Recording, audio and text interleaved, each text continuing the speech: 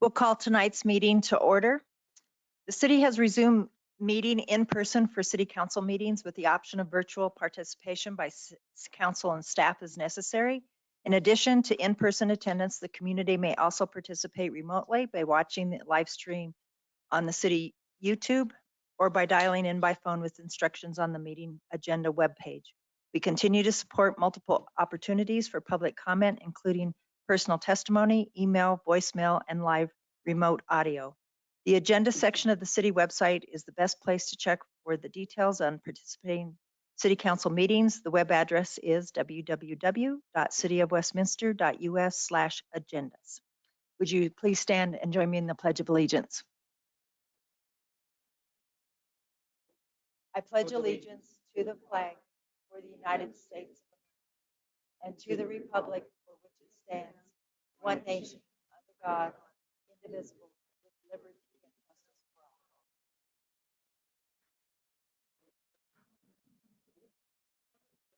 Roll call, please. Councillor Baker. Here. Mayor Pro Tem Demott. Present. Councillor Izadi. Here. Mayor McNally. Here. Councillor Nurmela.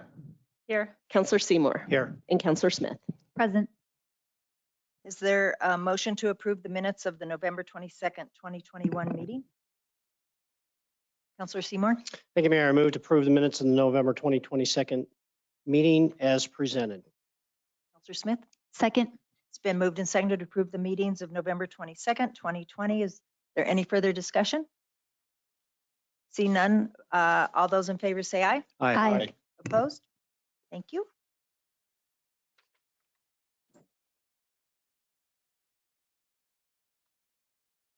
That brings us to public comment portion of the meeting. Is an opportunity for the public to communicate with the city council on any topic they choose, unless there's a topic for which a public hearing is also scheduled.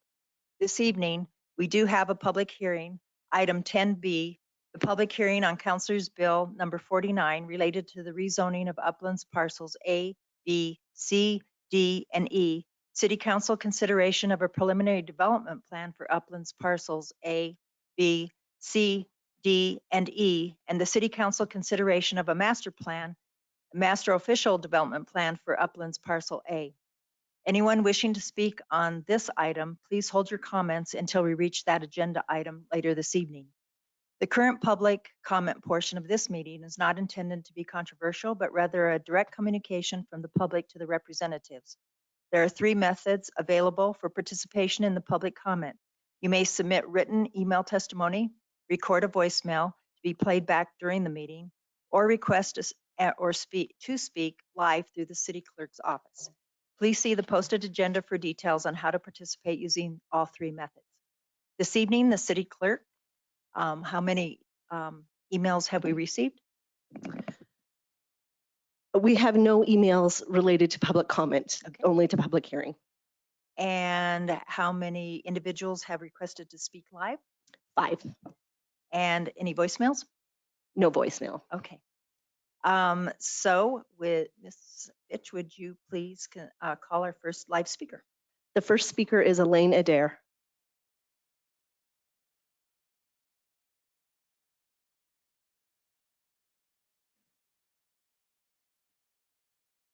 Welcome.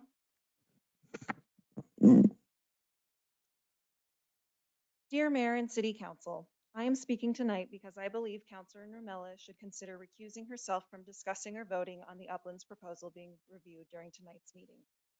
Councilor Nurmela is currently employed in the Planning Department of the City and County of Denver, or CCD, with the official title of Planning and Implementation Manager.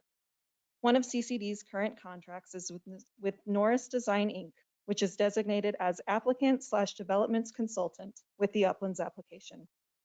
This 3-year contract between Norris Design and CCD was approved on April 8, 2019, and agreed to pay Norris Design $1 million for consulting services on an as-needed basis. This means that one of the primary applicants listed on the Uplands proposal currently has a contract with Councilor Nurmela's employer, and that contract directly correlates with the department in which she works. Additionally, according to Councilor Nurmela's LinkedIn profile, while employed by the City of Westminster, she led urban design and long-range planning for the city including Westminster Station Area TOD policy framework, design standards, and guidelines. It goes on to say her previous work at Westminster included leading long-range planning efforts like Westminster Station Area urban design and planning. Norris Design's website details the company's work on the same project as the following: conceptual designs for streetscape and pedestrian plaza and a temporary bus transfer facility were refined and developed into landscape and hardscapes construction documents. To help the city market Westminster Station to potential retail and office space users, Norris Design developed 3D visualizations for presentation use. Norris Design goes on to list 8 services it provided to the Westminster Station project, including planning, landscape architecture, branding, community public engagement, construction services, irrigation, motion graphics, and 3D visualization. Over the years, Norris Design has worked on numerous projects within the city and county of Denver, several of which have taken place since Councilor Nermella's employment with CCD, including Village Homes at Denver Connection, located at Chambers Road and Green Valley Ranch Boulevard. These various examples demonstrate how Councilor Nermella's employers, if not herself personally, have maintained a professional relationship with one of the primary applicants within the Uplands proposal. Based on these connections, how can Westminster residents be confident that Councilor Nermella's input and/or vote would be unbiased? Additionally, during the November 9th, 2021 Planning Commission hearing regarding the Uplands proposal, Commissioner Zhang recused himself from voting because he, quote, is a resident of the area and believes that the city and the applicant deserves a fair chance at this hearing, unquote. The grounds for this recusal seem much more minor than those I have previously mentioned, setting a precedent that Councilor Nermella should consider following. Thank you.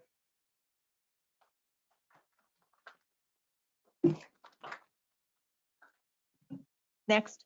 John Palmer.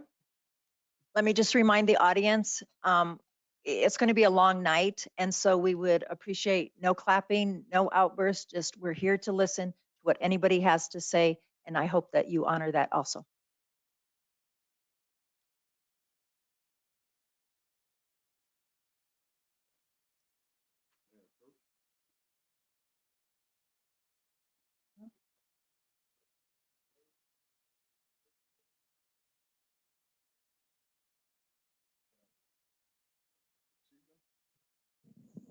Welcome. Thank you.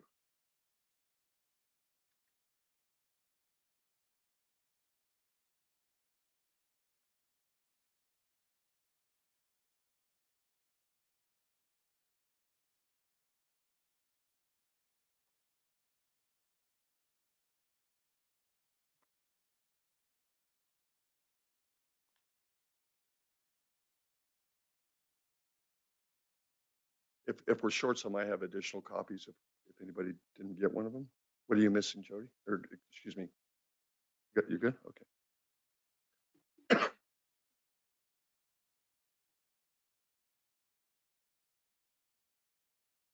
I on? Or do you guys want to review that, or do you want me to just go? Go. All right, tonight I'm here to talk about city code. The code was put in place to go hand in hand with the charter.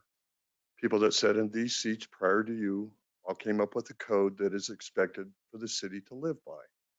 I'm here tonight to talk about specifically Code 11.5-13 and the specific language in that code stating that the public hearing signs need to have letters not less than 1 1/4 inches.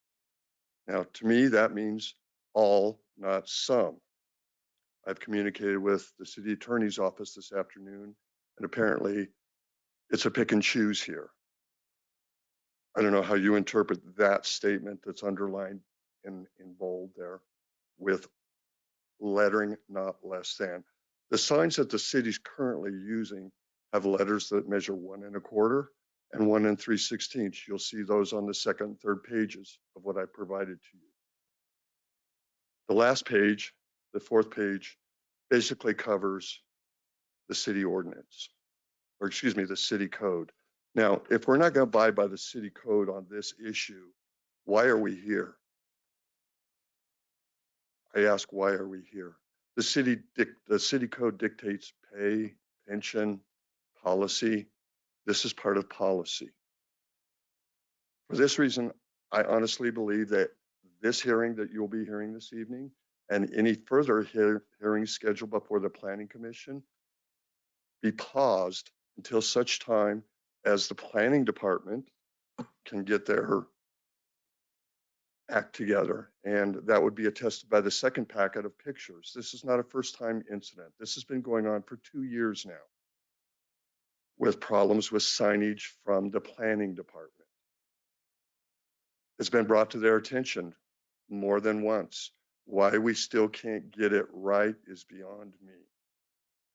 Again, I ask that this hearing that you'll have this evening be paused until a later date and time that the city can comply with the code as written and as I've provided to you.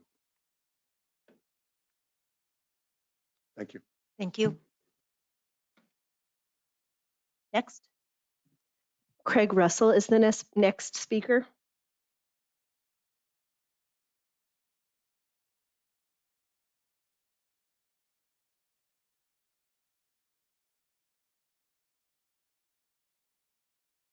Thank you, council members. I appreciate your time. Welcome.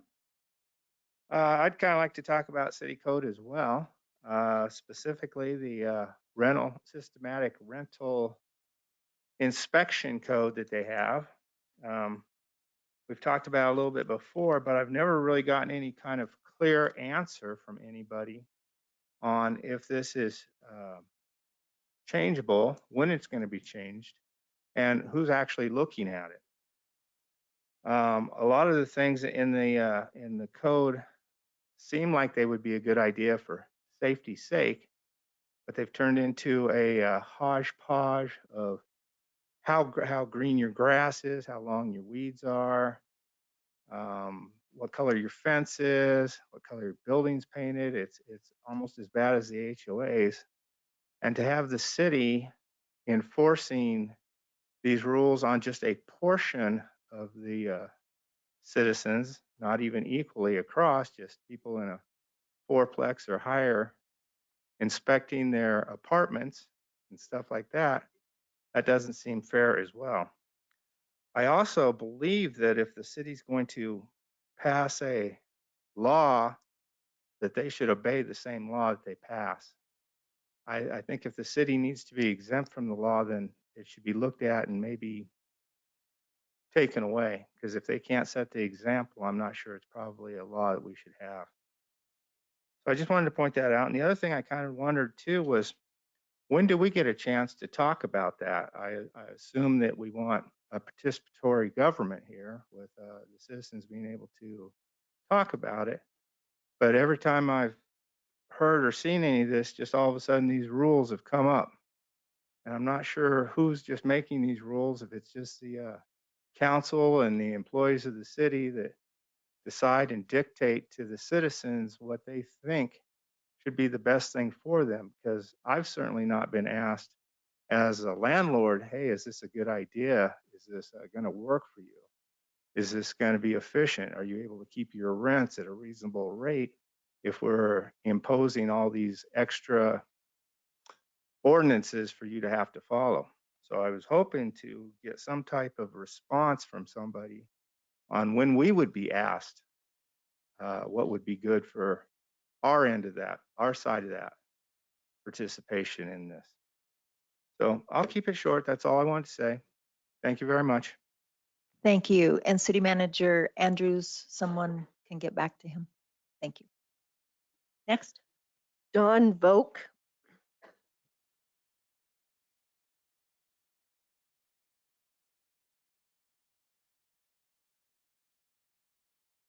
I'd like to hold my comments till we get to Uplands B section, if we will. So I hope that comes up. Thank you. Can he be moved to? Yes, we'll get him moved. Thank you. Bev Capra. Welcome. Thank you so much. I'm going to make mine short and sweet. I just want to say, Madam Mayor, I'm glad you're here. Council members, I'm glad you all went through the election and got here. We're happy to have you. Also, one other thing I wanted to just thank you briefly for the support that you showed this past weekend to the historic Westminster Art District. Thank you so much. Look forward to a couple of years of good communication. Thank you. It was fun. Anyone else? That was our final speaker. That brings us to report of city officials. City Manager Andrews. No comment this Okay. evening, Mayor. Thank you. Council reports, comments? Mayor Pro Tem Demott. Thank you, Mayor. I just wanted to share with council and the public. I participated as well as a staff member in the Rocky Mountain Airport Roundtable today as they continue their work and actually transition into more of a roundtable. And they today talked about getting a facilitator who would actually help bring all the stakeholders together and what that looks like, as well as I think it was the city of Lafayette asked to be a member of the group and were accepted in. So that coalition is building, and I will report back as things move along. Councilor Baker. Yes, I would like to, acknowledge the fire department of the city of Westminster, because unfortunately, I had them out to my house. And they transported my mother-in-law to the emergency room. And that's a wonderful service the city provides, and I appreciate it very much. Thank you. Anyone else? Councilor Seymour. Thank you, Madam Mayor. A solemn thing today was the celebration of life ceremony for recently retired Westminster police officer Drew Sainz. It was a moving tribute to a man who gave a lot to this city. We joined with many people who will miss him deeply. And although he had already retired from the city, he will still be missed as a resident and a participant in our city. So it was an honor to be there for that. On a positive note, it was great to be down on 73rd at the Grange this weekend. It was a full house down there too. Lots of kids shopping for presents that they could afford and put under their trees, and a lot of goodies to be had. And then also in the holiday spirit, the Westminster Rotary this coming Friday and Saturday evening will have Santa out in the Santa Shack that's right here in front of City Hall, in front of the train, from 5 to 7 p.m. Friday and Saturday evening. The Rotarians that were there this last week swore they got frostbite, so I'm not going to guarantee this weekend will be better, but I'm sure it can't be worse. And there will be no charge. Bring your own phones, bring the kids. Santa does a great job. He's provided by the city of Westminster, and Rotary appreciates that great partnership. And there's hot chocolate and cider for all. So thank you very much. Thank you. Anyone else? Mayor Smith or Councilor Smith? Thank you, Mayor. Just reiterating this weekend's past events at the Historic Arts District. Lots of great activities and wonderful people. The Grange was full again, and it's so good to see people out and about. But I also, kind of on a somber note, also wanted to give my condolences to the Briggs family with Bob Briggs passing away last week. He's near and dear to my heart, so I'm sure the rest of us have great memories of Mr. Briggs. And I'm in transportation. That is our thing together. He is the train guy for Westminster and all of our region. So just wanted to give my condolences to the family. And thank you all who came out to give public comment. I know that we have a full night on a public hearing. So thank you all for being here as well. Councilor Izadi. Thank you, Mayor. Just wanted to say thank you to all of the residents who have donated. So I have a winter clothing drive happening right now, and it's been 4 days, and we've received a flood of donations from Westminster residents, and just want to thank you all for doing that. As winter gets rougher and colder, our most vulnerable are out there. They're living outside. They need our help. So I want to thank you all for that. Thank you. Anyone else? That brings us to consent agenda.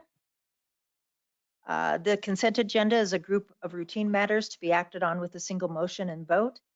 And council, at this time, does any member wish to remove anything? Councilor Seymour, you have a vote or a motion? Yes, thank you, Madam Mayor. I move to adopt consent agenda items 8A through 8E. Mayor Pro Tem? Second. It's been moved and seconded to approve items 8A through E on the consent agenda. Roll call, please. Counselor Baker, Yes. Mayor Pro Tem Demott, Yes. Counselor Azadi, Yes. Mayor McNally, Counselor Nurmela, Yes. Counselor Seymour, Yes. and Counselor Smith. Yes. The motion passes on a 7-0 vote. Thank you. That brings us to our public hearing. Do we have a motion for item number resolution 50?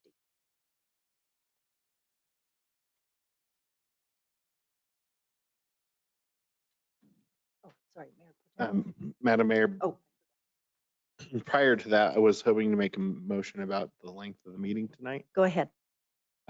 With us knowing that this is going to go a while, so people can set expectations and know when they can leave and move on to the next night. I would move that we extend the length of the meeting beyond the 4 hours as referenced in Part 1, Section 6 of the Council Rules and Regulations. And I would move that we move it to 12 a.m. December 14th. Counselor Seymour or Counselor Smith? Second. It's been moved and seconded to extend the meeting to midnight tonight, which would then make us resume on Wednesday night. Any other comments? Is this a voice vote or roll call?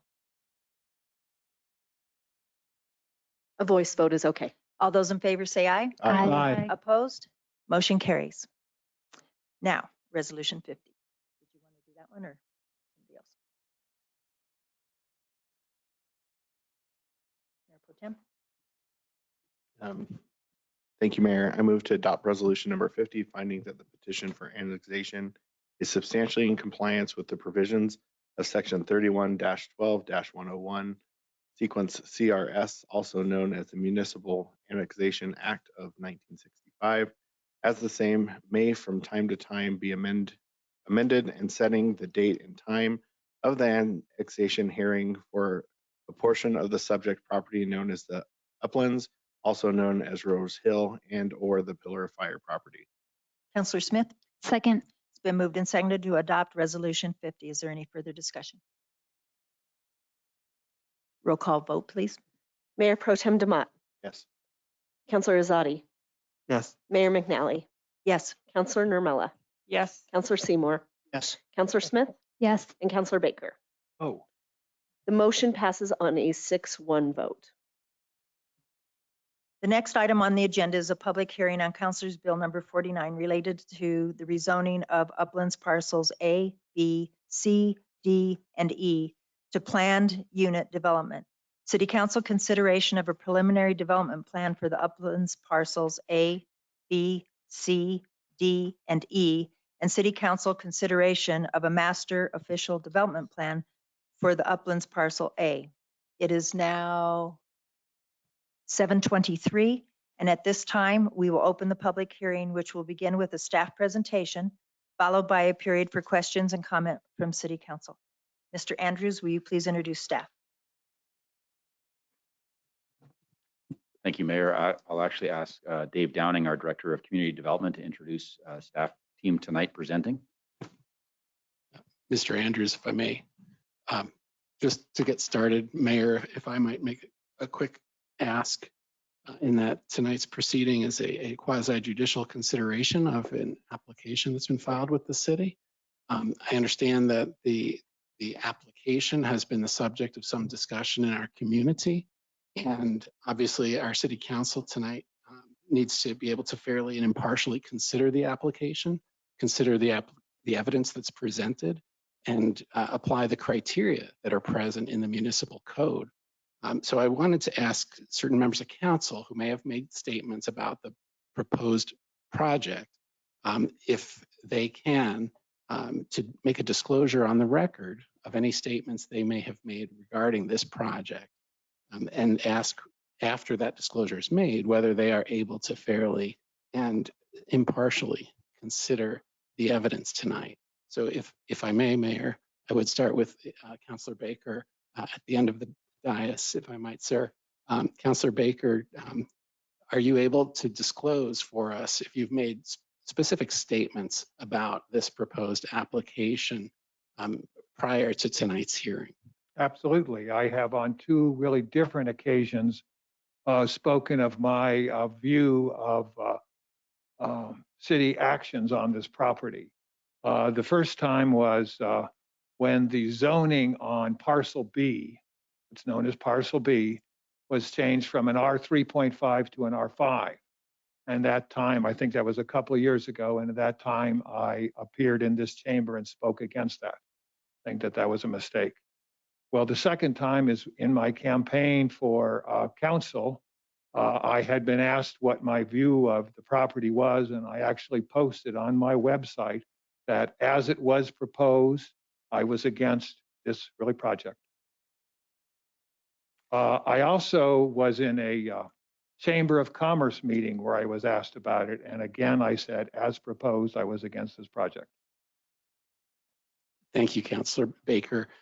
Now, having made that disclosure and having made those statements in the past, my question for you tonight is, are you able to fairly and impartially consider the evidence presented in this proceeding and base your decision tonight solely on that evidence and applying the criteria set forth in the municipal code? Really, yes, I am. Thank you, sir. And Madam Mayor, if I may, I might ask you next. During the course of the campaign or in the months leading up to tonight's meeting, Madam Mayor, have you had an opportunity to discuss this pending application? In all of the campaign pieces and parts I was at during those months, I always stated when I was asked about this piece that I knew I couldn't talk about it because it is quasi-judicial, and I have not given an opinion. So I believe I can be fair and, what do you ask, fair and impartial? Yes, Mayor, thank you. So that would be my question. Are you able to fairly and impartially consider the evidence presented tonight and base your decision solely based on that evidence and applying the criteria in our municipal code? Yes. Thank you. And I would ask then the same question of Councilor Nurmela. Councilor Nurmela, have you had an opportunity to make statements regarding the application that's the subject of tonight's hearing? Yes, I was at the same Chamber of Commerce meeting as many of these council members who were on who were campaigning, and on October 13th answered the question about would I support the project. And I said I would vote for it, but I would have designed it differently. And that was based on certainly a modicum of the information that I, currently have been presented for this hearing. So,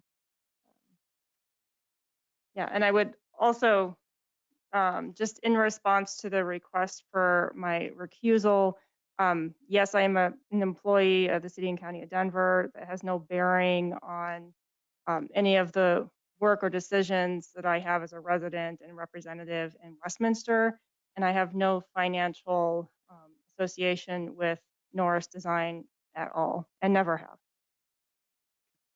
Thank you, Councilor Nurmela. And based upon those disclosures, my question for you tonight is, are you able to fairly and impartially consider the evidence that's presented in this proceeding and base your decision tonight solely upon that evidence and applying the criteria in our code? Yes. Thank you. And Councilor Izadi, have you had an opportunity to make statements concerning this proposed development? Yes, and I have them both written down. I can read them to you. Please do. So in April, a resident asked me during the campaign if I supported the Uplands project, and I replied with this statement. I said, "We desperately need more affordable housing in Westminster, but it needs to be well planned and truly affordable," which is an ambiguous term, but basically below 50% AMI is necessary to bring affordability to our most vulnerable. Uplands does not seem to address our housing needs. The second statement I made was on a Facebook survey that I sent out in the summer. It received a lot of responses from the community. And and I replied to several people's comments with statements of my own, which may have implied bias. So I'll list them out for you. On April 24th, I replied, "Thank you, Katie. Love the idea about keeping open space while remodeling existing towards other goals like quality of life benefits like a garden." Another reply, I said, "Hi, Bridget. I've been thinking about this idea of scrapping old buildings. I'm very curious where the opportunities are. I think it's a very clever way of not overbuilding while also protecting our open spaces."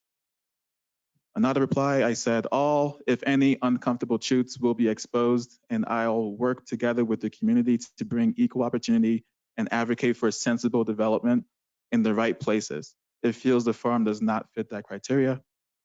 And then my last comment, I said, "I am undecided, but that won't last very long after reading through these comments." Thank you, Councilor Azadi. In light of those prior statements, my question for you this evening is, can you fairly and impartially consider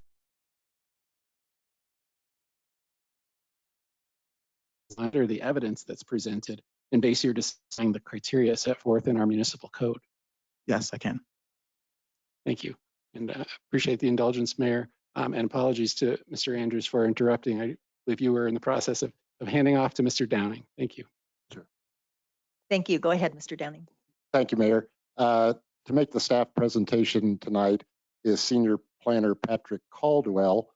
At the temporary staff table on the far side of the room, we also have Planning Manager Rita McConnell and Principal Planner John McConnell.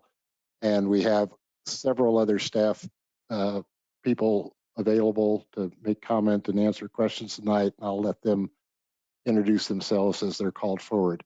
So with that, Patrick, go ahead and proceed. Thanks. Good evening, councilors. My name is Patrick Caldwell. I'm a senior planner with the city's planning division. Slide one, is it up? There it is. Slide two. As a part of bringing this project before you, a staff agenda memo has been created. And tonight's public hearing has been properly noticed. The agenda memo, its associated attachments, tonight's PowerPoint presentation, the public notices published in the Westminster window, the mailed notices, and the posted notices are hereby entered into the public record at this time. The posted notices exceeded the minimum quantity required. The notices of the public hearing were mailed to over 800 property owners within 500 feet of each of the 5 parcels under consideration tonight. The city has also posted the hearing date and time on its website and sent an emailed copy of the notice to an email list that staff has compiled from persons that commented on this proposal over the 3 years of review. Next slide, please. Here's a map of the overall proposed Uplands development. The parcels are labeled with a bold red letter. All 5 parcels of the Uplands development, parcels A, B, C, D, and E, will be considered tonight for a rezoning and a PDP. Parcel A will be considered for a master official development plan. Next slide, please. Zoning. One of the development applications filed as a part of the proposed Uplands development is a request for a rezoning of all 5 parcels from various zoning designations to planned unit development. This is a requirement of the city code, section 11.5.2, that property larger than 2 acres in size must be rezoned to either planned unit development, specific plan district, or O1. Given the existing comprehensive plan designations, planned unit development is the appropriate zoning designation for this proposed development. Next slide, please. The PDP. The applicant has filed an application for a preliminary development plan, or PDP, that would regulate the uses and development of all 5 parcels. There are 5 planning areas within the overall development. Each are separately designated to match the designations in the comprehensive plan. Overall, the PDP allows a maximum of 2,350 dwelling units. The PDP proposes to designate 34.3 acres of physical land for the public land dedication, and 6.35 acres for public view corridors. This totals 40.65 acres. Parcel A would be developed with a village center where a mix of commercial and residential uses will occur, and a village residential area where no commercial uses will occur. A maximum of 1,531 dwelling units could be constructed in Parcel A in a mix of single-family detached, single-family attached, and multifamily units. Parcel B is proposed for only residential development with a maximum of 96 dwelling units in either single-family detached units or single-family attached units. Parcel C is split between a commercial mixed-use development and standalone residential development. A maximum of 617 dwelling units could be constructed in Parcel C in a mix of single-family detached, single-family attached, and multifamily units. Parcel D is proposed for two separate areas, one with office alone at 3.1 acres, and another with residential uses with a maximum of 94 dwelling units in either single-family detached or single-family attached units. Parcel E is not proposed for any development other than as private open space with proposed trail access. Next slide, please. Section 11-5-14 of the Westminster Municipal Code contains 10 criteria that are to be considered when reviewing rezonings and new preliminary development plans. Criteria 1 through 3 require that the PDP conform with the city's comprehensive plan and all city codes, ordinances, and policies, and that the PDP is of sound, creative, innovative, and efficient planning principles, and that any exceptions to the city code must be warranted and clearly identified on the PDP. Staff finds that the PDP is in conformance with the comprehensive plan. The PDP proposes uses and development standards consistent with all of the land use designations for the various parcels. Regarding criteria 2, staff finds that sound planning principles are demonstrated through the placement of public lands and the protection of mountain view corridors. The PDP does not include any exceptions from standard code requirements as currently presented. Should exceptions be desired in the future, the PDP will need to be amended and would be brought before the Planning Commission and the City Council for consideration in accordance with the procedures in the Westminster Municipal Code. Next slide, please. Criteria 4 through 6 require that the PDP is compatible and harmonious with existing public and private development in the surrounding area, that the PDP provides the development and surrounding areas from protection of potentially adverse influences, and that the PDP has no significant adverse impacts upon existing or future land uses, nor upon the future development of the immediate area. Staff finds that the PDP is generally compatible and harmonious with surrounding developments. Commercial uses and taller residential uses on Parcel A would be focused along Federal Boulevard. Within Parcel A, single-family uses would be planned along Lowell Boulevard, along West 84th Avenue, and along West 88th Avenue, adjacent to existing single-family uses. Multifamily uses on Parcel C are adjacent to existing multifamily uses. Parcel D includes a good transition of residential uses and office uses adjacent to existing multifamily, residential, and office uses. Regarding criteria 5 and 6, staff finds that the PDP does provide the surrounding areas from potentially adverse influence from within the development, and that it will not have adverse impacts. Masonry walls and setbacks will be utilized where appropriate, and the proposed uses will not overburden the existing adjacent infrastructure, so long as all identified infrastructure improvements are constructed per the phasing plan in the PDP as a developer obligation. Next slide, please. Criteria 7 through 10 require that transportation access points are designed in a safe and harmonious manner, that the city may require right-of-way or other public lands as a condition of the PDP approval, that the performance standards that are included offer a reasonable expectation for future ODPs to meet the Westminster Code. 11.5.15, standards for approval, and that the applicant is not in default or does not have any outstanding obligations to the city.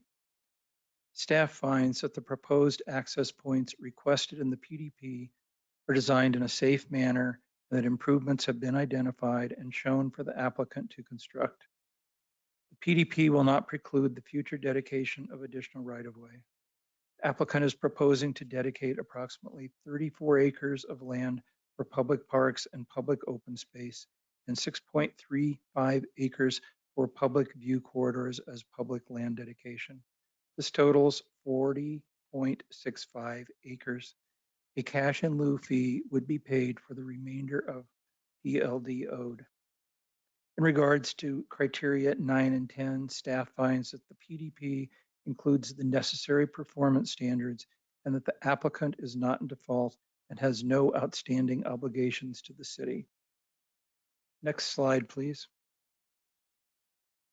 Parcel A is designated Traditional Mixed-Use Neighborhood Design, or TMUND, by the Comprehensive Plan. And the third development application being considered tonight is for a Master Official Development Plan for Parcel A. A Master ODP is not a defined term. However, the city has used this tool to establish a more detailed roadmap for larger, more complex development plans, ones in which a typical PDP does not accommodate. For example, Master ODPs have been provided for the two other TMUND projects in Westminster, where additional clarity is needed to ensure integration of the mixture of land uses at the block scale. It is essential to have this type of document to ensure compliance with TMUND guidelines, while not demanding the level of detail that a typical site-specific ODP would require over a large and multi-phased development. The Master ODP provides the framework for the mixed-use neighborhood and designates which portion of the site will contain the village center, where commercial uses will occur, and where village residential will be located, and where no commercial uses will occur. On Parcel A, a total of 21 acres of land would be dedicated to the city for the public land dedication. A maximum of 1,531 dwelling units could be constructed in Parcel A in a mix of single-family detached, single-family attached, and multifamily units. The multifamily units would only be allowed in the village center, which is concentrated at the intersection of West 86th Avenue and Federal Boulevard. Next slide, please. Section 11-5-15 of the Westminster Municipal Code contains 17 criteria that are to be considered when reviewing new official development plans. Criteria 1 through 4 require that the ODP conform with all city codes, ordinances, and policies, that the ODP is in conformance with the PDP, that the ODP is of sound, creative, innovative, and efficient planning principles, and that any exceptions from the city code must be warranted and clearly identified on the ODP. Staff finds that the Master ODP is in conformance with all city codes, ordinances, and policies, that the Master ODP does conform to the PDP. The Master ODP as presented tonight currently reflects adherence to the city's TMUND design guidelines, and that there are currently no exceptions proposed. Should exceptions to the TMUND standards be requested in the future, the PDP and the ODP will need to be amended and could be brought back before the Planning Commission and the City Council for consideration in accordance with the procedures in the City Code. Next slide, please. Criteria 5 through 8 require that the plan is compatible with the development and the surrounding area, that the plan provides the development and surrounding areas from protection of potentially adverse influences, that the plan has no significant adverse impacts upon existing or future land uses, nor upon the future development of the immediate area, and that the plan provides for the safe, convenient, and harmonious grouping of structures and uses, and the appropriate relation of space to intended use. Staff finds that the plan is generally compatible with existing adjacent uses. Commercial uses and taller residential uses would be focused along Federal Boulevard. The PDP does provide the surrounding areas from potentially adverse influence from within the development, and it will not have adverse impacts. The proposed uses will not overburden the existing adjacent infrastructure, so long as all identified infrastructure improvements are constructed per the phasing plan in the PDP as a developer obligation. Regarding criteria 8, the master ODP as currently presented provides for harmonious grouping of structures and uses, and staff expects that more details will be provided with future ODP amendments. If exceptions to the TMUN standards are requested in the future for things such as setbacks, lot sizes, or the placement and relation of structures and uses, the PDP and the ODP will need to be amended and would be brought before the Planning Commission and the City Council for consideration in accordance with the procedures in the City Code. Next slide, please. Criteria 9 through 12. These require that buildings and lots are planned in accordance with sound design principles.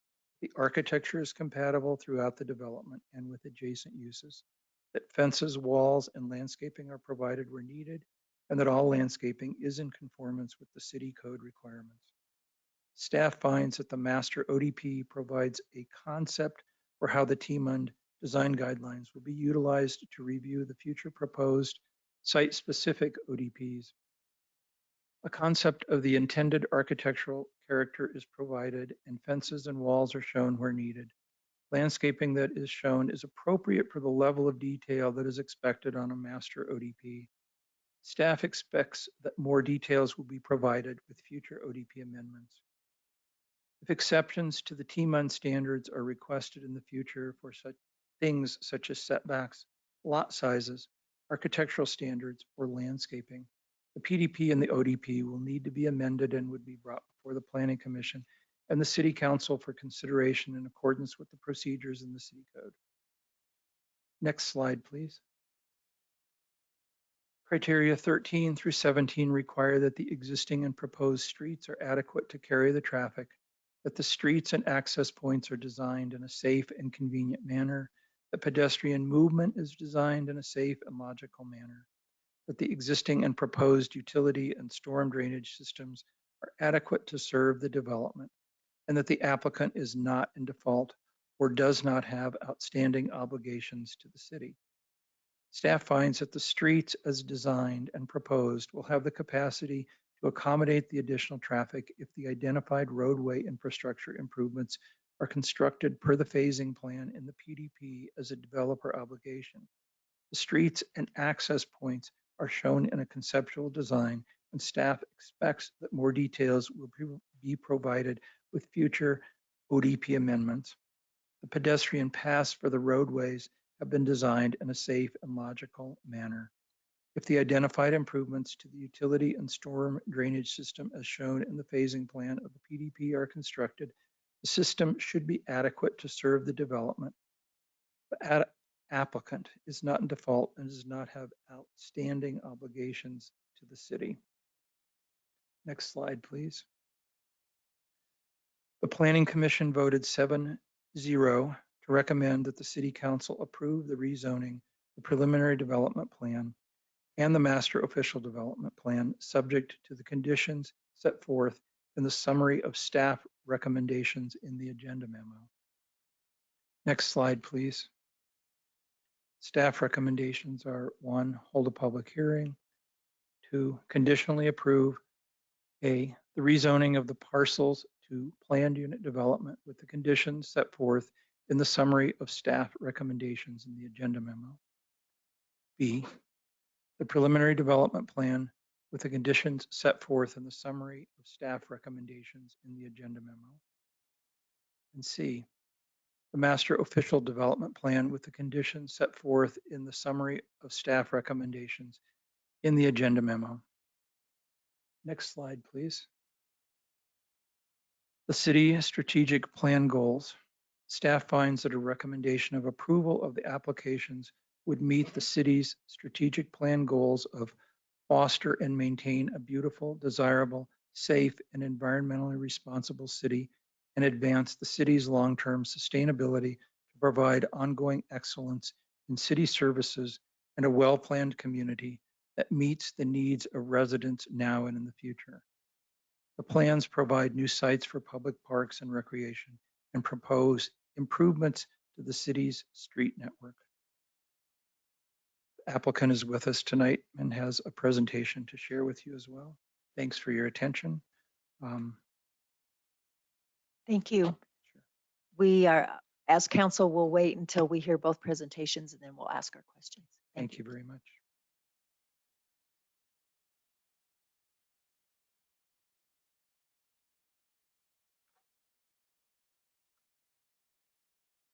Welcome. Thank you. Good evening, Madam Mayor, councilors. And excuse me, can I just remind the audience?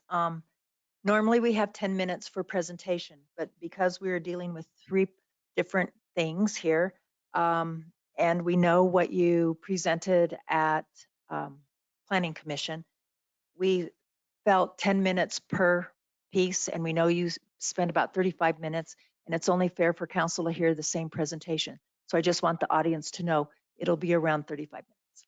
Thank you. Sorry. Thank you, Mayor. My name is Jeff Hanlon, and I am at 1150 Delaware Street, Denver, Colorado. I am a principal in the Uplands.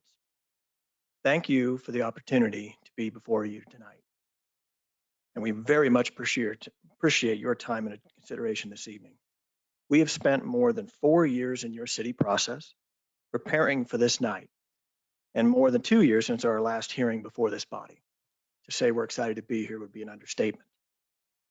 During the design and approval phases of this community, our development team has been guided by a singular goal: to ensure that we design and form the best version of this community for the neighbors, businesses, the city, and future residents of this community. We've spent a half-decade researching and incorporating the best practices for missing middle housing, walkable mixed-use development, and water conservation. We attended over 200 neighborhood and city meetings, some in large venues, but often around kitchen tables, and we listened intently. We met with Westminster institutions, nonprofits, schools, and businesses for 5 years. We even listened to all of the council meetings and study sessions to further extract public feedback. Tonight, we will outline what the public said and how we incorporated that feedback over the last few years. We are committed to being in full compliance with the city's comprehensive plan, municipal code, and the city's water supply plan, master utility plans, ordinances, and policies. In large part, to ensure that our landowners' property rights are preserved and enforced. That's why you'll see a fully compliant plan from us this evening, one that meets all of the city's stringent standards, and one that was unanimously approved by the Planning Commission on November 10th. I encourage you to ask us questions about anything for which you need further information. And now I'd like to introduce my team members, Chad Ellington, Marcus Pochner, and Bonnie Nijelik, to present the rest of the presentation.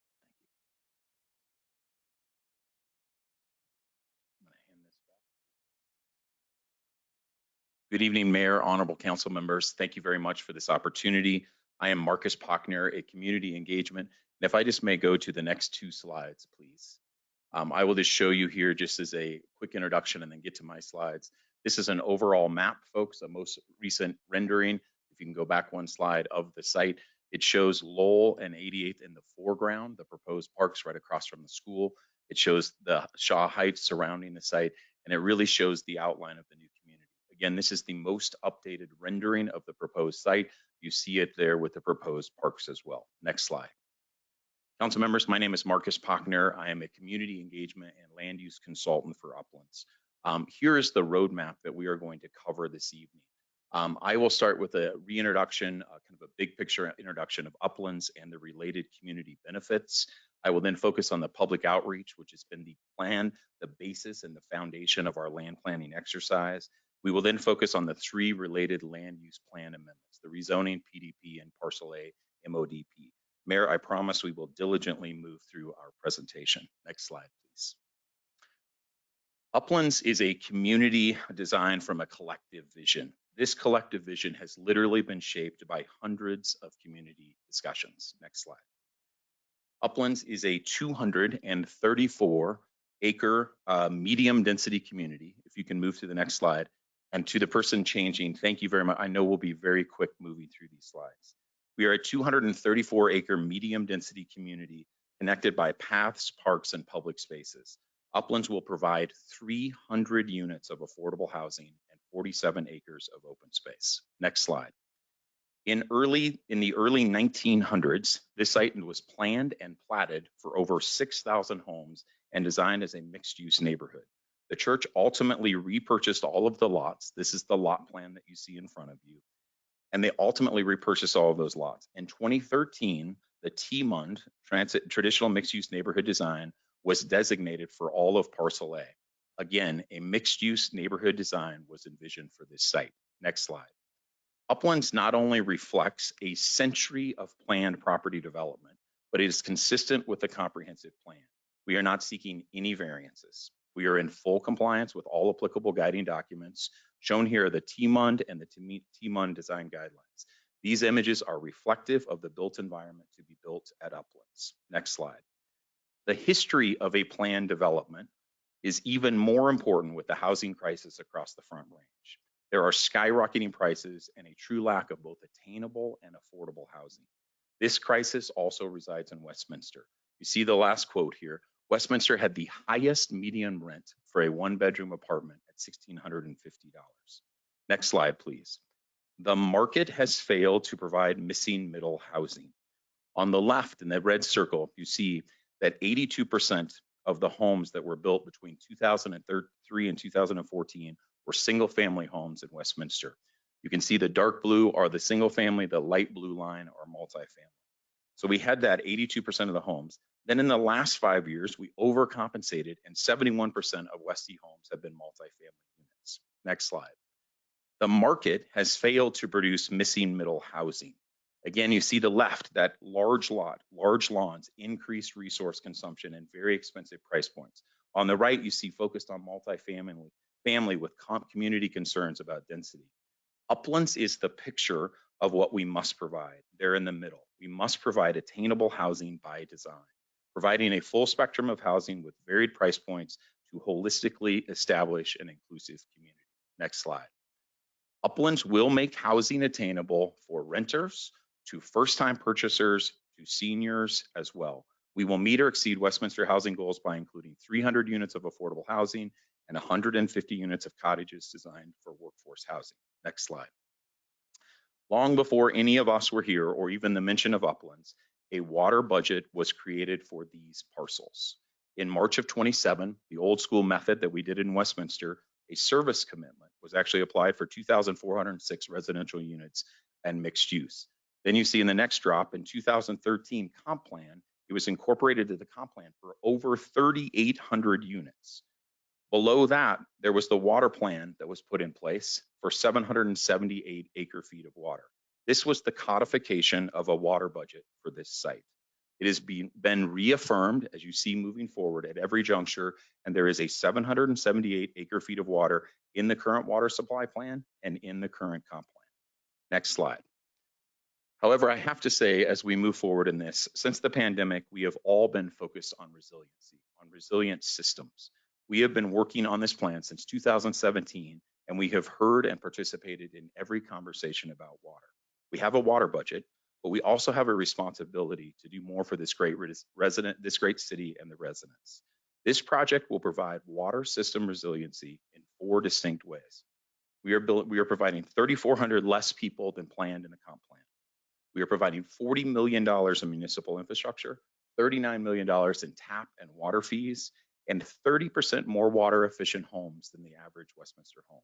We are providing a more resilient water system. Next slide, please. This digs in a little bit here to that 3,400 people that I just said. Effectively, we are creating a population buffer. As you look here, the pie that's in purple, that's already been built out in Westminster. The remaining 3 pie places are what remains to be built in the 2013 comp plan. We are providing here, because we're reducing the density, 3,418 people less than was planned on this site. That is, tonight's application provides certainty of land use and water usage far below all projections for the population density and water budget. We are creating a buffer for the raw water system. Next slide, please. How do we do that? Let's go through some ways. This is the water conservation. It must happen at each yard and each home. Older areas of the city with older infrastructure cannot holistically address conservation. But here we will intentionally design sustainability. Annually, we will save over 32 million gallons of water compared to our water budget.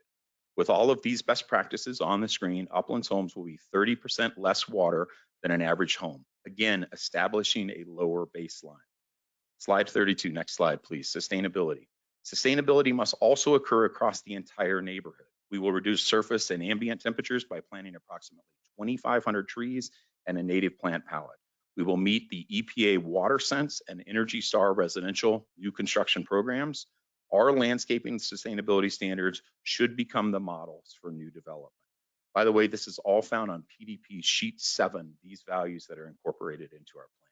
Next slide, please. The Uplands Collective Vision also focused on sustainable and equitable multimodal systems. Uplands will provide safer corridors, including roadways and intersections. We will establish a mobility hub at the Village Center and provide bike and car shares, shuttle services, and scooters. Next slide. Here is an example of these mobility improvements. This is Lowell from 84 to 86 as it exists today, an incredibly dangerous existing condition. Next slide. Here is our revised plan for Lowell. We're providing bike lanes, parking, tree lawn, and 10-foot walks. This is a remarkable improvement for all mobility platforms. Next slide, please. I'd like to focus specifically on parks and public spaces. This is the most important public gathering place for the community, for health, and for equitable living. At Uplands, for the first time in 100 years, the public will have access to 47 acres of publicly accessible parks, view corridors, and pedestrian corridors. That is 20% of the site, exceeding Westminster's goals. Next slide, please. As was mentioned by staff, Uplands will meet the PLD requirement outlined in section 11.6.8 of the code by providing 40 acres. This is a rough approximation of PLD and $5 to $8 million in cash in lieu. We are proposing a combination of land and fees to achieve an optimal community balance for our existing neighbors. This combination was derived from a 3-year process with staff and neighbors to make an informed decision. The goal, we want as much parkland as possible, but we also want to be able to build the parkland itself with the fees. Next slide, please. There is remarkable precedent in the city, in all cities, for allowing a combination of both land and fees. Dozens of projects in Westminster. It's a common practice to appropriately size and scale parks across the entire city. As an example, we did analysis of other T1 projects, as you see on the screen. These are 2 components that we looked at. First of all, you see Bradburn, which is really the flag bearer, standard bearer for a T1 project, and also at Highland Village. All of these projects use a combination of land and fee, all of them. That has been the precedent from the beginning. But we decided Bradburn is only 10% of the PLD as a total neighborhood. We knew it had to be more, so we increased it to 17%, substantially higher parks and PLD than is at Bradburn's. Next slide, please. Our proposed public land dedication is a radical change for our adjoining neighbors. According to the Trust for Public Lands, this is the study that they conducted on this site, the surrounding neighbors in Shaw Heights are in a deficit of public parks. They are considered high, as you see in purple or dark purple, to very high priority because they do not live within a 10-minute walk to the park. With this plan, 1,300 people are moved out of that high need category. Uplands is providing parks and public spaces to the benefit of our neighbors and residents alike. Next slide, please. Another component of the PLD are 2 critical and historic view corridors on the site. Shown here is Parcel B and Parcel D. The next view here, please. led by staff. Next slide, please. Thank you. The sunset view and the downtown, the fireworks view corridors are augmented by additional PLD and forever preserved for all residents. This has been very important to the neighbors and staff alike, and we completely agree. Next slide, please. Last kind of large item, we have also retained an expert team to form a set of equity metrics, the metrics that you see here on this screen, that can be used to show how other communities are incorporating best practices in the approval process first, and secondly, how the proposed Uplands project addresses many of the considerations for equity interests. They have created an equity metrics that looks at these 4 primary factors. We will continue to evaluate Uplands. They have done so already from an equity standpoint moving forward. This same team developed the City of Denver process on equity analysis. Please ask me for more detail about this study. Next slide, please. Finally, importantly, we all know development must pay its own way. In the staff report, it was clearly noted this is a fiscally neutral project in that no money is required from the city. But the economic output from Uplands is estimated at $1.8 billion over the construction period with 655 jobs. As importantly, annually at build-out, $16.8 million will be generated for Westminster Public Schools and $183 million annually to Adams County and 3,200 jobs. Next slide. Community engagement has been the created our collective vision. This engagement has been the foundation of our land plan. Next, thank you. We implemented a strategic outreach philosophy, working closely with our neighborhood groups and expanding into the community and region. It does not matter if the comments were made in support or opposition. It was the nature, the substance of the comments that influenced our planning process. Next slide. As you can see here, in total, we conducted 216 meetings over the last 4 years, 8,000 flyers, 4,000 emails, 947 downloads from our website and the virtual planning platform that we created. All of this resulted in one community vision for Uplands. Next slide, please. We have been relentless in seeking engagement and feedback. Here are the community's top priorities that I have touched on: open space, resources, home density, traffic, and views. By incorporating these priorities into our planning documents, Uplands meets or exceeds the city goals for affordable housing, senior housing, parks, public land dedication, and water usage. Next slide. Briefly, this was the diversity of supporters, a snapshot of our support at the Planning Commission, just to give you an idea. Residents, housing advocates, ethnic communities, business leaders, these were the people that spoke in favor of the plan. Next slide, please. Now, as we transition to the applications and process for Uplands, as you all know, Westminster has a remarkably thorough planning process. We previously completed the land use amendments, the comp plan amendments. Tonight, we are focused on the 3 related plan approvals this evening. Next slide. We last presented to City Council, as was mentioned, in February of 2020 for the comp plan amendments. This slide right here, everything you see tonight is guided by the comprehensive plan and the applicable approval criteria.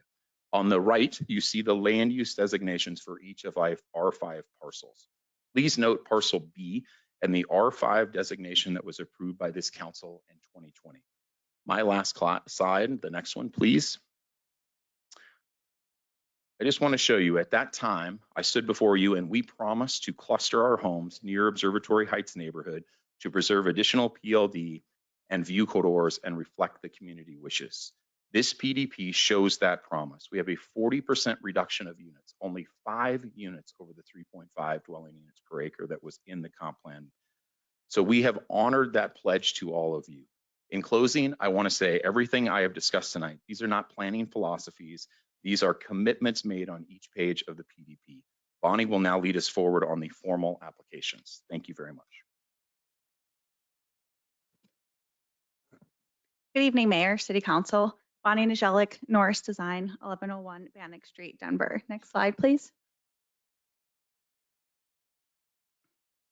Next slide, thank you. Our first request this evening is to rezone the 5 parcels shown here in orange in the upper right. Each of the parcels has existing zone districts that allow a variety of uses, such as single family, commercial, and multifamily. Many of these existing zone districts do not comply with the intent of the approved comp plan designations for the site. We are requesting all 5 parcels be rezoned to PUD to create community plans that comply with the existing comp plan land use designations. Next slide. As defined in code, PUD zoning allows additional flexibility to create a unified, innovative approach to mixed-use neighborhood design. Per code, sites that are undeveloped and more than 2 acres may only be rezoned to PUD specific plan district and O1. In this case, only the PUD zone district aligns with the existing comp plan land use designations. Next slide. Included in the staff report was a detailed summary document outlining our conformance with the standards for approval for the various application requests this evening. This includes rezoning. This rezoning request has the same approval criteria shown here as the PDP. To save time, we'll describe our compliance with these criteria once we walk through the PDP. Next slide. Which is our next request. Next slide. This PDP also covers the 5 parcels as shown here in orange. The PDP is the first step in the PUD process. It establishes the overall vision and framework for the community, including public land dedication, land use, connectivity, and public improvements. All future official development plans will be reviewed against this PDP for compliance. Next slide. The first piece of this framework is view corridors. The existing comp plan identifies 2 view corridors within Uplands, as shown here in the green in parcels B and D. These 6 acres will be dedicated to the city to ensure preservation and access to these treasured spaces. Next slide. Each of the 2 view corridors are shown here in dark green, which will be publicly dedicated and cannot be built on. Parcel B on the left, looking northwest from 82nd and Lowell to the mountains, and parcel D on the right, looking south from 84th and Federal toward downtown Denver. The light green areas are additional public land dedication, while the yellow shows potential development areas. Next slide. These are the best views from Uplands and were thoughtfully noted in the comprehensive plan. This PDP further protects these corridors. Here we overlay what development could look like in those yellow spaces. The homes are clustered and the park and view corridors remain open as shown here in green. Next slide. Next, we have public land dedication, which is shown here in dark green.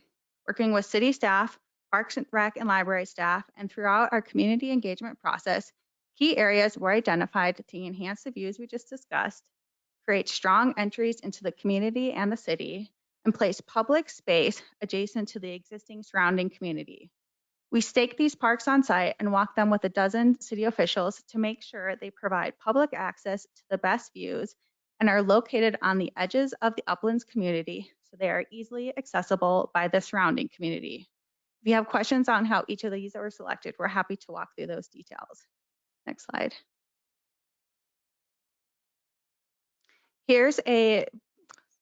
Thank you.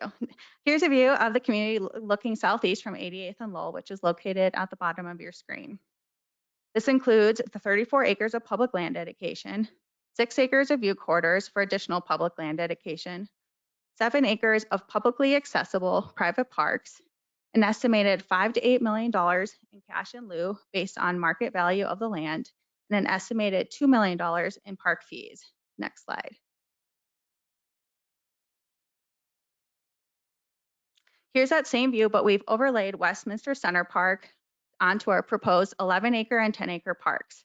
We're all familiar with Westminster Center Park, which is located just north of where we stand today. This 9.5-acre park outlined in blue provides a sense of scale for how big the proposed 11-acre and 10-acre parks are at Uplands. Next slide.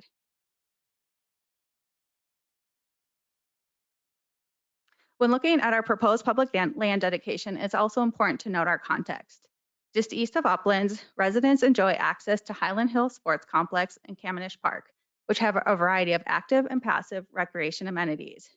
Existing residents already pay taxes for these amenities, and they are currently underutilized.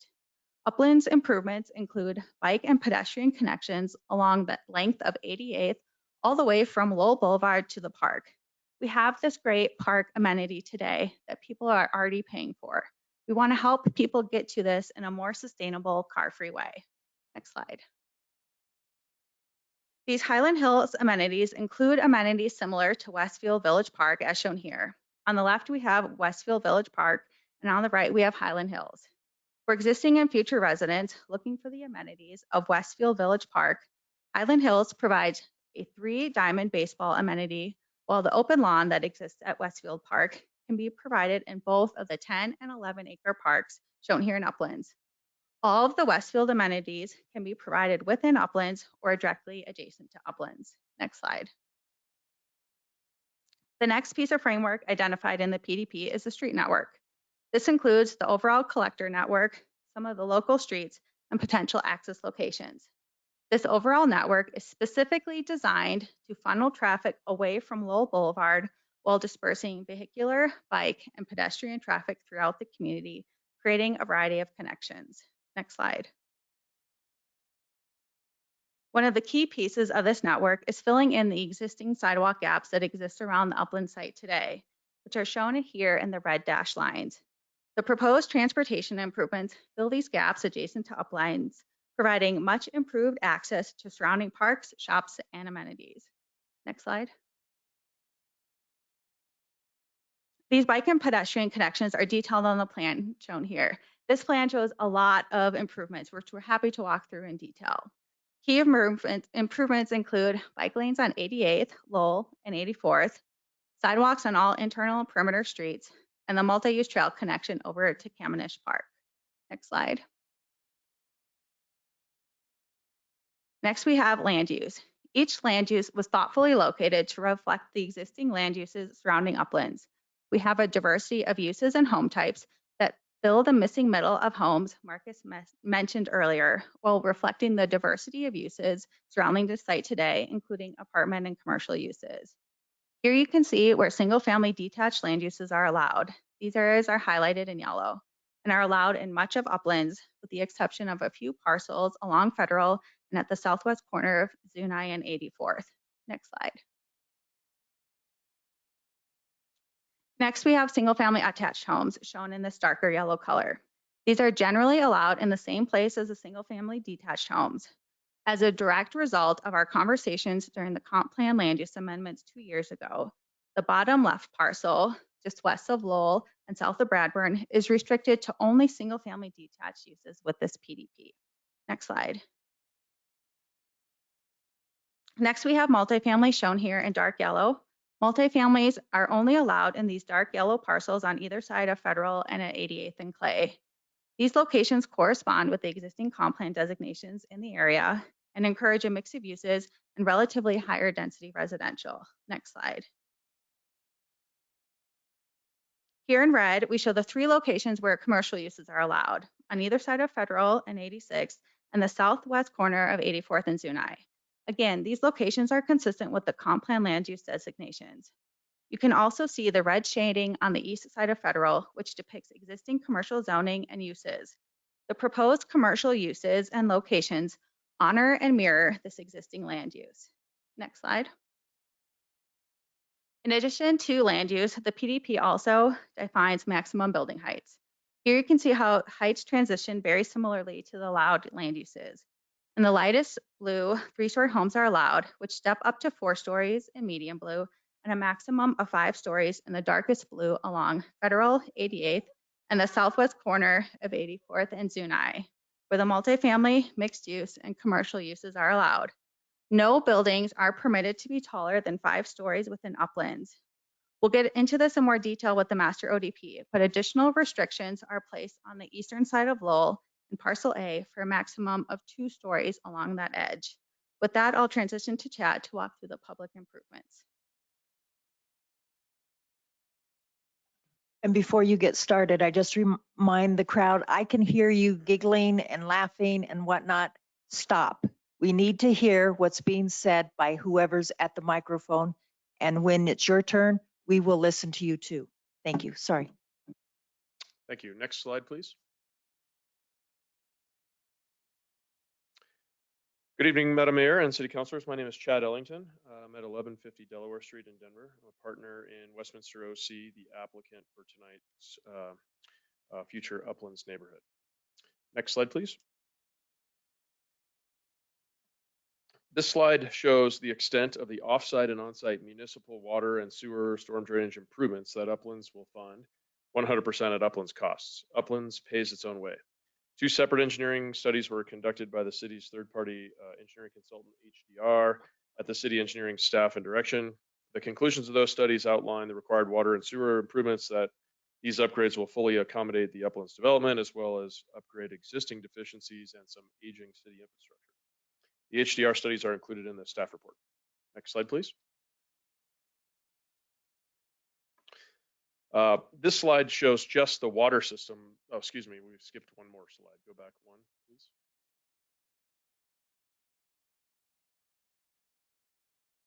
Thank you. This slide shows just the sanitary sewer system upgrades. I'm sorry, it's the next slide. This slide shows just the sanitary sewer system upgrades that Uplands will fund, which includes outfall system upgrades as well as emergency enhancement at the existing lift station. Next slide. This slide shows just the water system upgrades that Uplands will fund, which includes more than 1.5 miles of upgrades and system reinforcement, backbone system upgrades, and strengthening of the existing fire protection system in this area of the city. Next slide, please.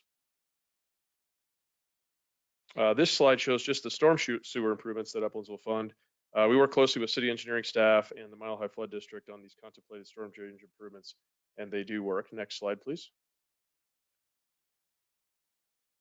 This is a zoom in of the improvements that Uplands will pay for along Shaw Boulevard to improve the existing flooding conditions.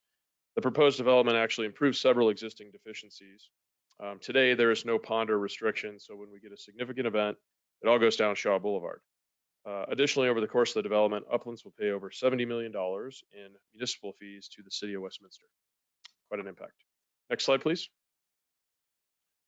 All of these improvements are significant they'll greatly improve Uplands on several instances. So safety for both bike and pedestrian travel, overall mobility, increased traffic lanes and on-street parking, safer tree-lined sidewalks and landscape buffers. This is a picture of the existing condition at 84th Avenue, the south boundary of Parcel A. Next slide, please. And this is the future condition. It adds parking lanes, bike lanes, tree lawns, and sidewalks. Next slide.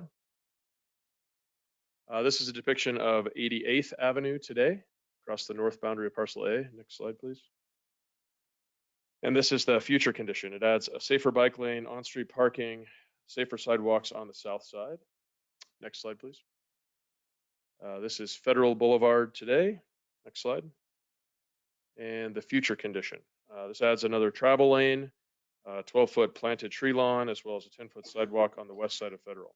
Today, there is a dirt path north and south of that bus stop that's at 86th Avenue. Next slide, please. This is Lowell Boulevard today between 88th and 84th. Next slide. And the future condition. It adds bike lanes to both sides, pedestrian walkways, and on-street parking to the east side. Next slide. This is a depiction of Bradburn along the middle of Parcel B. Next slide. And this is the improved condition, which adds on-street parking, a 6-foot tree lawn, and an 8-foot detached sidewalk. Next slide, please. So preliminary development plan regarding compliance. I'm going to turn the, well, wait. It's me. As it relates to the,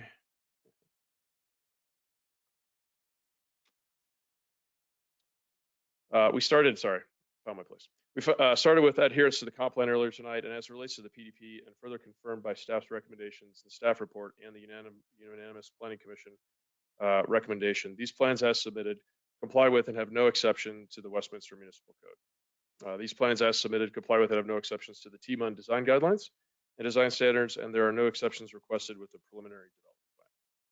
Next slide, please. Regarding the PDP approval criteria, next slide. There are 10 approval criteria per Westminster Code, 11.5-14 for a PDP. I would refer you to your staff report on how each of these criteria are confirmed to be met by the city. We obviously don't have time to go through each item, so we have entered into the record this reference document that is included in your package tonight. It explains in great detail how each and every one of these criteria are met. If any councilors have specific questions, we are here to talk about those later. And I'm going to turn it back to Bonnie to go through the MOD.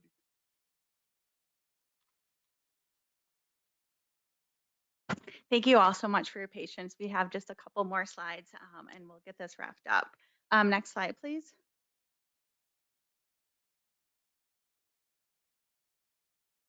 Thank you.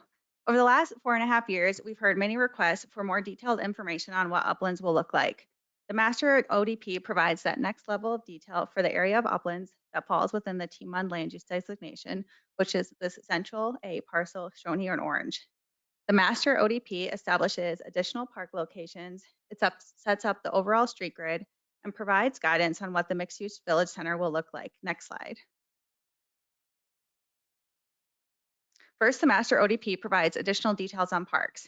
Here you can see the 10 and 11 acre parks that were identified in the PDP, with the addition of publicly accessible private parks shown with a green asterisk. Next slide. A minimum of 4% of land within Uplands will be publicly accessible private parks, with a minimum of 1 per planning area. Here are examples of what those parks could look like, which will be designed and built with adjacent improvements. These will provide a variety of amenities within a short walking distance of existing and future residents. Next slide. The Master ODP also provides additional details on the overall framework plan for Parcel A. Here you can see a more finely detailed street grid in navy lines, as well as trails and sidewalk connections shown as orange dashes. This vehicular, bike, and pedestrian network provides convenient access for existing and future residents to access the existing and proposed parks, the surrounding schools, and the existing and proposed commercial amenities. Next slide. The Master ODP also divides the parcel into 2 sub-neighborhoods. The first is Village Residential, which is shown here in yellow. The Village Residential neighborhood is exactly how it sounds. It accommodates only residential uses and limits those uses to just single-family detached and single-family attached homes. Next slide. The Village Residential also includes a perimeter sensitivity zone, which is shown here in purple along the east side of Lowell Boulevard. This zone creates a softer transition to the existing single-family homes to the west. Lowell is a narrower street that has driveway access to the homes on the west. Following our conversations with our neighbors and city staff, we thought it was important to create a unique design solution for this area. Within this sensitivity zone, homes are limited to a maximum of 2 stories and only single-family detached and duplex homes may be built. Next slide. While not specific to that sensitivity zone, here's a rendering of what a typical residential neighborhood will look like in Uplands. These details will be refined with the site-specific ODPs for each neighborhood, but the MODP sets a framework for a thoughtfully designed street that encourages bikes and pedestrians, low water use tree lawns and front yards, and alley-loaded homes that engage the street. Next slide. Next, we have the Village Center, which is shown here in orange. A key component of T-MUD is creating an activated village center that supports a variety of uses and activity. At Uplands, this is found at 86th and Federal, where single-family homes, multifamily homes, and commercial uses are focused around the Central Park, creating a walkable and activated space for restaurants, shops, and community gathering. Connecting large public spaces with shops and restaurants and people has a proven track record of creating real community and special neighborhoods. Places for farmers markets, movies on the lawns, and impromptu neighborhood gatherings. Next slide. The Village Center also includes unique design characteristics. Shown in here in red on the north and south side of 86th Avenue, buildings will be required to engage with an activated streetscape through Build 2 requirements, additional transparency requirements, and 30,000 square feet of future commercial land uses. This is also the location of a multimodal transit hub at 86th and Federal to help promote and accommodate bikes, pedestrians, and bus riders. Next slide. And here's what that Village Center may look like. This view is standing along Federal, looking west along 86th, across the Central Park, and back to the mountain views to the west. 86th Avenue is a multimodal street that includes bikes and pedestrians with amenity areas on either side to encourage restaurant seating and overall community gathering. With that, Chad will walk through the approval criteria for the MODP, and then we will be complete. Thank you. Thank you, Bonnie. Next slide, please. Once again, as it relates to the Master Official Development Plan, the ODP for Parcel A, and as further confirmed by staff's recommendation in the staff report and the unanimous Planning Commission recommendation, these plans as submitted comply with and have no exceptions to the Westminster Municipal Code, the Team on Design Guidelines and Design Standards, and no exceptions for the Master Official Development Plan. Next slide, please. In addition, we paid particular attention to the goals and criteria outlined in various other city policies, including MetroVision 2035, the 2017 Housing Needs Assessment, and the Title 11 Land Development and Growth Procedures of the Westminster Municipal Code, all of which are also outlined as compliant in great detail in this reference document. Next slide. Regarding the 17 approval criteria per Westminster Municipal Code 11-5-15 for an official development plan, I would refer you to the staff report on how each of these criteria are confirmed to be met. Again, we don't have time to go through all of the detail of that. I would refer you to this document, which has great detail about all of that and goes into quite a bit of information if desired. Next slide.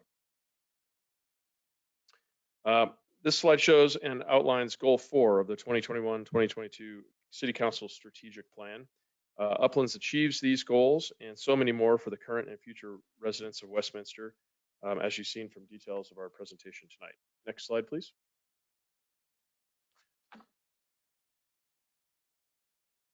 We also want to thank so many of the key stakeholders in the community that have voiced support for this project, written letters and sent in voicemails of support, and that will be speaking in support of Uplands tonight. Among them are Westminster Public Schools, Crown Point Academy, small business owners around the city, including Summit Square Shopping Center and their great tenants, Pascual Carrillo, owner of the Hill Store at 88th and Lowell, the Westminster Chamber of Commerce, Susan Daggett with the Rocky Mountain Land Use Institute, Maker Housing Partners, our ethnic communities, and the wide variety of voices in this community, and so many others that you'll hear from later. On behalf of the applicant team, I want to thank the City Council for hearing these items tonight. I want to thank the entire city staff for the thorough review process and the exhaustive technical reviews that we've been through together over the past several years to assure this city that Uplands can and does meet or exceed all of the requirements Westminster has for great new neighborhoods. To reiterate, this is a middle step in your process. Your vote tonight is not about allocating committing a single drop of water to this project. That all happens in the future at ODP and final plat per your code. Your vote tonight is not about approving any 4 construction documents. That will all come back before this body with each individual ODP and final plat. What you are voting on tonight is the following items that are very important. You are limiting these parcels to 2,350 units instead of the more than 3,800 units that are allowed by your comprehensive plan. You are codifying Uplands' innovative water saving commitments.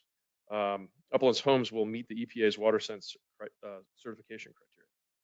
You are adding $40 million of infrastructure upgrades to an area that needs them: water lines, sewer expansions, stormwater drainage issues, roadway, traffic lights, safe crossings, bike lanes, and sidewalks. You are ensuring Uplands will serve the surrounding neighborhoods of South Westminster, Shaw Heights, and Federal Heights by dedicating long-needed parks and open spaces. And you are creating the first step towards working with the city's economic development department towards 300 affordable housing units. All the preceding commitments are laid forth in the PDP and Master ODP documents before you tonight. We look forward to answering all of your questions. Thank you again for your time. Thank you. Mayor, the technical team has contacted me and they need a short break if that's possible. Okay. 5 or 10 minutes? 5 minutes? We'll take a 5-minute break.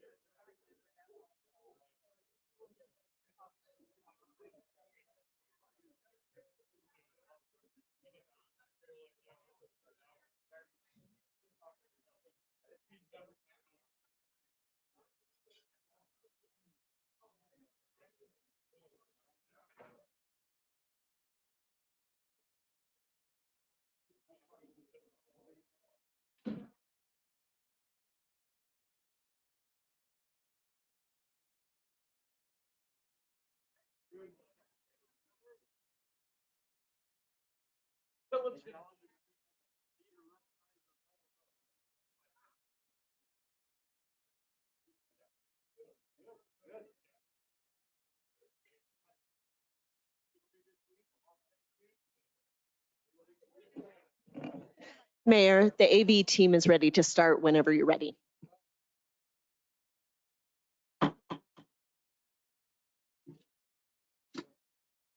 We are ready to start council comments. And before we do that, I just want to share, because it's going to be a long night, some of the council members may stand from time to time just to relieve sitting. So it's just because we sometimes need to move around here instead of just sitting solidly for 5 hours straight. So if somebody stands up, that's the reason why. Council, we now are ready for any comments, questions? Councillor Numela? Thank you. Okay. Thank you for the presentation. That was really helpful to see more detail. I do have some questions. I'll just rattle them off, I guess. The first question I have is, what was the rationale for the reduced PLD land dedication?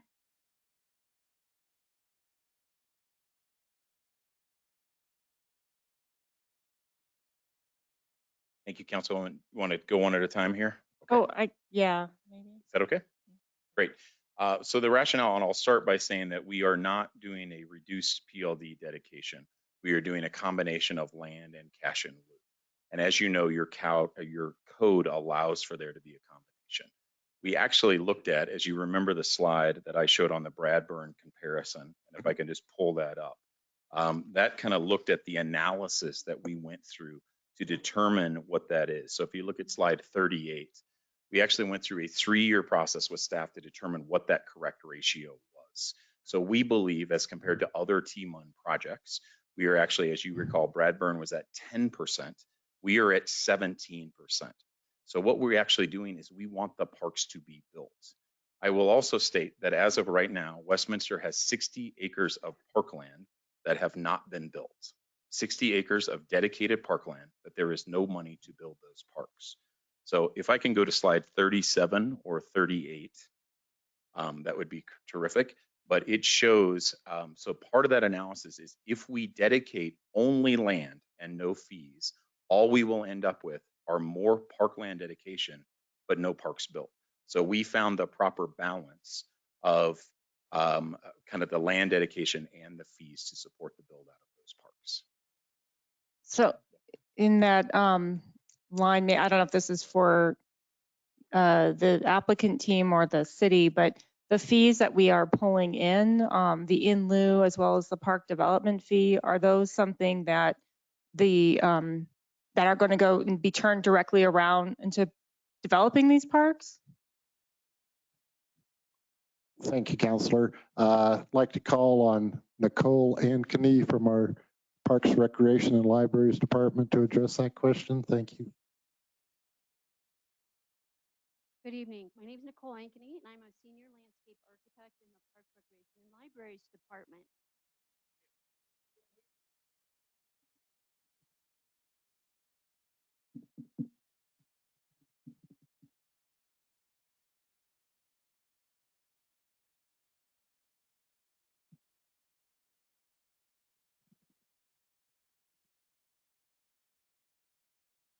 Is this mic working? Yes, my name is Nicole Ankeny, and I'm a senior landscape architect with the Get it as close as you can get it. with the Parks, Recreation, and Libraries Department. So as you're aware, the city code, section 11-6-8, does require 12 acres per 1,000 people, and that's based upon projected population.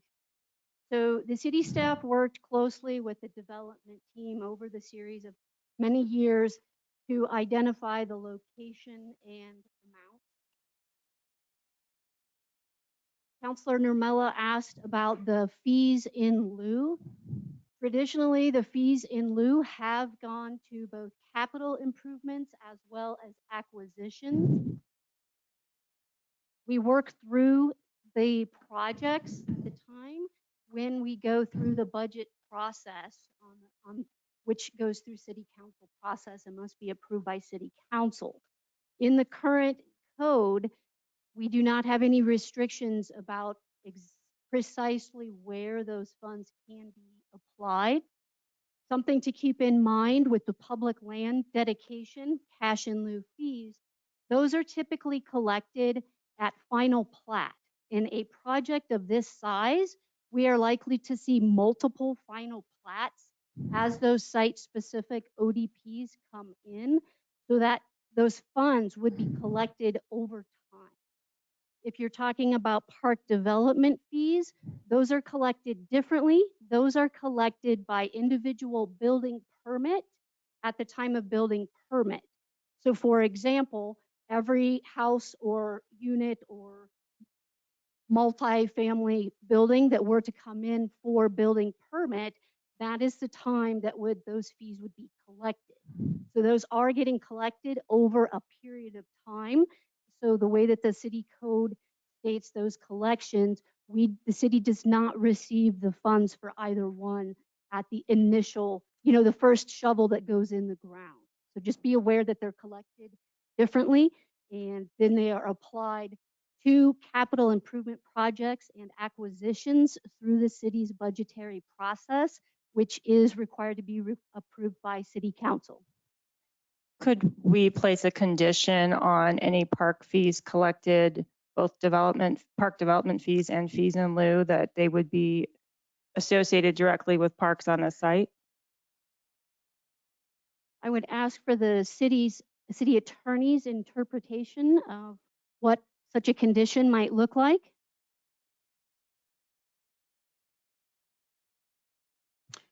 Councilor Nermella, this is Dave Frankel, city attorney. So the condition you're proposing sounds like it would be a condition on city council. And I don't know if that would work. I think the condition on where the money gets spent is really a council question, because city council collects the fee in lieu at fair market value at the time of dedication. City council collects the park development fee separately at plat. I'm correct, at plat. So as Ms. Ankeny points out, I believe these funds are collected at different times, and they go to the city for council allocation. So no, there would not be able to be a condition on.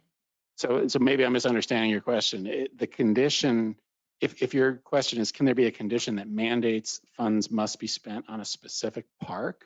That would be a limitation on city council's authority, because it's going to be a city council decision on where to spend that money.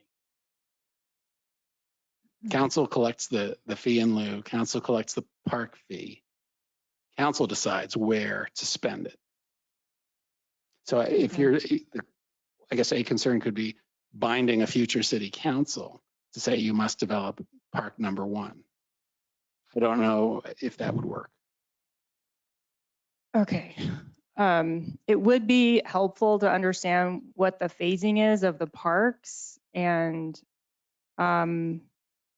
how we could, if we're saying that there's going to be a park space and clearly park space is needed and desired by the community, that we should find a way to phase these parks in and have some level of certainty. So I'll leave that at there. So I take it that the city is responsible for developing the park spaces. And is there any way that in agreement with the applicant could be developed to have the applicant do these park spaces earlier than later? Absolutely. We would be open to that type of discussion or that condition. We've also actually talked about, Councilwoman, about having interim uses until the parklands are there. We've actually worked with the owner of the site to propose some native wildflowers, some sustainable farming that we could do, some gardens on the site to provide some food. So we've also talked about concepts of actually in the interim until they're built out, actually making it usable and productive community land as well. Okay. I can't read. Do we have a general estimate of the park development cost, and are the fees in lieu and park development fees enough to cover the development of the parks? I know I saw you had some general numbers in the presentation. But I was deferring to staff, but yeah. I saw you reaching. Yeah. Yeah, at this point in time, because the parks have not been designed, we cannot offer any very specific information on the cost estimation. Of course, that's going to be dependent upon whether, the timing of when they're developed. We all know that construction costs are continuing to rise. So at this point in time, I don't have any specific figures. The other part of that is that the city typically takes on the development of public parks ourselves rather than relying upon the developer. And there's a couple of reasons for that. Though it does allow, there is an allowance in city code through the ODP process, which could happen at the site-specific ODPs. Typically, the city has preferred to develop the parks internally. That way we can ensure that the park design meets city standards as well as the maintenance. And we can also ensure that we have a robust public outreach process that helps to inform us of that design. Okay, well, ostensibly, there could be some city involvement in the development of the parks and the design of the parks, even if the developer were developing them, correct? Correct. Okay. Let's see, sorry. The view corridors that have been identified, are these we've read a lot of comments and heard a lot from the community regarding the location of key views, and just wanting to, I don't know how, if staff and or the applicant know of the key locations that the community has expressed or desired, and are those in the view corridor areas that you've maintained? They are absolutely. Slide 25 shows those two view corridors, parcel B, which is we call the sunset view that we all see coming off the hill, and then parcel D, which looks back towards downtown. Those are the two key that we heard from the community in every meeting, Councilman. We heard about those two views and protect those views. And that is why staff did such a remarkable job of adding that PLD and then augmenting it with additional view protection. Let's see. Okay, so I have another question regarding the TMUND guidelines that are being used. I know you said that that the design standards in the master ODP are consistent with TMUND, but I see some setbacks and lot sizes that may be below what the TMUND standards and guidelines are. Bonnie Nijalik, Norris Design.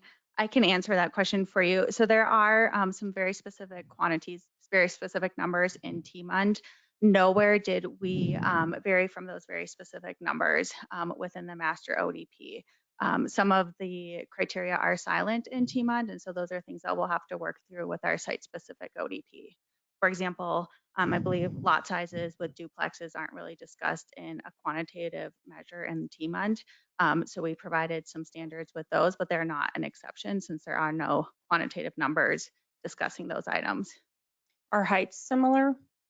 There are no specific heights denoted in TMUND as well. So again, something we're creating a maximum for everything that has a TMUND designation, and then we'll work through those details with staff and all of you when we come forward with the site-specific ODP.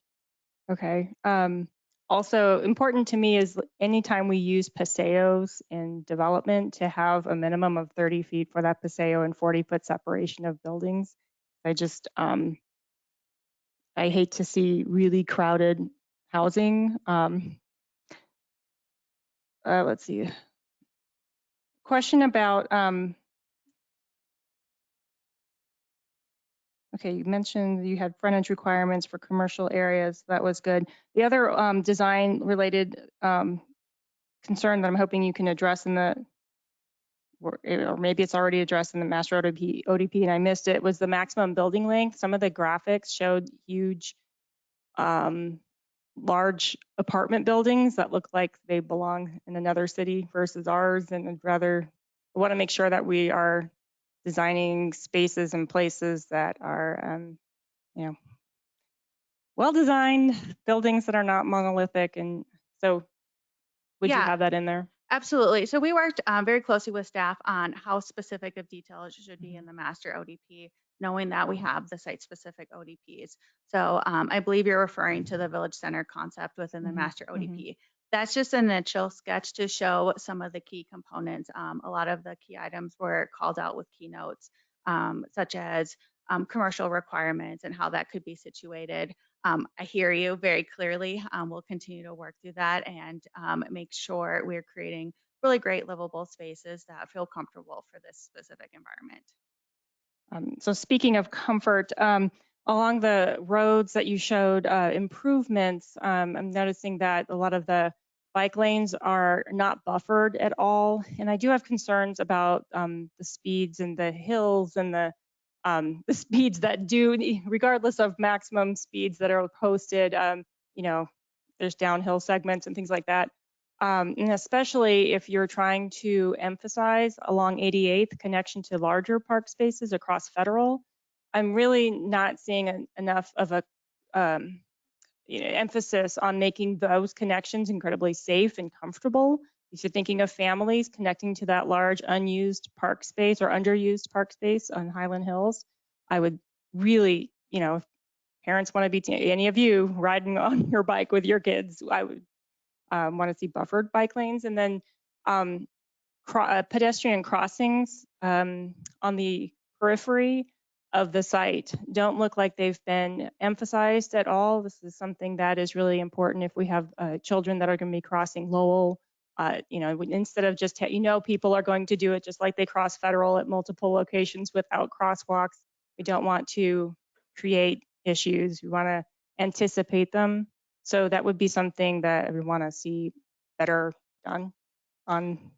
Yes, so starting with bike lanes, we proposed a number of solutions to city staff on how we might want to do the bike lanes.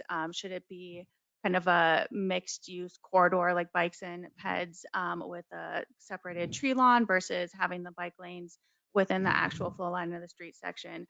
That was a staff recommendation to put those bike lanes within the flow line. So I would encourage you to ask them those specifics, because we did offer a number of alternatives for that, and that was the direction that was suggested. Regarding crossings, 100% agree.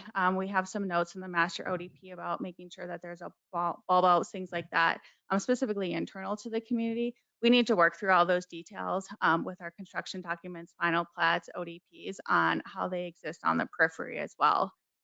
Federal Boulevard certainly comes to mind. Specifically, the city is working very closely with CDOT and some other agencies on a corridor study. And we have a commitment within our master ODP about incorporating the recommendations of that study once that's completed to make sure we have safe crossings of Federal as well.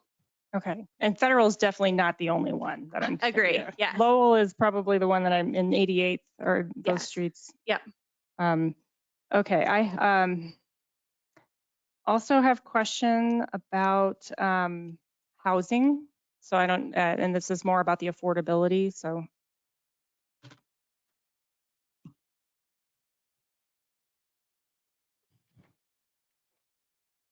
first, you mentioned emphasizing that a lot of the recent development in Westminster has been multifamily. What again is your mix between your anticipated mix between single and multifamily?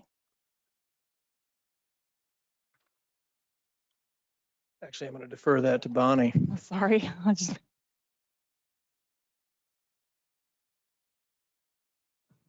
I don't have an exact mix of what this will end up being, because many of the planning areas allow single family detached, single family attached, or multifamily.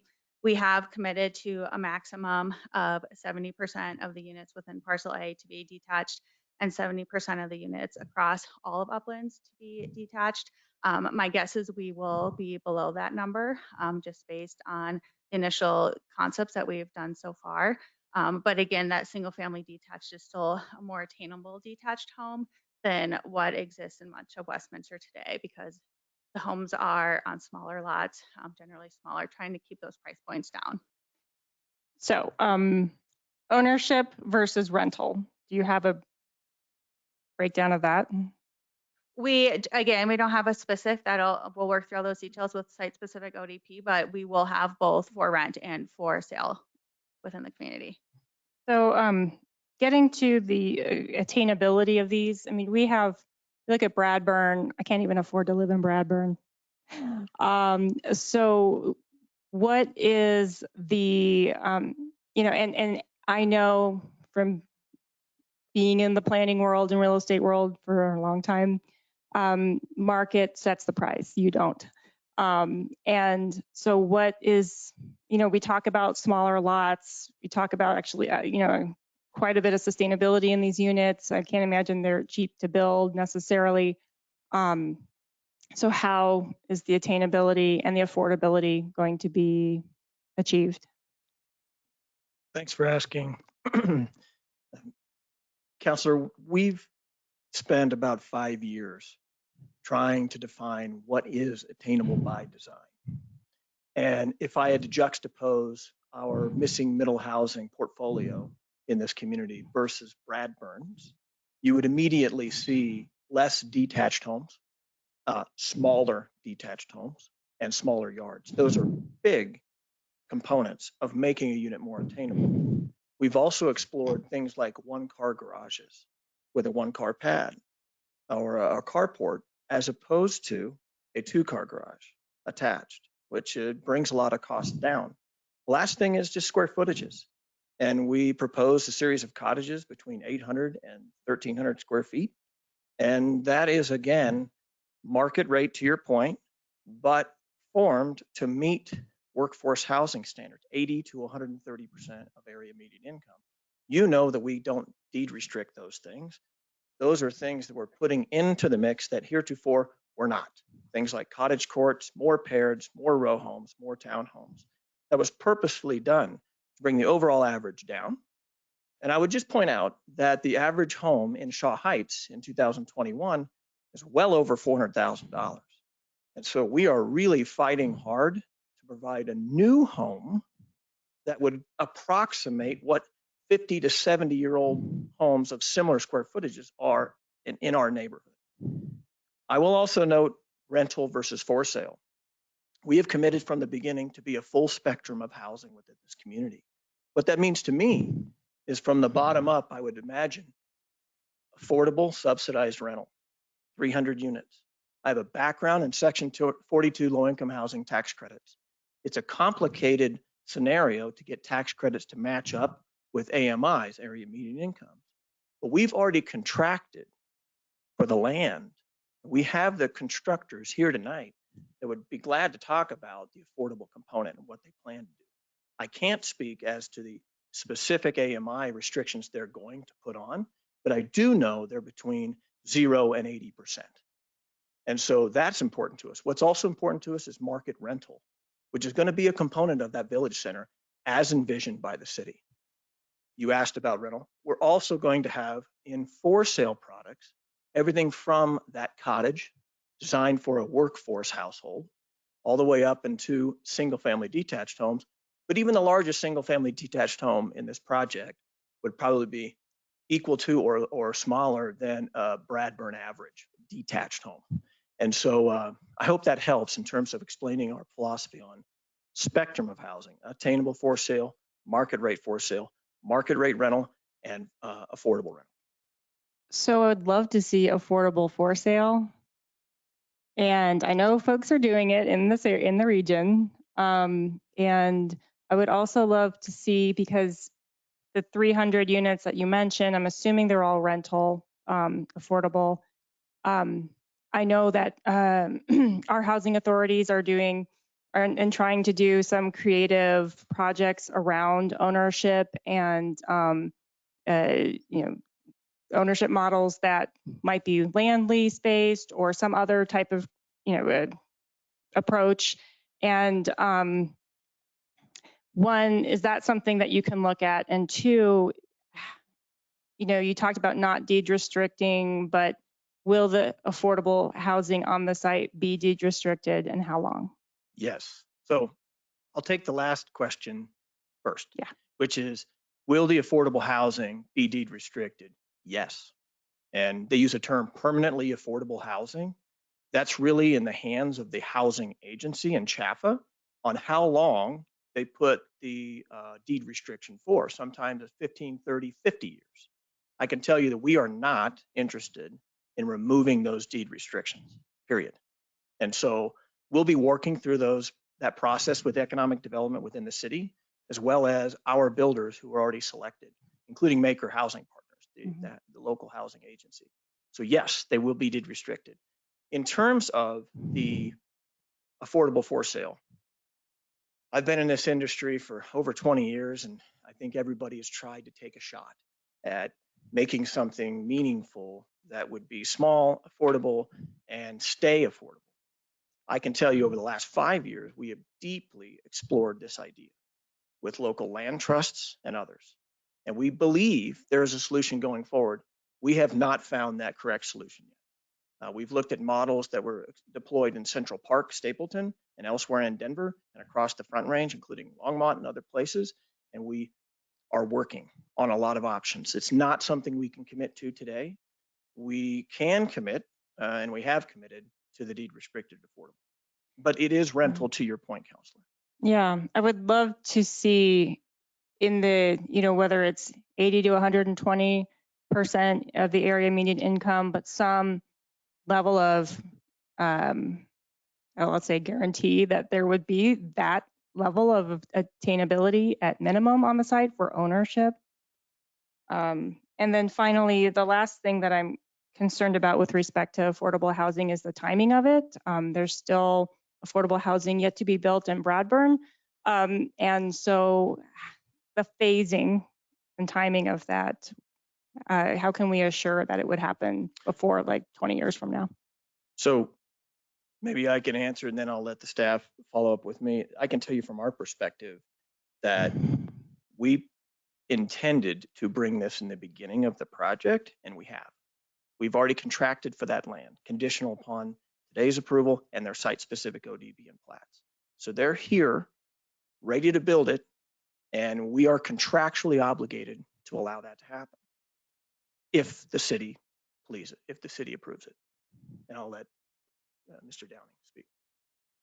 Actually, Counselor, I was still focusing on something you said just previously. I would like to comment on. I heard you use the word guarantee regarding affordable housing.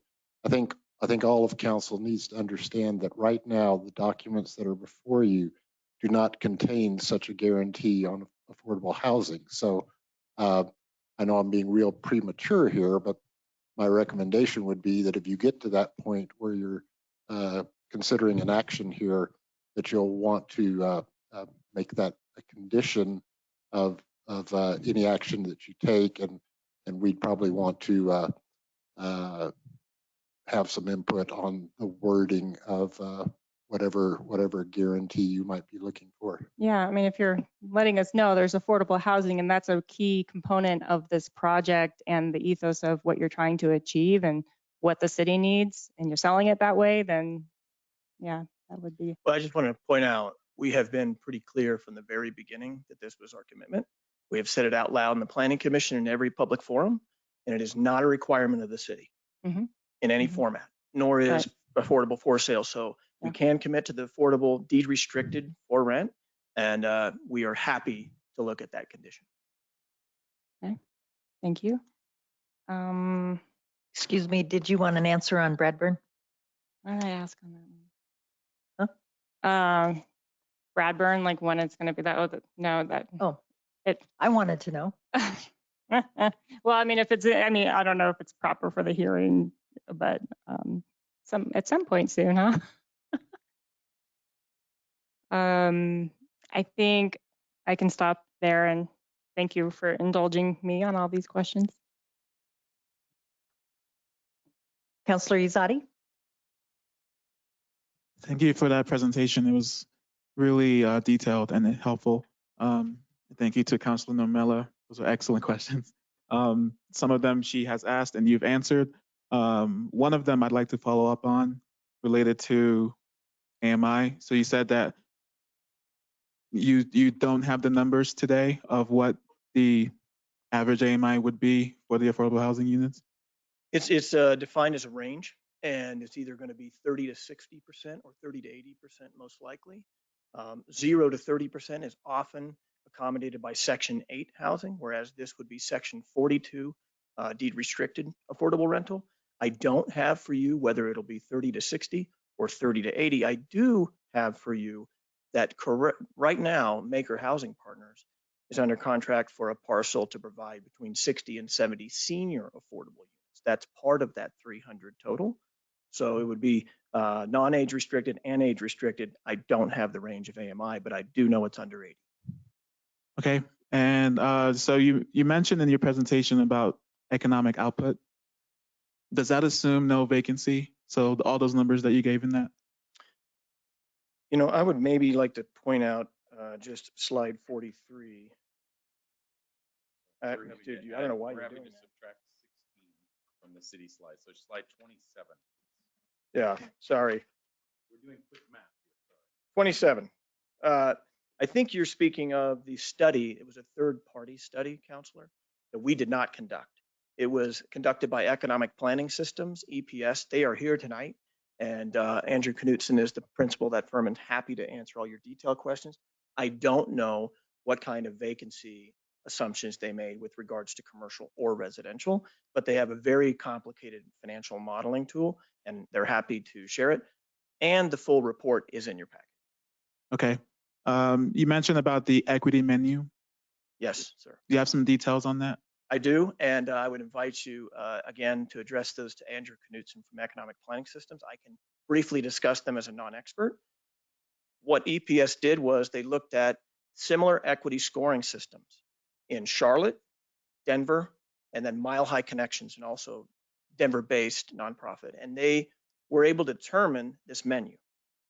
What they did was they looked at best practices amongst those three indexes and across the country. And then they measured us qualitatively, not quantitatively, because there is no equity score inside the city. But qualitatively, they discuss where we meet those. And that is slide 26. If I could get that, that would be helpful for everybody to look at.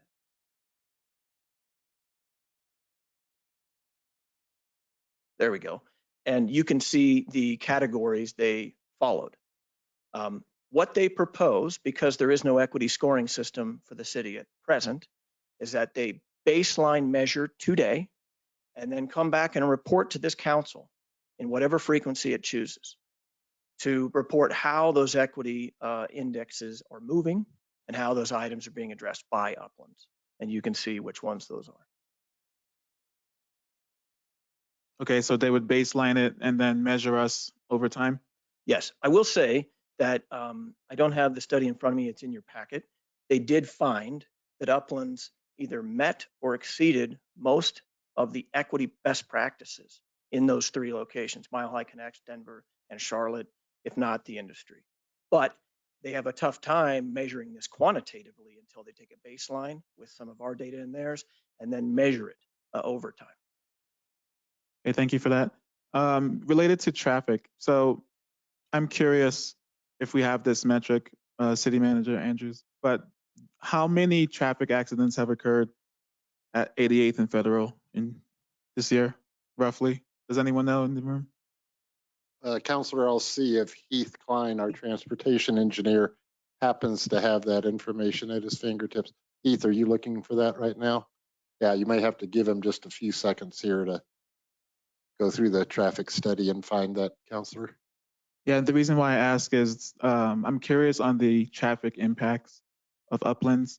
I've seen what you've presented, but I still have concerns related to convenience and safety, right? So one is the safety question on this will obviously increase traffic in that area. I have been told anecdotally from many residents that there are lots of accidents in that area. So I'm curious, specifically with more detail, can you explain the impacts on traffic? Yes, good evening. Todd Johnson, Terraform Solutions, technical consultant for the Uplands. As far as the traffic study goes that we put together and all the impacts that were identified, of course, safety is number one for us when we're looking at things. And so we've analyzed each one of the intersections, not only today, but we project into the future.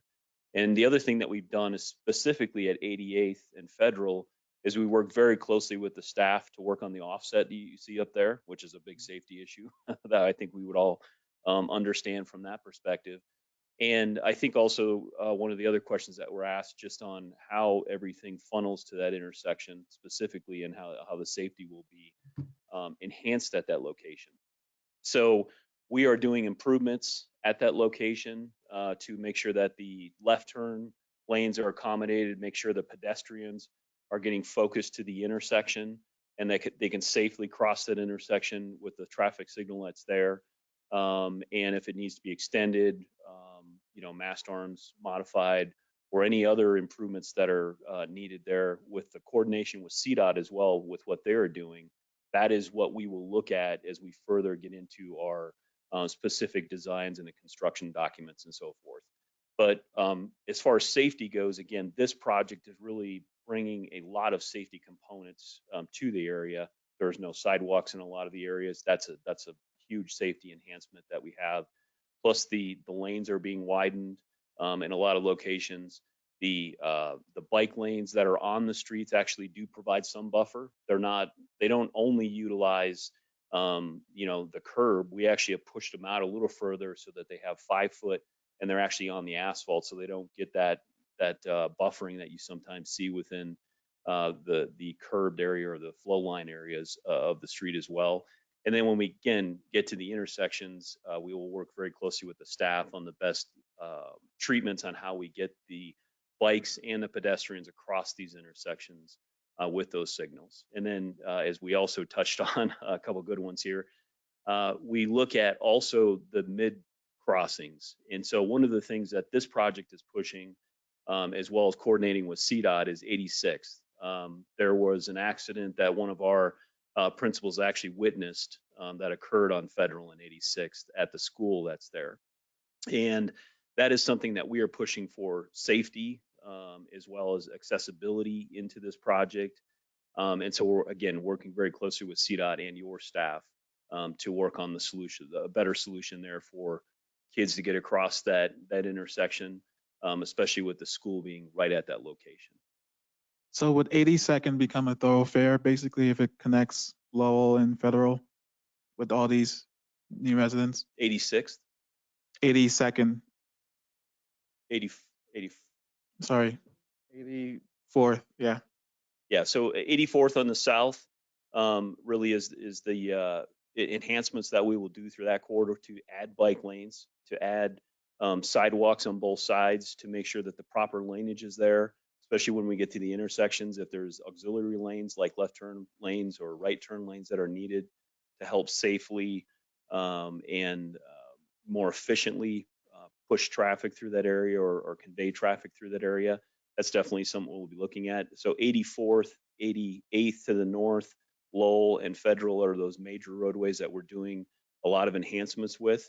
And then as you get into the subdivision, because of the type of system that we have created with the street system within the Uplands, that also lends itself to many different ways to get through this area without just focusing traffic on 84th. That you might see in traditional suburban neighborhoods where we funnel everything down to one roadway. Everybody has to come in and out that way. We have a grid system here that will help, distribute the traffic on not only 84th, but 85th, 86th, 87th, and 88th, and also in the north-south direction with Irving and other streets that go through that area. Thank you for that. So I imagine that you've done a lot of analysis on water resources, right? Yes. And I believe what you've told us tonight is that it won't have a negative impact on water resources, but can you explain how it won't, or if it will? I can, from a technical standpoint, and then maybe look to some of my team to fill in some of the gaps just to make sure we cover everything for you. Again, as we talk if you talk about it from a raw water standpoint, this project was allocated 778 acre feet. We have gone through and done our projections as well, and we think that we'll be below that for one. So that there's that part of it. From an overall infrastructure standpoint, on how do we get the water to the subdivision? How do we not cause any problems with the existing neighborhoods? We have gone through actually 2 very detailed studies with the city staff and also their consultant to analyze not only the uplands when we plug the uplands into your network, but also the surrounding neighborhood. So when you saw the graphics that we presented where we're going over 1.5 miles off site to create some major connections and enhancements to your overall city system that not only benefits us, it really benefits the entire community. So from that perspective, from the water perspective, we feel that this project is, again, going to help those deficiencies that are out there from a supply standpoint, and making sure that the neighborhood doesn't see any deficiencies, and if anything is being enhanced by this. And we also think our sustainability efforts that we're making on the site will also lower the actual water consumption that's been allocated to this project. I would just address Councilman on slide 13. This is that idea where we talked about water resiliency, right, or water system resiliency. These are the 4 things that we're doing on slide 13. We are having, compared to what's in the comp plan today, we are going to have 3,400 less people in this plan because we're building less density. So right away, that's a resiliency. We are also spending that $40 million on infrastructure, as Todd just talked about, and $39 million in tap fees for other folks. That benefits the system. And then again, these houses are using 30% less water. What I would say to you all, you had a remarkable, thorough conversation with Hydros, your water engineer, in your November meeting. And they talked about the zone of uncertainty, of land use uncertainty and water use uncertainty. We are no longer uncertain. We are cutting, we are providing resiliency in your system to allot all of these things. So we're providing less units than was planned in that water supply plan. We are bringing less people than were planned in that water supply plan. So we are providing that resiliency as a benefit to the overall water supply plan. So we actually think we enhance that system greatly. What was the population total? So from Uplands, what's the net new, and then what was it in the plan? Yes, sir. Next slide, 14. Overall, this next slide shows the overall population of Westminster. And you can see here the charts. Roughly, that's about 116,000. You see the 3 pieces of the pie. That's what's left in the 23 comp plan. You can see we're going to provide 5421 based on our mix of housing we're proposing, but we're taking away those 3,418 people. The rest, that's 4,200 people that will be in other projects, not part of this, right? So again, that just shows you that of that, 12 of 13,000 people that are left in your comp plan, we are taking away roughly 4,000 of those people. So that just gives you an idea of some of the resiliency that we're bringing into the system. Yeah, I think one of the challenges that we've had is we keep seeing different totals for the total population. Sure. And this is based off the census, I assume, the 116. Yep. But so baselining is an issue. Absolutely. And sir, I know you're well aware of this. I would cite your 20-year trend that shows over the last 20 years, as Westminster population has increased, actually water usage has decreased. So it's a remarkable stat that has really been the trend. So that is something that we're not going to hope for conservation. We're actually able to embed it into the design of our community. We will provide those values. So I think all the trends are there, but we're also going further by just simply not having as many units or people. Can I also offer something for clarity purposes? Slide 101, if I could pull that up, I think I might be able to further describe visually what Marcus was describing. That is the 20-year trend. You're all familiar with it. That goes back to 2000, has nothing to do with the recent rate increases, but that is a trend. And then that's exactly what he was describing. The other one is 102. Please proceed to 102. And that is the Hydros engineering modeling with extremes, land use uncertainty and conservation uncertainty, providing these cones. We watched all of those study sessions like a hurricane. And so I think Marcus's point is when we are 2/3 of the allocated build out, we can reduce that uncertainty greatly, that cone of uncertainty, both in terms of conservation and land use. Councillor, may I catch up with a couple of your previous questions before we get too far out there? First of all, I see Mr. Klein looking up. You asked about the number of traffic accidents at 88th and Federal. Were you able to find that, Heath? Or Yes. Good evening, Council. Heath Klein, Transportation Engineer. And I don't have the numbers for 2021 with me, but I have the last 10 years for the intersections of 88th and Federal, as well as 84th and Federal. And at 88th and Federal, I see that we had 105 accidents at that intersection over those 10 years. At 84th and Federal, over the same 10 years, so 2011 to 2020, we had 264 accidents. And currently, CDOT is in the works of designing to provide a dual southbound left turn onto eastbound 84th Avenue. So that will be constructed in 2023 is what I believe is their current anticipation. So a lot of both of those intersections right now are a protected permissive left. So it allows when the traffic is light, a left turn when it is safe to do so. Unfortunately, sometimes vehicles don't take the safe route and they will turn left.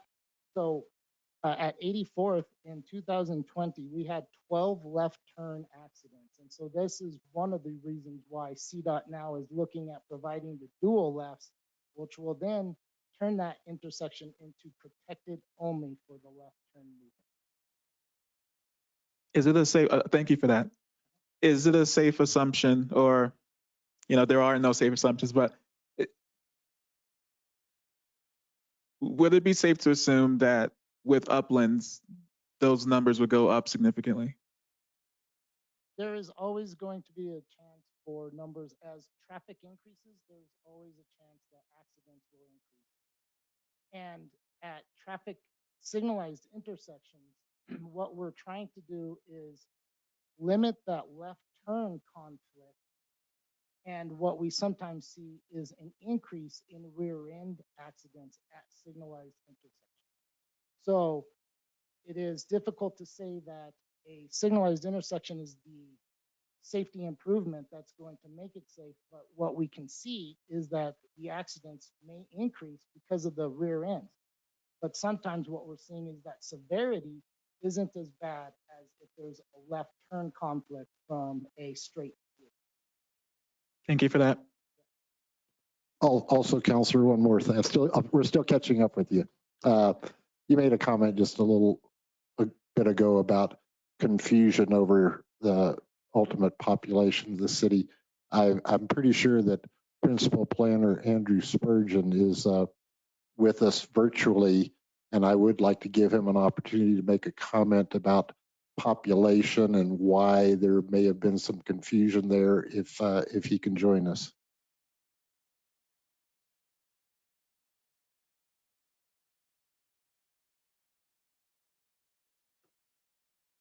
Thank you, Dave. I am here. Can you all hear me now?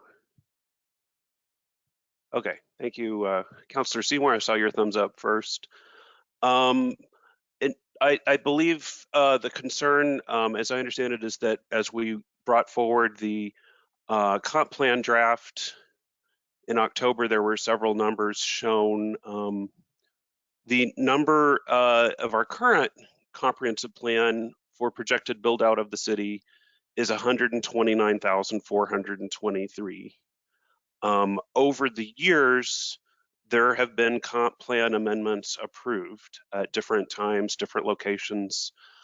Sometimes those are increases in density, sometimes those are actually decreases, sometimes those are commercial projects, so there's no impact on the population. But if you look at the net change, 1,085 units is a cumulative net increase. When a comp plan amendment comes forward, there's not a corresponding decrease somewhere else. It just adds to the total when additional units are added at a specific location. So the population added by those units is another 2,730, assuming we're using the same methodology as the build out table shown in the 2013 plan. And that brings the total to 132,153. The comp plan has a background, the draft comp plan that is not in place has a background section in Chapter 1 that explores existing conditions and trends, kind of as a, hey, we need to be looking at these things as the plan is moving forward. So a reference was made to Denver Regional Council of Governments. I believe their number was 151,000 and change. We actually included a statement that this number is not correct. We think it was not tempered to our limited land inventory and our limited resources. And it's probably just a simple trend line projection that Denver Regional Council of Governments did. So that's the reason there have been several numbers presented recently. Thank you. And what is the population of the city?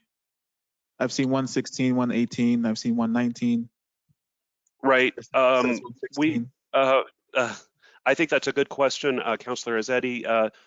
And we actually had a staff discussion about that today. We believe that the census number is the most accurate, reliable number at this time, the 116,317. We know there was a slightly higher number sent out recently that was 118 something.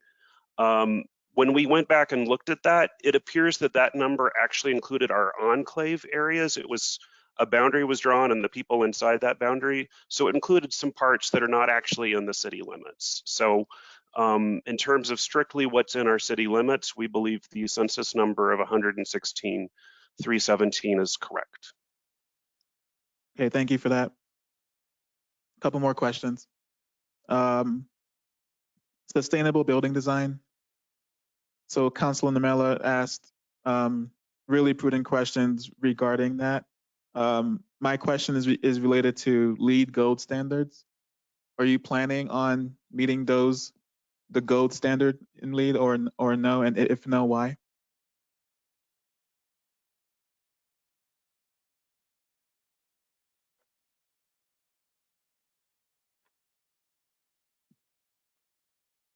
So what we have included as very specific commitments in the PDP, we have not written specifically LEED Gold. LEED for single family detached or single family attached homes is sometimes measured differently. So it's hard to comprehensively just state that requirement. So what we did is we looked at the very specific options that are out there for sustainability. And so we have committed to all single family detached homes will comply with Energy Star and WaterSense. All single family detached and single family attached homes with garages will feature level 2 EV car charging in the garages. All multifamily buildings or mixed use buildings will feature level 2 EV car chargers at a minimum of 5% of the housing units. All single family detached homes with traditional roofs will be designed as solar ready for future installation of rooftop photovoltaic systems. All multifamily or mixed-use buildings larger than 25,000 gross floor area will feature a cool roof with low reflectance materials, and all community facilities larger than 2,000 square feet feature a minimum of 30 kilowatt solar voltaic system. So I think the other thing to look at with this is a lot of these tools continue to evolve, and we know this will be a 10, 15-year project. And we don't want to commit to LEED Gold when maybe there's something better as the project continues to evolve. So we'll continue to look at sustainability as we go through the site-specific ODPs as well. Okay, thank you. And those are all my questions. Councilor Baker. Really, thank you, Mayor. Well, the first question I have is really for the city. We had a gentleman at the beginning of the presentation say that our signs didn't conform to what our rules are. Can I find out where we stand on that? I mean, were all the letters 1.25 inches tall or not?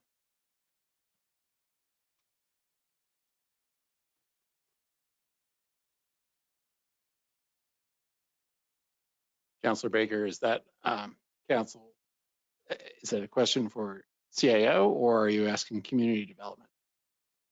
Well, we began the presentation by saying we met all the criteria. my question is, did we meet all the criteria? Counselor, let me call on Principal Planner John McConnell, I believe, is going to describe or answer what you had just asked.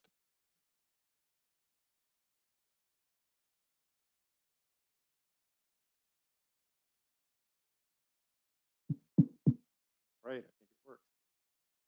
Thank you. This is John McConnell, Principal Planner.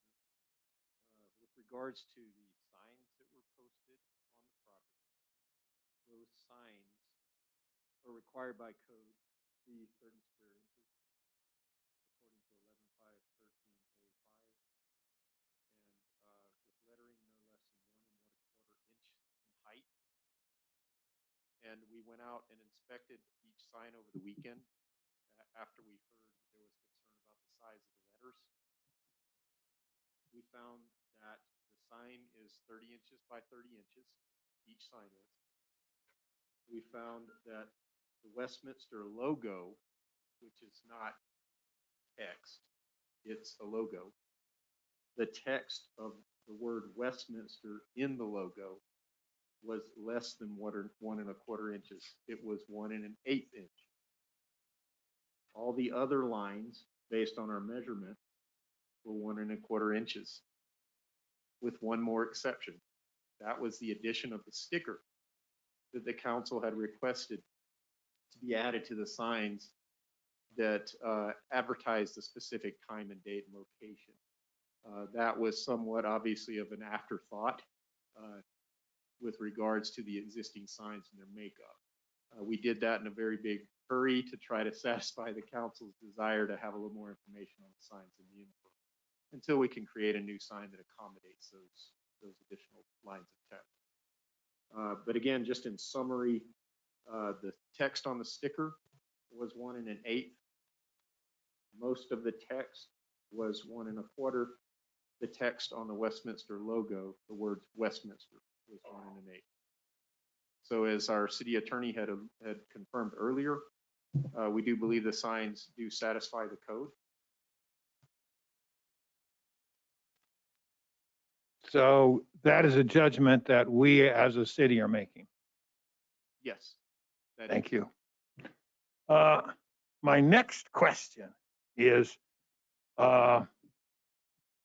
it's my understanding that one of the challenges of the Tiemund is that we preserved the western view off of Federal Boulevard. Is that a correct understanding?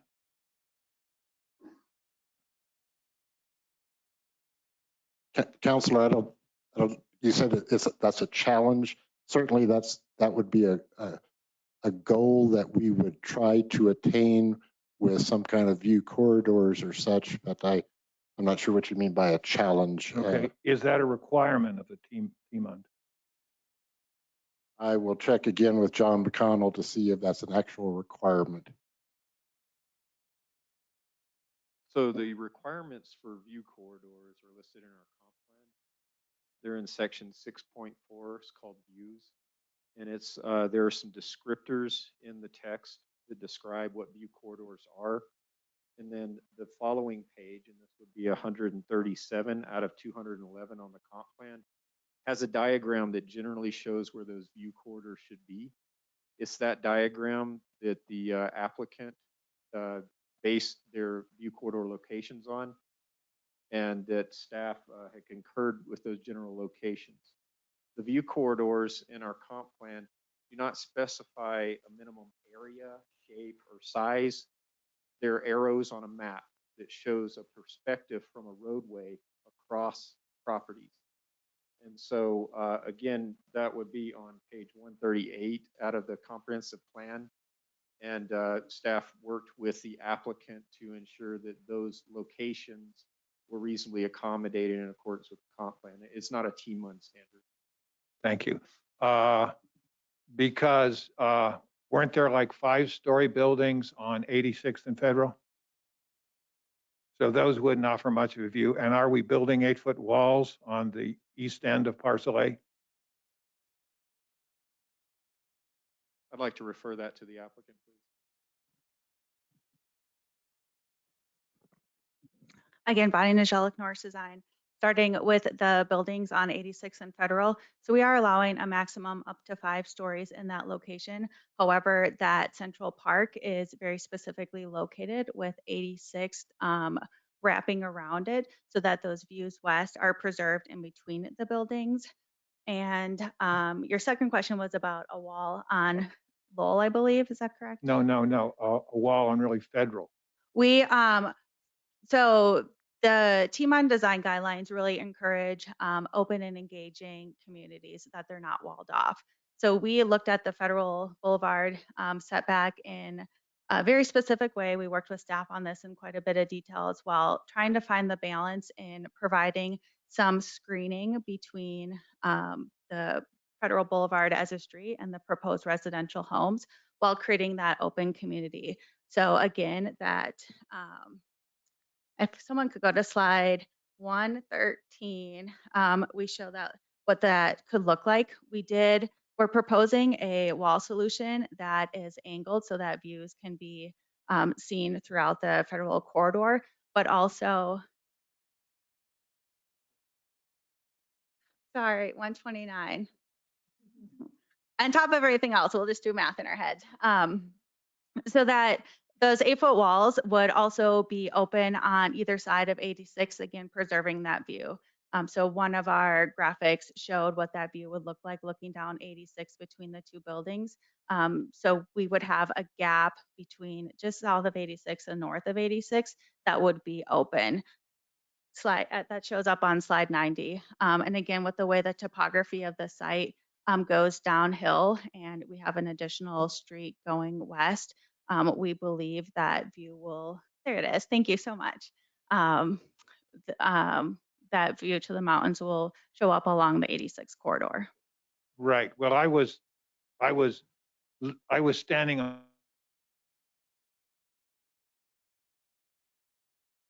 Federal looking west.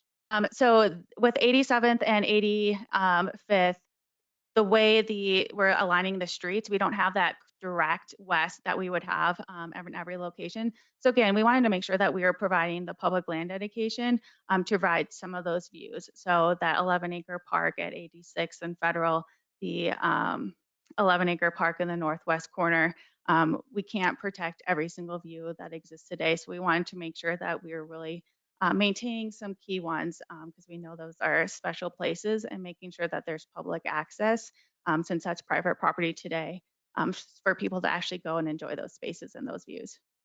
Okay. What is the requirements for HOAs, clubhouses, and swimming pools? There are within the TMON design guidelines and within the residential design standards requirements for both of those items. Where we are in the process right now, we don't have all those details worked out. Those will come within our site-specific ODPs when we have the detailed landscape plans, the detailed buildings, the detailed site plans. But we've read through all those standards, those guidelines, and we'll continue to work through that as we go through the detailed site plan process. So are the residents going to have any pools or not? We have, I know there's a very specific commitment for a community facility within the, I believe it's within the master ODP. But again, we know that we have to either comply with those design standards or come in front of all of you and ask for very specific exceptions to those. So we will work through those details with site-specific development plans, but we do want to make sure that there are great community amenities. We just don't know what those amenities will be. Of course, we want to balance water use, things like that. So we'll work through all those details with our site-specific ODPs. So not yet. Thank you. Okay. There's a lot of details to figure out. So we're, it's been 4.5, 5 years, but we have a long, long path ahead of you working with staff and working with all of you to figure out the very unique and special details that will make this community great. Okay.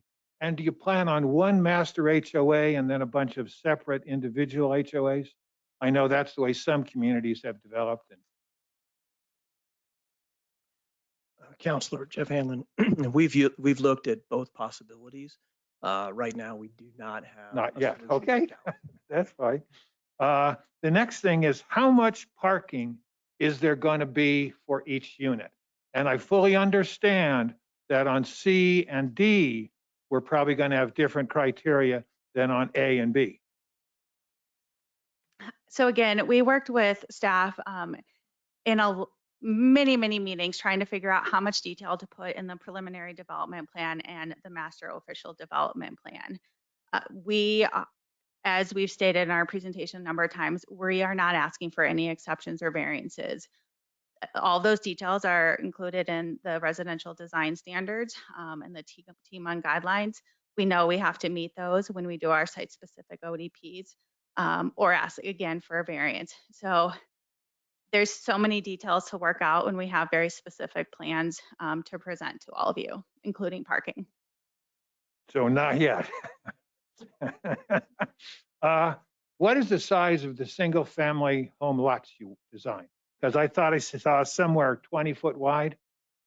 There are, we addressed this question to some extent with Councilwoman Nurmela as well.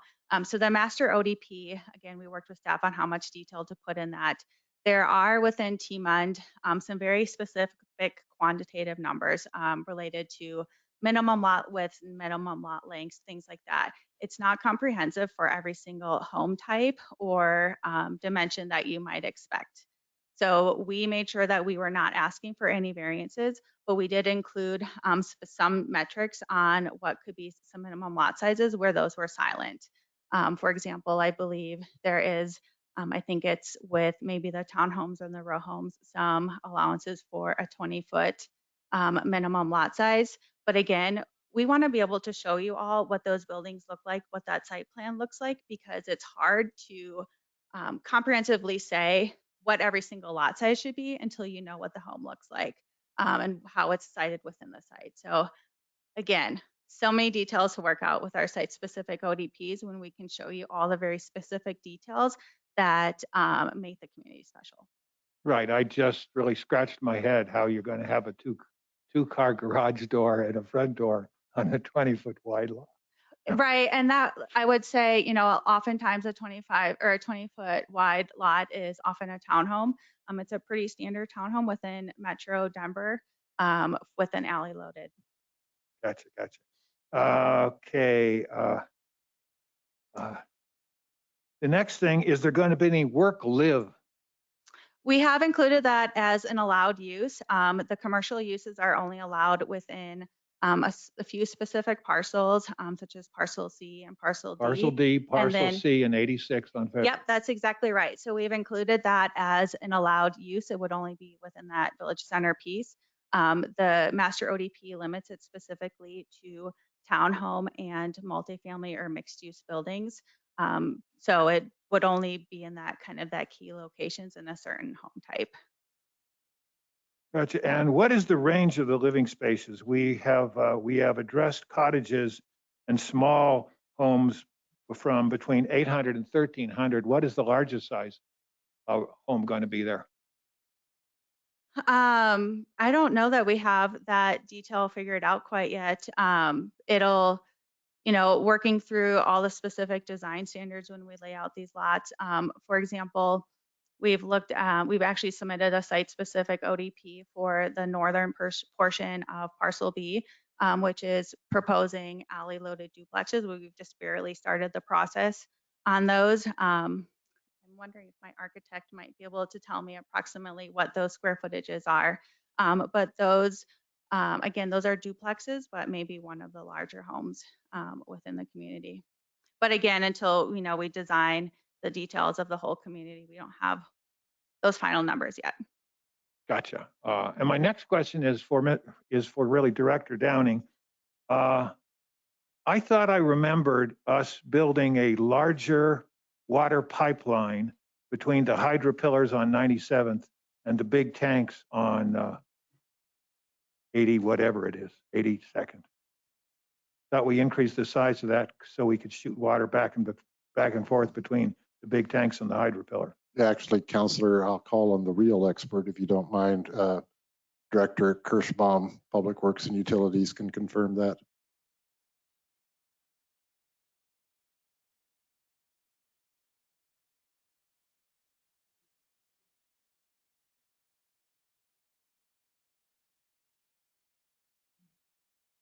We have some transmission main upgrades further south of this location, but from the area that we indicated for upgrade and upsize to serve this and other needs, especially for fire flow, there would need to be an upgrade in pipe size from about Bradburn all the way up to 97.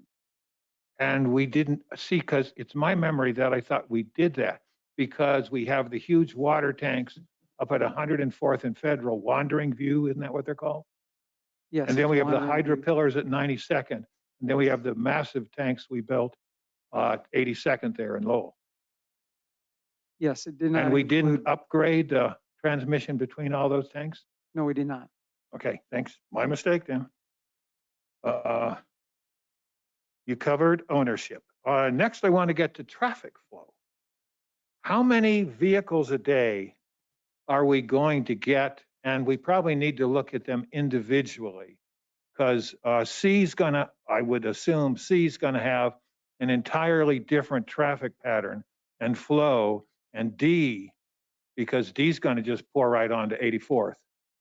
And C has to come out 88th and get on Federal. But so you can touch on those, but I'm more interested in the 1,500 homes in Parcel A and the 100 homes in B. Good evening, Councilor. This is Todd Johnson again. Specifically, are you asking about the traffic patterns that we projected for this area? Well, I love numbers. So Okay. how many traffic trips a day are we going to have out of each of the 4 parcels? We projected that there's 25,000 new trips for the entire project. I'm trying to actually find or give you some examples on the roadways and what that may look like. So one of the exhibits that we have in the traffic study is that the existing traffic that's out there today, I'll give you an example on Lowell, has about 8,300 vehicles. And in 2025, when this project is projected to be close to its build out, plus additional background growth that you would naturally also see, we're projecting around 10,000 vehicles on that roadway. If you're looking at 84th currently today, there's about 6,700. There's projected about 7,500 on that roadway. And this is west of Federal. East of Federal, those numbers are actually a little higher. We get about 20,000 or 21,000 on 84th, and we go to about 22,000. And then the other one on 88th, there's about 5,400 there today, and we project that to go about 7,000 in the future with this project, plus additional, again, background growth that you would see. Okay. And could you, from that 25,000, could you really subtract out the C and the D parcels? So we have a number for the A and the B parcel? I would have to get back to you on the numbers, but I'd have to do some calculations here actually in the reports and get those numbers back to you. But just in. Well, it just seems to me out of 25,000 and so that's like 5 trips a day per household? No, actually trips per day that we project, I can give you that rough estimate. If you're just talking traditional single family detached, you see just over 9 trips per day, like 9.42 roughly. And if you're talking about single family attached, and then you start getting into the attached side of things, where you get a little higher density, that number actually goes down to about 5.4 roughly. You're talking duplexes, you're about 7.3 in that range. So let's just say that and then say what about apartments? Apartments are probably more in the 5, 4 to 5. Yeah, in the 5 category per unit. So when we take out, so C has what, 600 apartments? So times 5 is like 3,000 trips. Yep. We can subtract that from the 25. Yep. And D had 100. Yeah, and actually I just found the exhibit that I can give you these numbers. Great. On A parcel, which includes single family, detached, attached, and some retail, about 50,000 square foot of retail there, we generate ADT about 18,000 vehicles. On parcel B, we have about 1,300. On parcel C, we have 3,760, so very good guess on that number. And parcel D, we have about 2,000. And what I would tell you already is on B, what we're seeing is we projected about 148 per the comprehensive plan amendment that we just went through. What we're seeing in our application that we just did is more down towards about 108 units. So we're already trending lower, and we probably will trend lower on these numbers no matter what because of how things plan out at the end of the day. And D had the higher number because of the really commercial development on the east side of it. Yeah, we have single family detached, attached, and we have some office, So it is the office that 50,000 kicks up square the foot of number. office on the eastern side there, yes. But so out of A and B, we're still looking at more than 19,000 a day. That's correct. And yet we think that the traffic flows on 84th, 88th, and Lowell will only go up.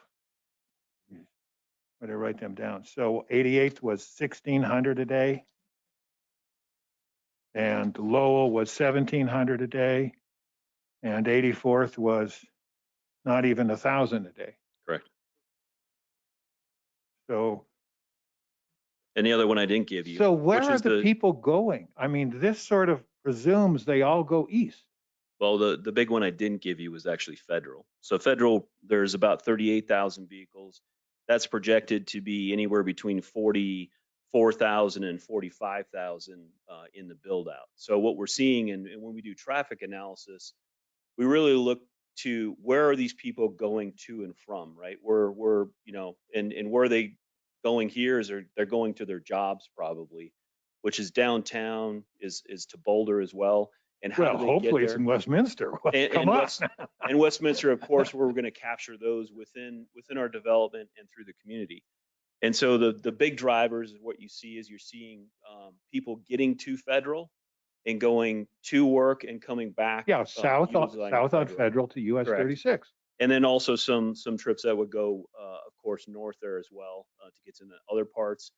And then if you think about 88th, you know, where do you really get on 88th if I go west? I don't get too far. It really is easier for me to probably go south on Federal to get back out if I was going to Boulder, or if I was going to downtown Westminster, things like that. So Federal for us is really doing the heavy lifting on this project. And then you do have some traffic on Lowell that continues to, it's more regional in nature, where it's coming from the south, going to the north. But Federal, what we would say is the one that's doing the heavy lifting for this project.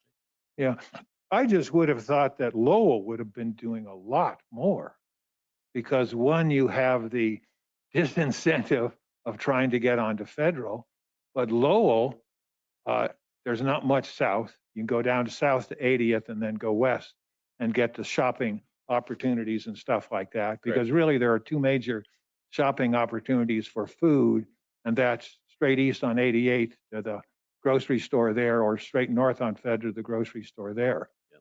But when it comes to school and all that, I think a lot of those trips might be to the west and then go north to 92nd. Yeah, you'll get a lot of trips that are going right there at 88th and Lowell, of course. And you're also getting a lot that actually go to Crown Point at 86, and that's why that signal is very important on this project to get there.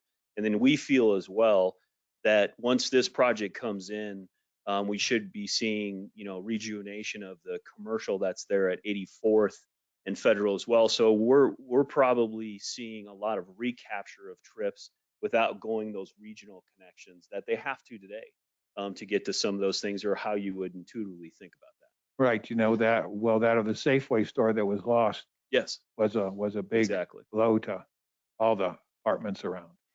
So my concern on Lowell is that not only do we have single family homes fronting Lowell on the west side of the street, but we also have the school complex there.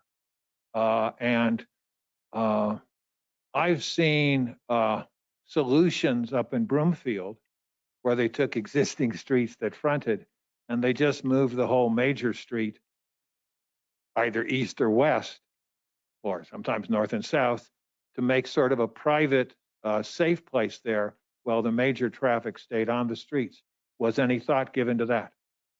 Yeah, we're, as you heard Bonnie give you a couple explanations on the detail of what we're going to be doing. Those are really the next steps. But we did have detailed discussions to at least this extent that we feel, and also we would ask for, some additional maybe comment from your staff as well, that on Lowell, there's a couple major elements that we're doing to that roadway that should help with some of those conditions that are out there, or some of the concern that you might be seeing there, or that you're relating to. I know exactly what you're talking about in the Broomfield area with that, and what you would probably see there as well is that that specific roadway is more of an arterial status and carries a lot more traffic, so it's a lot more appropriate there.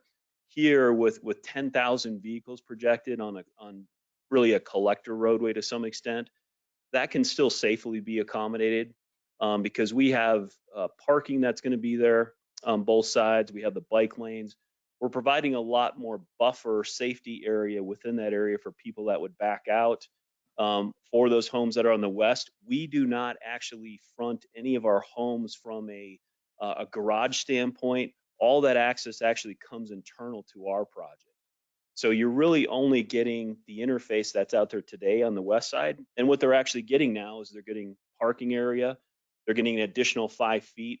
We have additional room within this corridor to provide that. Plus, we feel that one of the components that needs to be looked at pretty specifically as we get into this detailed design is the speed within this corridor. So are there other safety or traffic calming elements that should be introduced within this area to keep the speeds down to help with that driveway situation, or those people backing out to safely do that?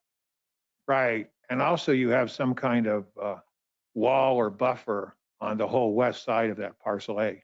Yeah, exactly. And you So, also have the one park down there yeah, up by the school. And slide 74 for us kind of demonstrates that cross section that I was just articulating. Okay. Counselor, could I interject real quick? Sure. Please. Sorry. Mr. Klein, are you still over there? Could you please, Mr. Johnson sort of skipped real quickly over the part about the parking lane along the west side of Lowell. Could you try to describe just real quickly that portion of the cross section and what that accomplishes for the residents of the existing houses on the west side of Lowell, please? So with this development, they will maintain their parking in front of their homes on the west side of Lowell Boulevard. Then we will now have a bicycle lane for southbound travel. Then we're moving the southbound travel lane will now essentially be at least 5 feet further away from the existing parked cars. And then we'll have our northbound travel lane, a bike lane, and then parking on the east side of Lowell. And to Mr. Johnson's comment about, other volumes along the corridor, and Councilor Baker, your question about breaking this off and maybe having a frontage road or pulling it further away. Lowell exists north of 92nd and then south of 84th. And so that would kind of create a discontinuous road. It would change the intersections, a couple of them for sure. But currently, when the last time that the city's done a citywide traffic count for the daily traffic was in 2017, we observed on the north side of Lowell, or north side of 72nd on Lowell, we were carrying 13,380 vehicles a day. And then it drops off at 80th. So on the north side of 80th Avenue, we were seeing, 9,400 vehicles. So that's where we have seen that Lowell can carry up to the 13 to 14,000 vehicles pretty safely in the existing established neighborhood from 72nd up to 80th Avenue. And so we do not see a negative impact. Yes, there's going to be increased traffic, but this roadway cross-section can handle that additional traffic. And there's no left turn lane, a left turn lane in the center of it. We are not proposing a left turn lane through the residential piece, but when we get to the 88th intersection and then the 84th intersections, we will expand, because now we're not going to have parking on those sides because you're too close to the intersection. So we are able to use that space to provide a left turn. Right. Who is using the parking on the east side of Lowell if the neighborhood doesn't front to it? Who would park there? Currently, in the dirt. Well, Right now? it's dirt now, but in the finished thing, it's not going to be dirt. It's going to be a very Well, nice place. It may be residents on the west side. On the west side. That choose to do that and then cross the road, or it may be visitors of the new development. Okay, very good. And I've taken a lot of time, so I thank you very much for that. But I do have to make one comment.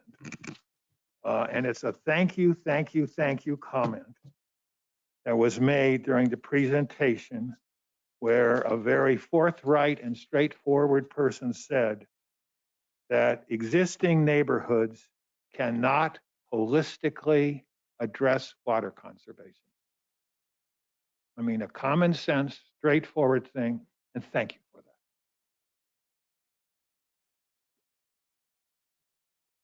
Mayor Pro Tem? Thank you, Mayor. I have 3 quick questions. The first question I want to ask, so we've talked a lot about affordable.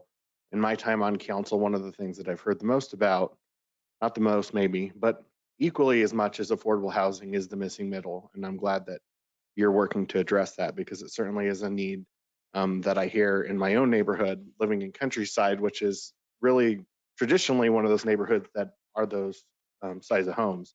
So that being said, like, for example, my house is 1996, so barely under 2,000 square feet. Do you anticipate that some of the for owned detached family, is what size are we looking at? Well, like, what's the max size, kind of what's the average size, and are these going to fit that for, you know, starting out family? Thank you for the question, Counselor. We have very carefully crafted what we think will happen, but that is a pretty big prediction in terms of the square footages exactly. What I can tell you is that lot sizes oftentimes dictate home size. And I think a question was asked by Councilor Baker, how big are the homes in the ODP that has been submitted, which we can look at those details. We've committed to those. And those are paired homes, duplex townhomes. They have ample yards, and they are 1,500 to 1,900 square feet. So I hope that can give sort of a North Star on where we're headed.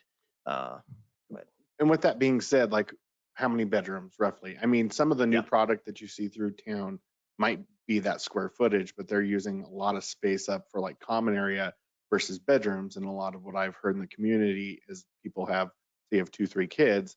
It's difficult if that's all tied up in common space. So can you speak about maybe what the design might look like? Or are you not there yet? Well, you know, in that specific filing, I can tell you, and it's indicative of what we'll be doing, we agree 100%.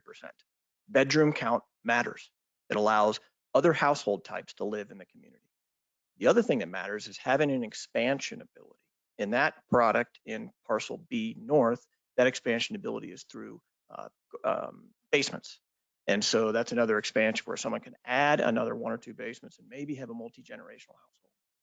So I hope I answered your question. Nope, that helps. I'm just trying to get a gauge of what size. Oh, and 3 and 4 bedroom. I apologize. 3 and 4 bedrooms in those particular products. Okay, great. I mean, because when we're working through comparison of this versus Bradburn has, I mean, at face of them, they don't look as big as they are. There's some huge homes. So trying to understand exactly, you know, maybe the scale, top end to bottom end of what you're looking at is what I'm trying to understand. And you've given me a flavor of it, so I appreciate it. One other question for you, and then the other question I believe is for staff. So when we talk about the park dedication, and I know that this has been worked out with staff, and I remember some conversation about the view corridors when you guys were in front of us in early 2020. With that being said, you know, were there contingencies or what you first came forward with as far as if the council didn't like per se the mix of what the cash in lieu versus the land dedication is? Do you guys have any other options or things that you talked about? You know, I think I would point you to, thank you, slide 119, with specifically about your question. You know, this is an evolving situation where city staff, third-party consultants, and our development team try to determine the right location and quantity of that acreage. That evolved over a lot of time, and in part in consultation with groups like Trust for Public Land. In the end, can I see slide 119? I'm sorry. Oh, thank you. I'll just give you an example. 119 shows the slide at Bradburn, the park there at 117th and Tennyson that was actually promised. It says on that map, it's very fine, PLD. That was dedicated 20 years ago, and it has not been built, and they were just told it's 20 years away. So finding that balance is what is so important. So sure, we did look at those comparisons, right? And you're right, in the staff report, it said, can you find, council must determine and then find that appropriate mix. We have thought about that analysis, right, in 122. That's the slide. I think, sir, honestly, we went to great detail with staff to see if we were right. And again, we went over that requirements at Bradburn because we thought it was the right mix. We want to build some of those parks now, right? We want to see them constructed. The other thing I would say, and you saw that Trust for Public Land slide, and I said we're taking 1,300 people out of that high risk. The thing I want to point out to you is if we built all of it as public land dedication and we did it all in parcel A, that map doesn't change one bit. It's still only 1,300 homes. The reason is it doesn't change that 10-minute walk area for anybody. So staff has been so smart to push these to the edges to really expand that metric for that, but it doesn't change it. We need those other parklands offsite to really change that map. So that's why I'm not saying ever, we all want maximum parkland.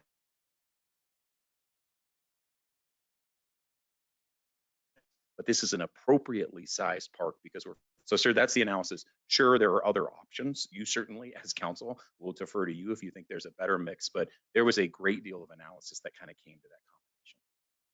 The only thing I would add, Councilor, is slide 122, please, is that both your Westminster Code 11-6-8B4 and your staff report rather, on page 23, put this decision in the hands of the council.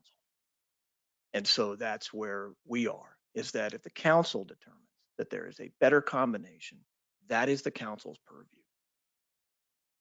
purview.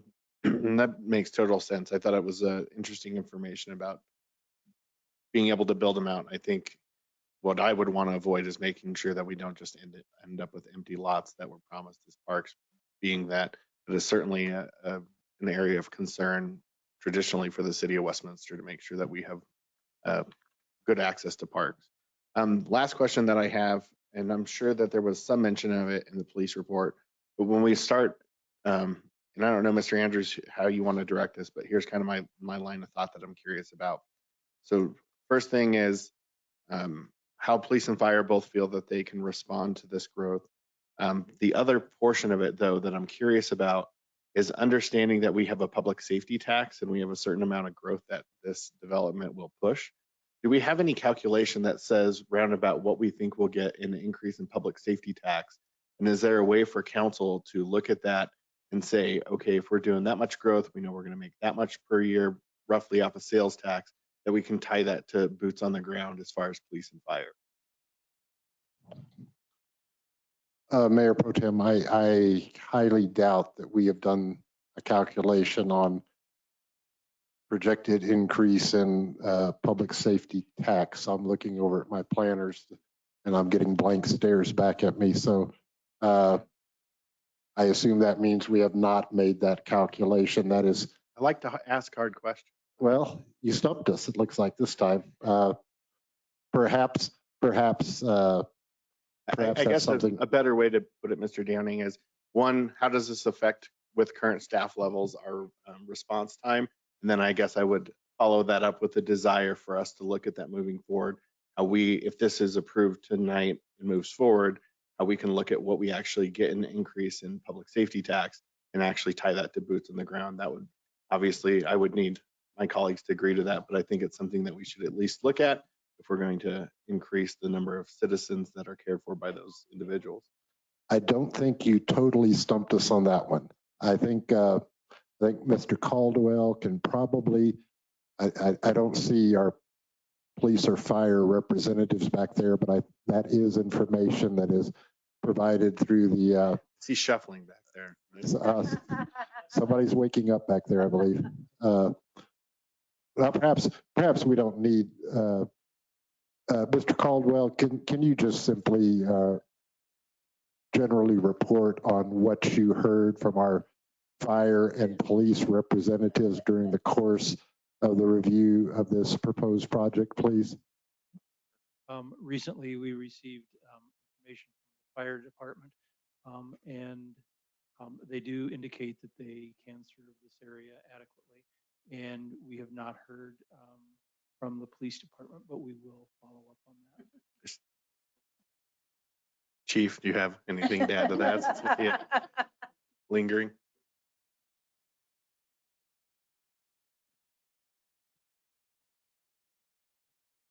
Mayor Pro Tem Council, Interim Chief Norm Hobart.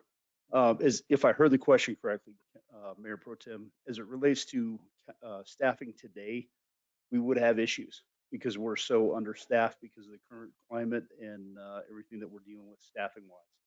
That said, you fast forward this 2, 3, 4 years, we're back up to normal staffing. I don't see it being a huge tax, but it would obviously be something that we would need to look at specifically with increased housing, increased density is going to create increased crime and increased traffic, which we will need to make adjustments for that specifically. Thank you, Chief. And to dig into that a little bit, you said at current levels, is that current staffed levels minus the ones that we have already allocated but aren't filled? So if you were at full staff with what you actually have available to you, is that a different story? Yes. Yeah. Okay. That helps. I mean, and so side note, this is why some of those other things are so important to me for us to continue to find ways to attract people to Westminster. But thank you, Chief. Mayor, may I take one moment to answer Councilor DeMott's question? I do share your concern about the public land dedication and what it becomes in the short term, medium term, and long term. And I think you heard us say that we would speed up dedication of those spaces to anything that pleased you. We have explored, and if I could show slide 120, please. We have explored solutions for what this public land could look like until the city formulates its plan, weighs its citizens' concerns and needs, and designs the parks or open space, two different things. And so in slide 120, please, our slide 120.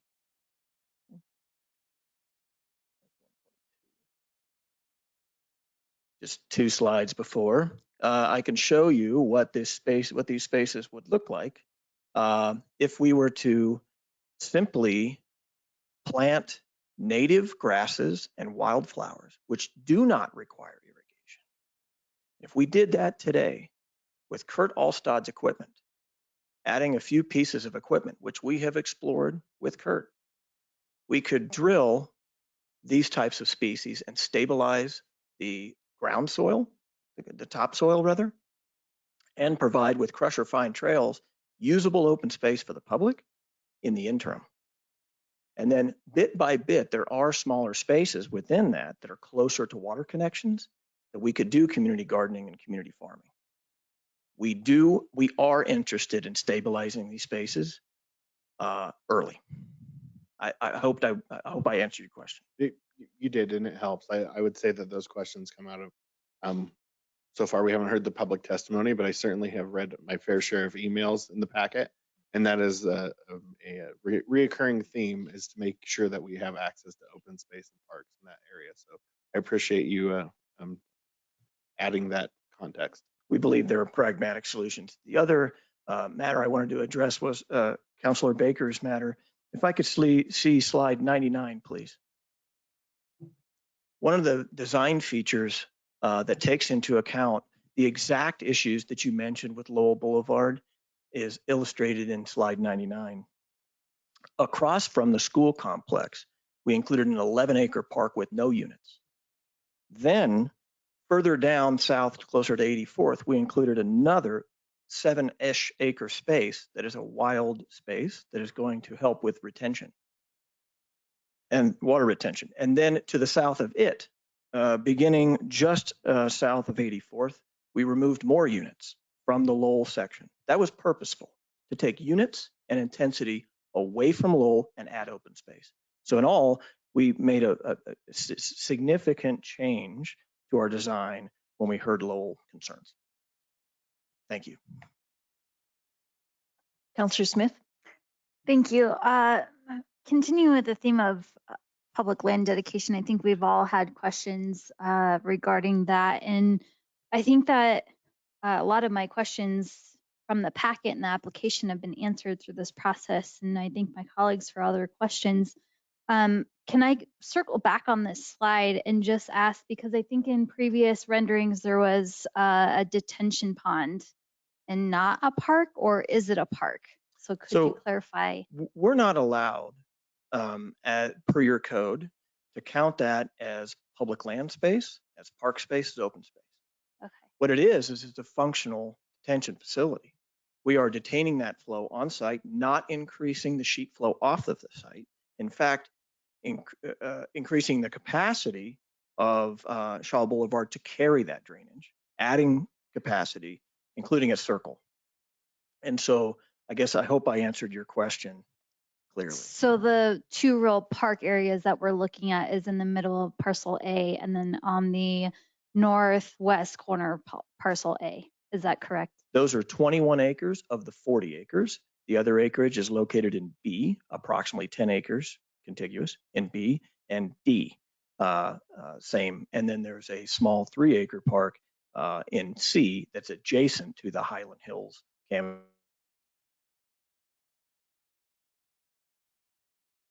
Park and Highland Hills Sports Complex. Okay, thank you. Then I'm just going to throw out questions, and then Mr. Andrews, you can delegate who needs to answer them. But as part of the ODP, I know that comes with a lot of specifics, and I know that that's what we're looking at. I know that we tend to get to want to the specifics in these types of meetings. So I also know that with ODPs, it can be upon the city manager's discretion on bringing that forward back to council. Is that something that for this particular project that we can recommend to staff or put a directive to staff that this comes back in front of council as part of the ODP process? City manager just gave me permission to say, yes, we will bring those ODPs back to council, all of them. Perfect. Awesome. Thank you very much for that. I appreciate it. And these will just kind of be randomly thrown out because we've kind of jumped back and forth with questions and presentations. So I've wrote them all down, but for the traffic study that was conducted, can we have a date as far as when that was conducted? Was that pre-COVID, during COVID, post-COVID? Todd, why don't you go ahead and answer that one? Thanks for the question. The traffic analysis and counts were actually done before COVID. So this was taking into account when the school was in session and other normal traffic patterns. Since then, of course, traffic patterns have decreased. And these are things that we would go back out again, though, when we started to get into specifics of design and recount this again. But we feel that we're safe in what we analyzed back in 2017 and even before that in some of our initial studies, because that was more realistic to how we lived, before COVID. We feel that that'll start coming back at some point. Maybe it gets to 100%, but it's still a little more conservative from our perspective. Great, thank you. Thank you. I think that helps as a baseline as far as what was captured, whether it was pre-COVID, post, or. We agree. So I appreciate that. And this might, yes. Keith Klein, transportation engineer, and I agree with what Mr. Johnson said. So the numbers, the 8,300 vehicles that we've used as the background, was recorded in 2017 by us as well. And we have performed a couple other traffic counts that were associated with speed studies. And in October of 2020, we saw just north of 84th on Lowell Boulevard, we were seeing 5,200 vehicles in a day. And then we recorded it again in September of 2021, so just a few months ago. And that number has increased. As we've seen, we're starting to come back alive. So that was 7,100 vehicles a day. So still significantly lower than some of the numbers that we have seen historically on this section of road. Great, thank you for that. I appreciate it. And Heath, maybe you could answer this too. My question is, do we have kind of a general update as far as status of the Federal Boulevard study? I know that was started to be conducted a year and a half ago. Don't need necessarily the ins and outs of it, but where are we at with that as far as capturing that data? I believe we are approaching the end of this. Mr. Downing, you may know. Yeah, let me jump in, Heath. Yeah, Deborah Baskett, our senior transportation planner, has been working diligently and furiously on that project for quite some time. And I believe he said it correctly. I believe Deborah told me that it's expected perhaps even before the end of this year, but very soon to have the results of that study. Great, thank you very much. I appreciate it. My last question, and I don't know who it would go to, but for the view corridors, what would protect that area from being built? So I know that there's a commitment that it will remain as a view corridor. However, commitments can change. So what does that look like as far as keeping the commitment? I don't know if that's an applicant level. I don't know if that's a city level as far as to preserve that area. Everybody's looking at me and I'm not sure I know the answer. I would assume it's some kind of plant restriction. But John McConnell wants to answer it desperately. So the view corridors are indicated and illustrated on the plans that are before you review tonight, but it is a comp plan requirement that is illustrated in the plans before you tonight. Our code does require mandatory compliance with the comprehensive plan and all of its provisions.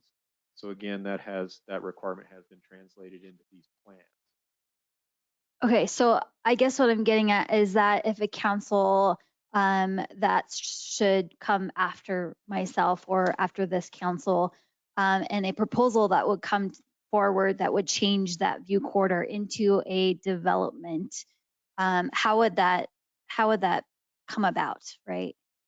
You would have to amend the PDP or the master ODP to eliminate a requirement in those documents. Okay, so it would have to come before council for approval. Okay, good. That's all my questions. Thanks so much. Mayor, just to clarify one answer for you, Councilor Smith. We are dedicating that to the city. So the city, in fact, will own those view corridors.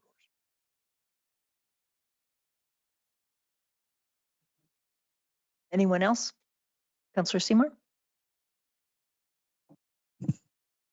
Mayor, I defer to the genius of my colleagues. They covered the water, they covered public land dedication and the cash in lieu and how we can budget that and make a commitment as a council to put that in our budget. Traffic flows are critical, and at this point, the potential setbacks and understanding that ODP is critical. So thank you. And I just had a couple. I'm not sure how to ask the question, but you look at the corridor on Federal and you look across the street from where you're going to build, and the commercial isn't the best in the world. So I know you have the office space, and I'm not so worried about that because you're across from St. A's North and where there are office spaces. That seems good to me. But 30,000 square feet for commercial in your corridor there. I just don't want it to sit empty. And you have committed to tight space. So number one, Are you looking at getting some sort of grocery in there? Very good question, Mayor. We have been working with 4 to 5 grocers now for a few years. And we speak with these grocers about 2 spaces. One is, most importantly, the Safeway space you mentioned at 84th and Federal that has been vacant, or at least partially vacant, for a very long time. It remains a very viable center thanks to the DMV and the other tenants, but that's 50,000 square feet that we must fill. And so we are working with the owner of Summit Square, who's here tonight, the Cates family, and we have been working diligently. They can probably address their conversations directly. They've probably addressed those in the public comments to you, or Mr. Cates will. There is deep interest if Uplands is approved. The other space would be that grocers have pursued us for the Village Center. I would say with regards to viability of the Village Center, 30,000 square feet of commercial space, I think it's going to be important that we all be patient as we bring ODPs forward to let that commercial mature and let the rooftops dictate the neighborhood commercial that'll end up there. I will mention, we view that commercial as neighborhood commercial as opposed to regional commercial, which would be at the downtown. And so those uses tend to be smaller, more local, and it will take time. I agree with you. It will take time over the course of our build out to fill that commercial up. Our first priority is a grocer on 84th and Federal. I just didn't want you to have to commit to that if you don't feel it's right. I want you to be able to say to the city, we can't do it. And then I think you said in parcel C, you've got some, like in Bradburn, the lower level can be a artist studio or whatever, and you live upstairs. In parcel C, it is in your comprehensive plan as mixed use. And so there is a mixed use requirement to vertically integrate the commercial space on the ground floor. And so, yes, you are correct. In parcel C, you'll see more commercial, but it'll follow your mixed use guidelines. I agree. I love the discussion about everything everybody asks, so I'm not going to prolong. I know we've got citizens that are waiting to give their speech. Okay, if there's nothing else, we need a break. I can't read that one. It was 10:36. So we'll be back at 10:45.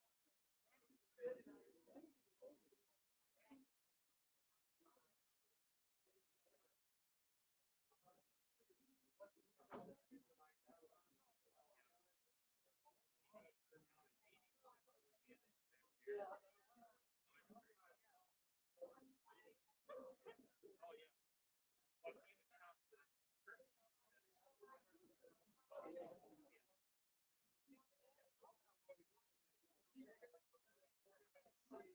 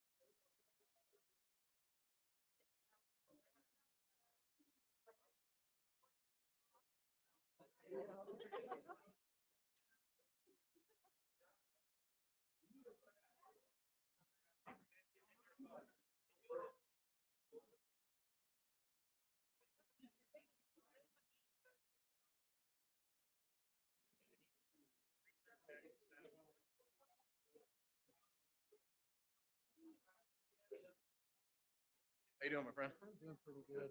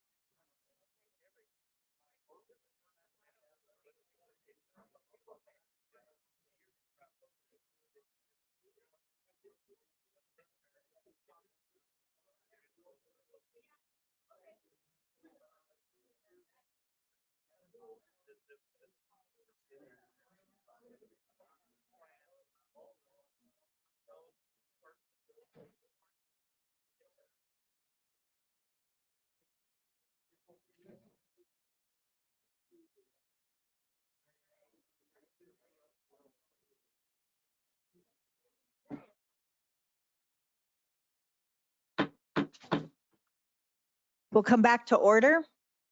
Two quick things before we begin public hearing. At midnight tonight, we'll be continuing this meeting into Wednesday, the 15th at 6:30 p.m. And anyone who's here that signed up to speak on the roster for tonight, but if you can't make it, please contact City Clerk Abby Fitch, and she will tell you how to arrange to call in so you can still be live. Understand? Okay. At this time, we will move into testimony from the and hearing from the public for this hearing. There are now 4 methods available for participation in the public hearing. You may testify in person, submit written email testimony, record a voicemail to be played back during the meeting, or request to speak live via the remote meeting link through the city clerk's office. And welcome, everyone.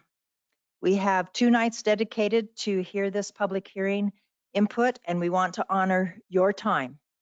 Each speaker will be given 5 minutes. We do have the following requirements in order to ensure everyone's testimony is heard.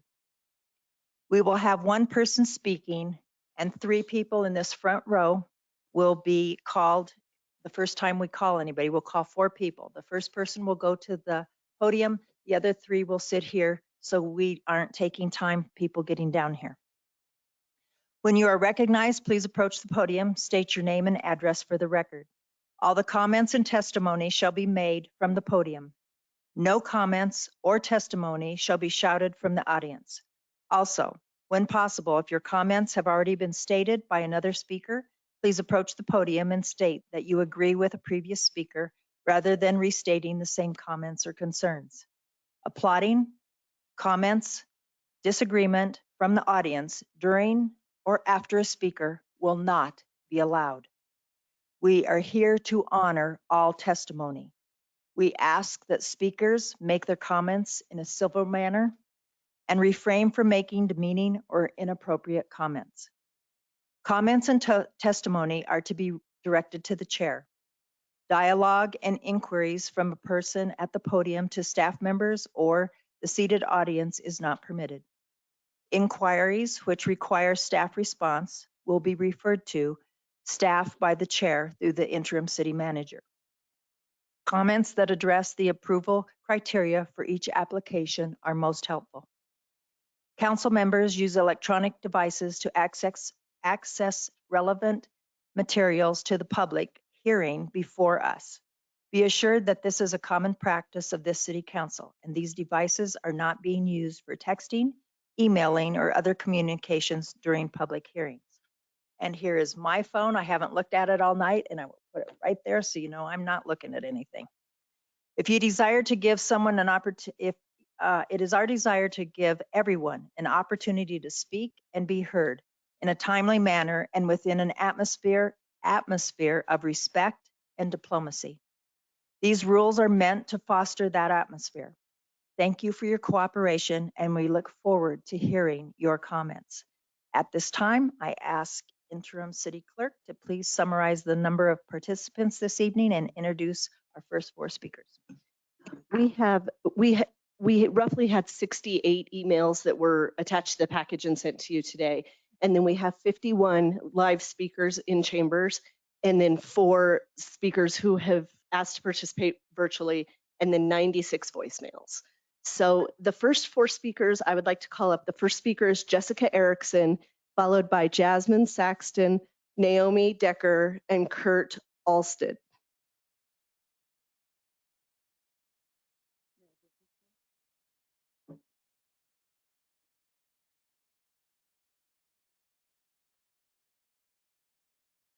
Welcome. Thank you. My name is Jessica Erickson. I'm with Community Connections LLC, and I live at 11645 West 44th Avenue in Wheat Ridge, Colorado. I have been an archaeologist for almost 10 years now, studying the cultural remains of past peoples in the Western US, and I've got a master's certificate in GIS. The topic I wish to speak to you about today is the native history of this land and amazing opportunities. Throughout this journey of deciding the fate of the Westminster farmlands, the native history and the voices of the local people seem to be pushed aside. I would like to briefly address the native history of the area as we know it. There are 4 time periods, the first being the Clovis time period. This is from 12,000 to 8,000 before present. This is big game hunting. There are mammoths being slain and sloths and camels. An example that's nearby is Lamb Springs. The second is the Archaic period. This is from 8,000 to 1800 before present. And this is where grinding stones and fire pits come into play. A great example is near here, Magic Mountain. The third time period is a late prehistoric, which is from 1800 BP to 1540. This is when the bow and arrow comes into play, and a great example is the Kaplan Hoover Bison Kill site north of here. The protohistoric time frame is from 1540 to 1860, and this is an increase in pottery and trade goods. An example of this is down at Chatfield State Park. What I've just described is the archaeological record of what we know, but this does still not paint a full picture of the history or the landscape, or of the landscape, so we consulted with the Southern Ute Indian tribe. Shelley Thompson, Cultural Preservation Director, says, in quote, "I also believe that it is important to have a Ute voice in this project based on the whole state of Colorado being our Aboriginal homelands," end quote. In speaking with Cassandra Atencio, who is Deputy Tribal Historic Preservation Officer of the Southern Ute Indian Tribe, she mentioned that Colorado is just a part in which the Ute called home. This land was stolen from the native populations by the Homestead Act of 1862, which gave citizens or future citizens up to 160 acres of public land they'd live on, improve it, and pay a small registration fee. This is when Daniel Despain and others moved into the area, pushing out the native people who lived here for thousands of years prior. An example of good opportunities that are available, I understand that development happens and the increase of people moving to Colorado, development is necessary. This is a perfect opportunity, however, to change the tides of how cities and developers interact with the locals and people who already inhabit the area. There are local examples of responsible land stewardship, such as the Kaplan Hoover Bison Kill site, which was found during housing development up north, or additions that are being added to the Astor House in Golden, Colorado. On a national level, you can see Greensburg, Kansas as an example.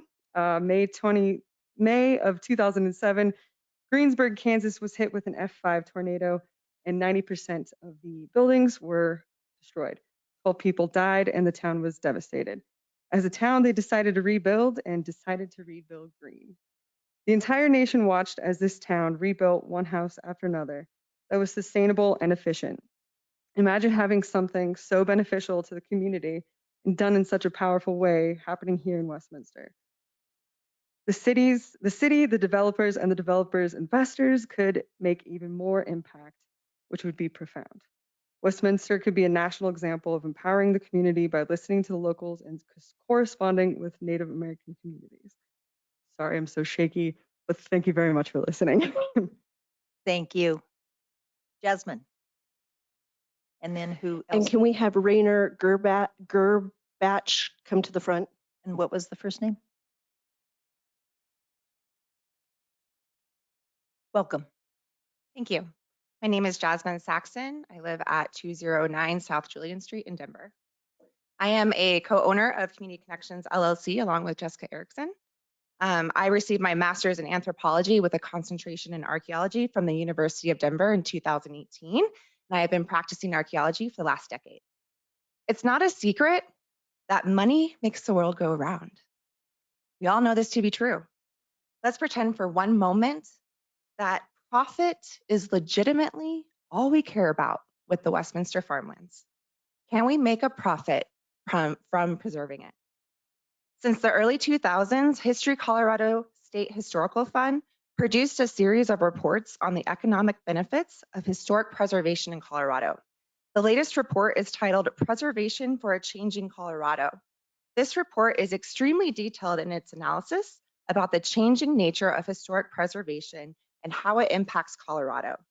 However, these reports have not typically highlighted archaeological efforts or how archaeology has contributed to the state economy. Due to this, a separate report was produced this year in 2021 titled Archaeology for a Changing Colorado. I encourage you to refer to these reports for more information on the benefits of preservation. The findings of the Archaeology for a Changing Colorado are quite eye-opening and show the economic benefits of archaeology are significant and apply to numerous industries. In 2019, archaeology delivered $10.5 billion in direct spending by heritage tourists in Colorado, which led to almost 79,000 jobs, 3.3 million in employee earnings, and almost 650 million in state and local taxes, excluding property taxes, the majority of which went to local government. If this money was spread equally over all 64 counties, that's roughly 10 million per county. The statistics for museum and cultural site visitation are just as impressive, with almost 82 million in total economic impacts, with roughly 1,000 jobs created. As Colorado Preservation Incorporated states, tourism, including heritage and non-heritage tourism, is big business in Colorado. Even though profits declined in 2020 due to travel restrictions from the pandemic, the Colorado Tourism Office reported $15.4 billion in travel spending. If the issue of preservation is financial, money is available. There are all kinds of avenues for funding, especially in grants, for preservation and mitigation of historic properties. Not only does preservation bring in a lot of money, but it also supports social and environmental wellness. The Magic Mountain site in Golden is an amazing example of successfully managing an archaeological landscape among neighborhoods of homes. This project was in collaboration with multiple groups, including the Denver Museum of Nature and Science, Paleocultural Research Group, the Kansas Geological Survey, and local Colorado communities. There were two goals. One, to perform world-class based research about the early ceramic period, which dates 150 to 1150. And this period has also received much less attention than earlier periods. And there's a lot of information about that in the report that we just gave you. Number two is to engage the community in this research and experience. Both goals were met in this project. Archaeological features such as earth ovens with remains from plants, animals, and wood charcoal were excavated. And these material remains contributed to our understanding of where people were bringing stone and tools from, and by extension, their seasonal movements. So in addition to this contribution to research, some 3,000 participants, including tribal representatives, families, seniors, locals, youth groups, underreached communities, interns, volunteers, tour guides, and seasonal professionals, explored the local history and engaged in the archaeological fieldwork itself. This approach ignited an interest in people, quotes, wanting to understand their own connections to the past and the land. As there has not been a formal archaeological survey of the Westminster farmlands, it is unknown if this could be the future. However, the potential is present for this landscape to yield significant information to our collective history, especially the early ceramic period. The 2021 analysis, Archaeology for a Changing Colorado, and the Magic Mountain Project present enough evidence to show that practicing good land stewardship does have an economic, social, and mental benefit to communities. Therefore, I urge you, City Council members and Mayor, please sincerely consider preserving these historic farmlands. Thank you. Thank you. Naomi? Welcome. And can Darlong Chang come down, please? Good evening, Mayor and council members. Naomi Decker. In 1972, Colorado Senate Bill 35 was passed that requires subdividers to submit reports concerning geological, characteristics, potential radiation hazards, soils, stability, storm drainage plans, on-lot sewage disposal, and any soil or topographic conditions that present hazards to or require special precautions. Furthermore, Colorado State Senate Bill 35, subparagraph 30-28-101 states, disposition means a contract of sale resulting in the transfer of equitable title to an interest in subdivided land in opinion to purchase an interest in the subdivided land, a lease, or an assignment of an interest in subdivided land, or any other conveyance of an interest in subdivided land, which is not made pursuant to one of the foregoing. Then in subparagraph 30-38-101, which defines that a subdivision or a subdivided land is any parcel of land that the state of Colorado, which is divided into 2 or more parcels.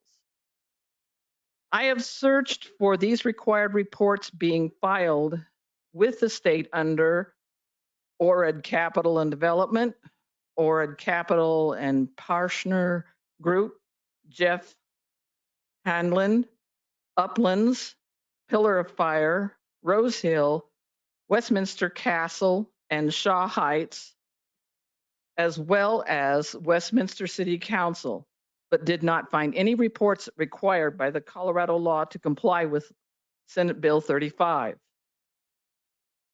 So I would request that these reports be presented before any further progress is allowed for this development. Also, I would like to add what Councilman Baker said about the big, tall apartment buildings being right there on Federal, obstructing the view to the west.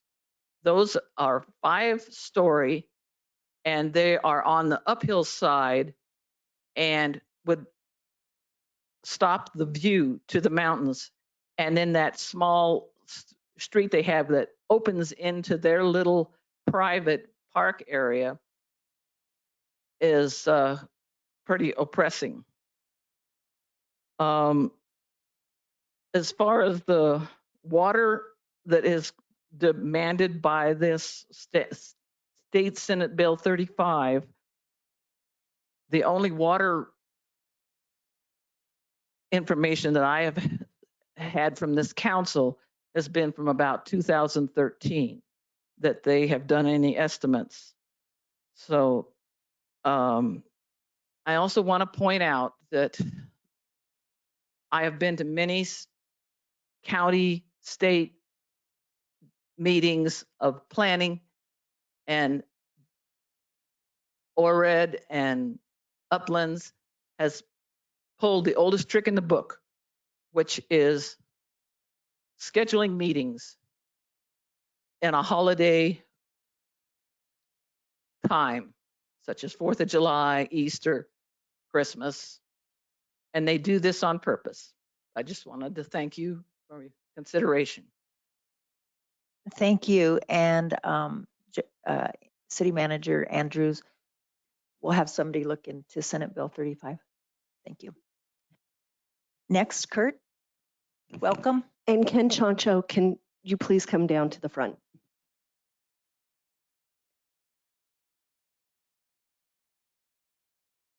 Mayor and City Council. There's a lot of new faces here that I haven't known for the last election, that's for sure. I used to know everybody, but that hasn't happened. Anyway, I'm Kurt Allstott and 8231 Crown Point Drive. I didn't have this in my speech, but I wanted to thank Jeff Hanlon here for changing my years of farming. I farm the farm, and I have since I was 7.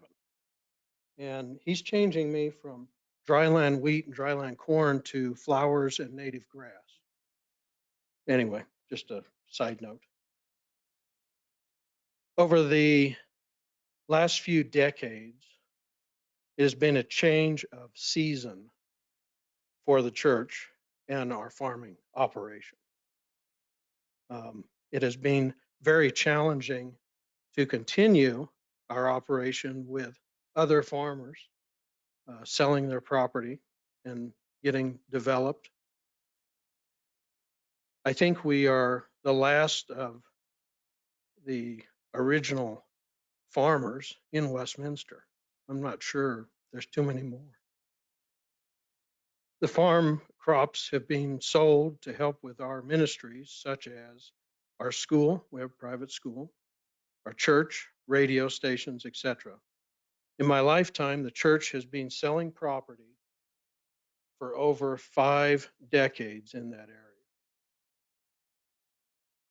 and some of it for the good of the community, including, and I'll just give you a list for some people that may not know, Ranham High School is on our property. Gregory Hills School is on our property. Most recently, Crown Point Academy is on our property. Not to mention our own school, numerous parks, St. Anthony's North Hospital, 1 hydropillar tank, and 2 new Westminster ground tanks located roughly at Lowell and 82nd. We've been maintaining and farming this dryland property, which is without water. That's what dryland means. For over 100 years. With the increased prices of farm equipment, fuel, labor, and more, it has become very difficult to finance small acreage. That's what we are, small acreage. The Board of Trustees has decided to refocus on other ministries other than our farming. Therefore, the church will be keeping our historic Westminster University campus. I'll throw in 1892, the building was completed. That's on our Westminster police badges. That will be around 100 acres we're keeping for the future operations and vision of the church. Thank you. Thank you. Reichner, welcome. And James Travis, please come to the front. Thank you, Mrs. Mayor, City Council. My name is Rainer Gerbach. I reside at Nevada, at Geos in Nevada, I'm sorry. I'm a professional that has spent the last 40 plus years in the construction industry. And I'm here to address the City Council on the proposed development for Uplands. We heard from the planning department, we heard from the developer that the proposal for the development meets all city codes, ordinances, regulations, etc. My question, are city codes, ordinances, and regulations still viable? Do current codes, ordinances, and regulations serve the public interest as it relates to cutting emissions, conserving water, energy? In short, will the development be sustainable, and will it be an investment that mitigates climate change and its consequences? Presentations by development teams so far suggest a basic approach, spiked with the language of sustainability, short on detail. So what is sustainability? Within the building sector, the vernacular is moving from net zero to full-scale decarbonation, from cradle to grave of the building process. This implicitly includes the conservation of water, energy, increased access to nature, nature-based solutions, and the elimination of housing inequity. Colorado is facing an uncertain future, and that's putting it mildly, given the advanced state of climate change. Who is responsible? Well, we all are. However, the building industry carries an outsized portion of this responsibility. Cities are key places to implement solutions to combat climate change. Achieving these goals is mission critical for a livable future and requires bringing together partners for ecological planning. Partners that think out of the box, not based on outdated codes, regulation, and ordinances. Is Oriat that partner for Upland? Will Oriat push for approval based on goals, promises created to create a sustainable development ? Well, more than 10,000 residents of the city do not believe so. My community has experience with goals and promises presented by a developer. Peak Development, now a partner of Oriat. The goals of sustainability magically morphed to a developer-defined reality called profit. We're speaking up to warn you that the same thing can and probably will happen in Westminster. Bait and switch, which are without spin doctors. Once the permit has been issued, they are in control. All promises, goals, and visions are up for grabs. Developers such as Oriat and Peak want fast profits, quick turnarounds, flip land to builders once infrastructure is in place. Who will these builders be? How and what will they build?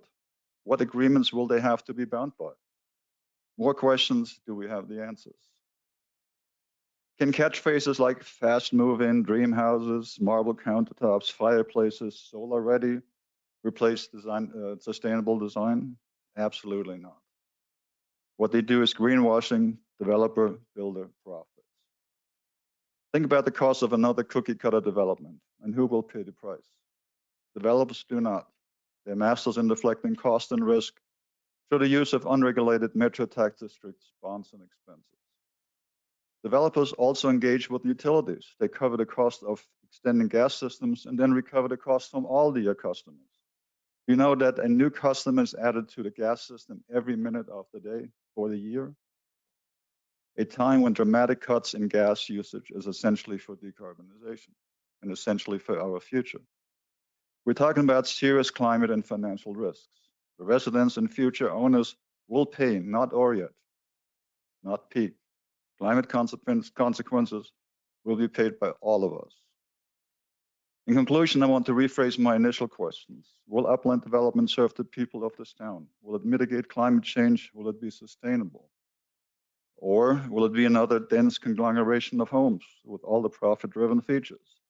Fossil fuel pollution, lack of conservation features, pesticides and water for lawns, more heat islands, more residents that will be saddled with developer risk and expenses. What about future mandated retrofits once the real estate industry can no longer sell methane as a safe and natural fuel source? The real estate industry is responsible for an outside source of global emissions and resource depletion. The future of our built environment is of critical importance. Currently, buildings create 40% of emissions. Residential homes use 27 billion gallons of water per day. Landscape irrigation accounts for nearly 9 billion gallons of water per day. Colorado is in a drought. My final question, does anybody here really believe that any development can be left to the design decisions and whims of a developer? Leading professional organizations underline the critical need to mitigate against climate change and its consequences. This will require the engagement of all stakeholders. Nothing Sir, short of. your 5 minutes is up. Okay, can I just finish? 2 seconds. You're already almost a half a minute over. Okay, I'm sorry. Thank you for your time. Thank you. Welcome. Karen Ray, can you come to the front? Hello, my name is Darlon Chang. I live at 6876 Juniper Court, and I'm a Novato resident in the Geos neighborhood. Geos neighborhood was built all electric and without any gas pipelines in the first phase. I'm here to talk about my disappointment and feelings of betrayal by Chad Ellington, a key actor in the proposal being considered tonight. Through his Peak Development Group, Chad promised in a press release in November 2020 to build upon the project's sustainability-driven vision.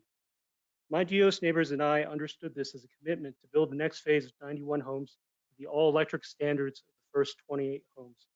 Chad did not take this commitment seriously as he ignored or deflected our inquiries about plans for the next phase over the next 7 months, and only admitted that gas pipelines are going to be installed for the next phase when CNN reporter Bill Weir asked him about it in May. The CNN story about Geos published last month sparked feelings of outrage and betrayal beyond my neighborhood to a national and international audience. I'm sharing my story tonight in the hopes of helping prevent another occurrence of developers making sustainability promises they don't intend to keep because they are not required to. As Chad said in the CNN story, his promise to build upon the sustainability-driven vision of Geos amounted to goals, not requirements. Without requirements, my neighborhood's painful experience is that sustainability goals amount to empty public relations to get stakeholders and decision makers to give up their power to developers. As many of you are aware, the state laws regarding metro districts are heavily skewed in favor of the developer's interests over the residents' interests. And my experience is that decisions being made in the Geos Metro District are never made in the residents' interests, considering our monthly metro fees are about to be increased by more than 30%. Chad's betrayal of my neighborhood goes beyond the broken promise of building future homes to the sustainability-driven vision of the first 28 homes. His words should not mean much after breaking his promise to Geos, but he is also trying to prevent sustainability requirements from being enacted. His actions show clearly why requirements are necessary, but he is working to prevent requirements from being enacted by spreading a false narrative that it is too expensive to truly build sustainably and that marketing sustainable homes is too difficult because buyers don't really want them.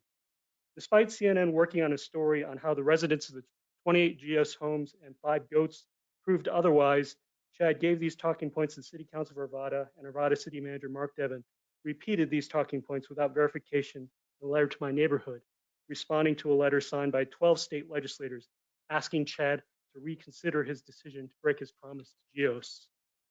Chad's betrayal affects me deeply and personally because moving my family to an all-electric home in the Geos neighborhood was one of the few choices I had to transition away from fossil fuels. When my wife and I began looking for a neighborhood to live our values in 2015, we could find less than a handful of truly sustainable developments in the US. Having our daughter grow up in a sustainable community played a key role in our decision because we understood that many more families had to be given this chance to have any chance at preventing catastrophic runaway climate change in the last decades when this fate for humanity is still preventable. My experience as a former employee of ExxonMobil for almost 16 years is that the oil and gas industry and governments won't make the changes needed to stop runaway climate change without enough people doing what they can to get oil and gas out of their day-to-day lives. They need to know that they can insist that their future homes are all electric and zero emission, and they can demand that by 2030, there will be more jobs focused on climate action than oil and gas jobs making the climate crisis worse. In addition to increasing fossil fuel emissions taking us to the brink of runaway climate change out of human control, the financial costs of extracting fossil fuels are increasing as the highest quality and easiest to access fossil fuels have already been burned. This fact of fossil fuels extraction not being sustainable is called depletion, and it is not discussed much outside the industry because nothing can be done to change this fact. The fossil fuel industry is scraping the bottom of the barrel with unconventional fuels that require fracking, deep water infrastructure, or underground cooking of hydrocarbons to get them to flow up pipes. The industry likes to talk up technologies such as horizontal drilling and fracking as making these unconventional resources profitable, but they don't like to mention that consumers must pay increasingly more over time to keep extracting fossil fuels profitable. They count on consumers being locked into dependence on fossil fuels by not knowing that their homes can be built without gas pipelines, as shown by the first block of 28 homes at the Geos neighborhood. They count on governments refusing to pass science-based legislation addressing the climate crisis, and the industry counts on the public not knowing that under current legislation, it is the taxpayers who will pay the full cost of plugging in and abandoning many of the industry's wells. To prevent catastrophic consequences for not only home buyers that would be locked into escalating gas prices, but also current and future generations facing the threat of drought, food shortages, and collapse, don't let developers like Chad Ellington get their proposal approved by promising sustainability goals they don't intend to keep while they spread false narratives to prevent sustainability requirements from ever being enacted. Thank you. Thank you. Could I please remind the speakers to speak directly into the microphone? And I would like to call down Donna Werkheiser. Good evening, Mayor McNally, members of City Council. My name is Ken Chancho. I'm the president of the Westminster Public Schools Board of Education. I'm here tonight on behalf of Westminster Public Schools to explain why we support the Uplands development and why we believe it's in the best interest of our students, families, and employees. Earlier this month, our board and members of the administrative team spent the day looking at the long-term challenges and opportunities of our school district. It was very clear to all of us in the room in that meeting that the continued success of our school district is closely tied to the well-conceived development projects that take our needs into consideration. Public education is in flux, and we need to find partners who are interested in a collaborative approach that benefits everyone involved. WPS believes the Uplands development does just that. Let me detail why this project is good for WPS. As you're probably aware, the demographic trends tell us that student enrollment across the country will decline in the coming years as couples delay having children and decide to have smaller families. In addition, rising housing prices in the metro area are forcing many families to leave the region for less expensive neighborhoods.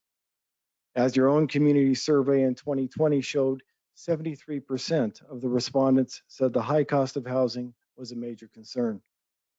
The Uplands would provide 23 housing units within the WPS boundaries, many, 300, designated as affordable. The development would mean a significant number of new students for Westminster Public Schools and to help boost our enrollment numbers. Student headcount and the per pupil funding that comes from the state of Colorado plays a critical, important role in our efforts to provide a quality education for every student in the community. In addition, it's estimated that the Uplands development will provide $16.8 million tax dollars for the district after full build out. Historically, Colorado has underfunded education, and an expanded local tax base would help meet our needs. It's also very important to note that affordable housing is not just an issue for our families, but also for our employees. The teacher shortage is real within school districts, competing with each other to attract and to retain qualified instructors. If we are able to tell our potential teachers and staff, not only do they have the highest starting pay in the metro area, but that they can also live in a vibrant, high-quality neighborhood not far from their place of work, we would have a major advantage over other education providers. This development would also be very, very valuable hands-on opportunity for our career technical education students who can partner with the Uplands Community Collective and the Colorado Home Building Academy to learn important job skills that can provide high-paying jobs after graduation from high school. In closing, I can tell you that the Uplands team has been great partners to WPS. Our Superintendent Pam Swanson, our Chief Operating Officer James Duffy have participated in countless meetings with the development team to ensure that they understand our vision for the future. We share the belief that a community is only as strong as its local schools and the families and employees who live there. WPS asks you to support the Uplands development. Thank you for your time. Thank you. James Travis. And can I ask Jessica True to come down?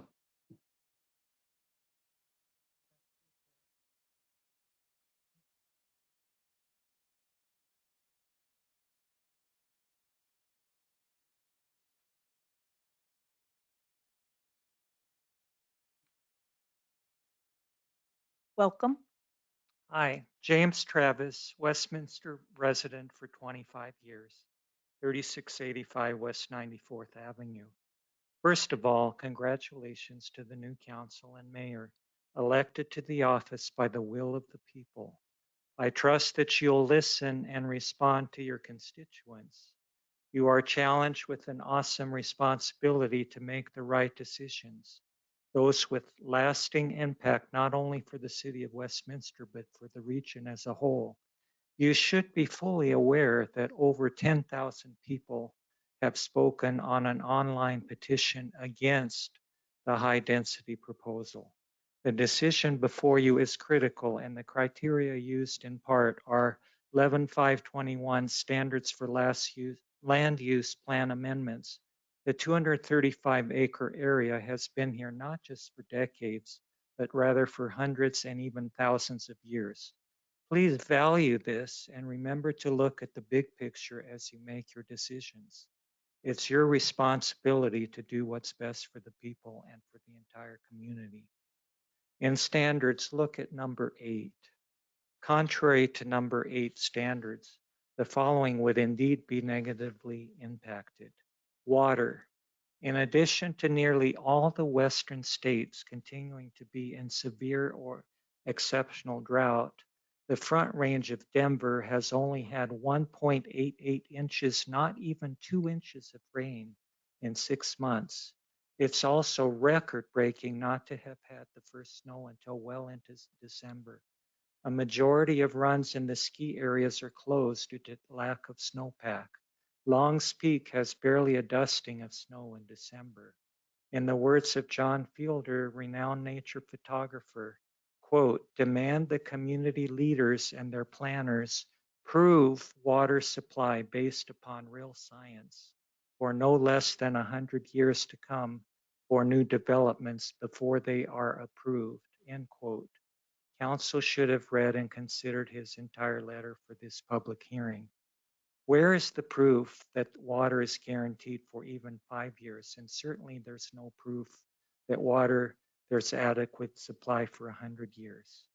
Regarding Westminster increased water rates, charging more for water absolutely does not create more of this precious and life-giving resource. Most people can see that there is not a finite supply, but rather a dwindling supply. Let's not make an irreparable mistake of adding a development of 6,000 people to tap into what could become a potential complete lack of water. Allowing a development of this size would be negligent given the lack of supply of this depleting natural resource. Police services, crime. First of all, thank you to the police and fire departments for their continued efforts to keep our city safe, given the current resources available. Unfortunately, Westminster does not rank well as a safe city. According to crimegrade.org, the chance of being a victim of crime is as high as 1 in 22 in Southeast Westminster. Also, according to neighborhoodscout.com, Westminster has a crime index of 10. 100 is safest. According to their numbers, we are safer than 10% of cities.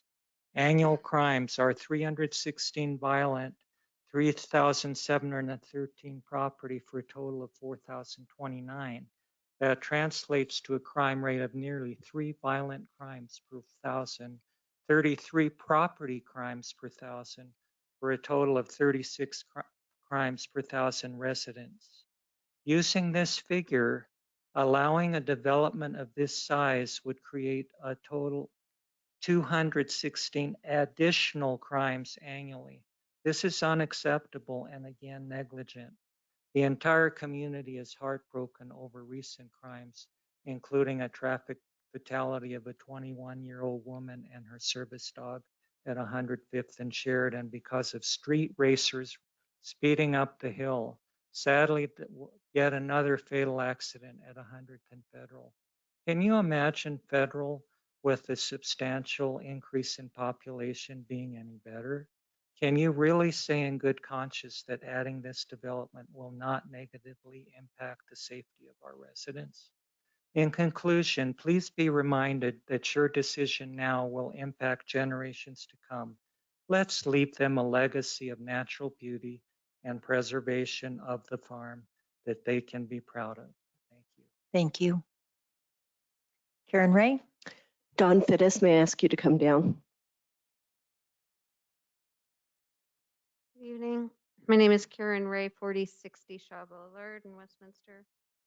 I believe the Uplands proposal is missing an opportunity to serve the community in how it's currently proposed.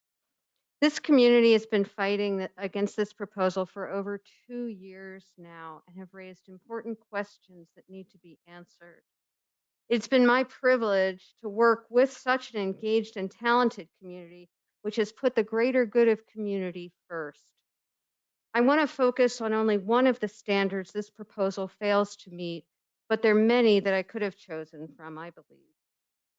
This proposal fails on 11.5.14.3 by not being in conformance with all city code. This submission misses an opportunity to provide equal access to open space and parks to underserved communities in this city. It undermines the purpose and the intention of City Code 11-6-8 by not mandating the requirement of minimum public land dedication on new development be enforced. This proposal incentivizes the developer by allowing a cash in lieu of public land dedication and allows them increased density while denying the public greater access to public parks and open space. And it reinforces what I believe has been a de facto environmental redlining that has existed in this city, underserving the most vulnerable populations by denying equal access to healthy open space. The plan continues on a course of adding more urban heat islands in an era where climate change is affecting the quality of life, and what we do today impacts future generations. Open space and parks is one of the most important things to residents in Westminster. In just this last election, the only tax item on the ballot that was approved was continuing the open space tax. The city code states that no land development containing proposed or potential residential uses shall be approved by the city unless the applicant provides the dedication of public lands to the city for park open space and other purposes. Point 2 of the code says the applicant shall dedicate to the city an amount of developable land corresponding to the projected residential population of the development as follows: 12 acres per 1,000 persons. And there is only one reason for an exception per the code. It's not an alternative, which is what is being proposed to you tonight. It is in point 4, which is if the city determines a land dedication in accordance with this section would not serve the public interest. How can that be the case in this situation? The public interest would be served. The land is available. There's 233 acres of pristine land that is undeveloped and available to have open space on. Study after study proves the less affluent the population, the more impacted by climate change they find themselves in. South Westminster is where there is the highest number of people of color, the lowest median income, the highest percentage of our senior population. Yet this area has the lowest percentage of parks. For example, inside the city boundaries of Shaw Heights, only 27% of children are within a 10-minute walk of a park. And that park, if anyone has been there, is Oakwood Park, and it's a sound barrier and does not meet a criteria of a healthy open space. This PDP and MODP is ignoring the pleas from the community on what should be done with the land to serve the community, to mandate maximum preservation, not maximum building heights and density. Over 10,000 people have signed a petition against this plan. There are over 700 pages of public comment in your packet tonight, overwhelmingly opposing this development.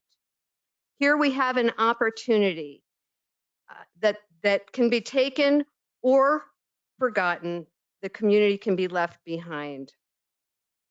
There is no justification analysis has been presented by our planning department or by the developers that makes an argument for why there should be an exception made in terms of the city code.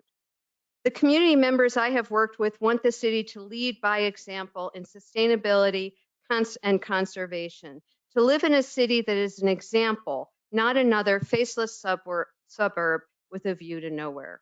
I hope you vote against this proposal. Thank you. Thank you. Kyle View, will you please come down?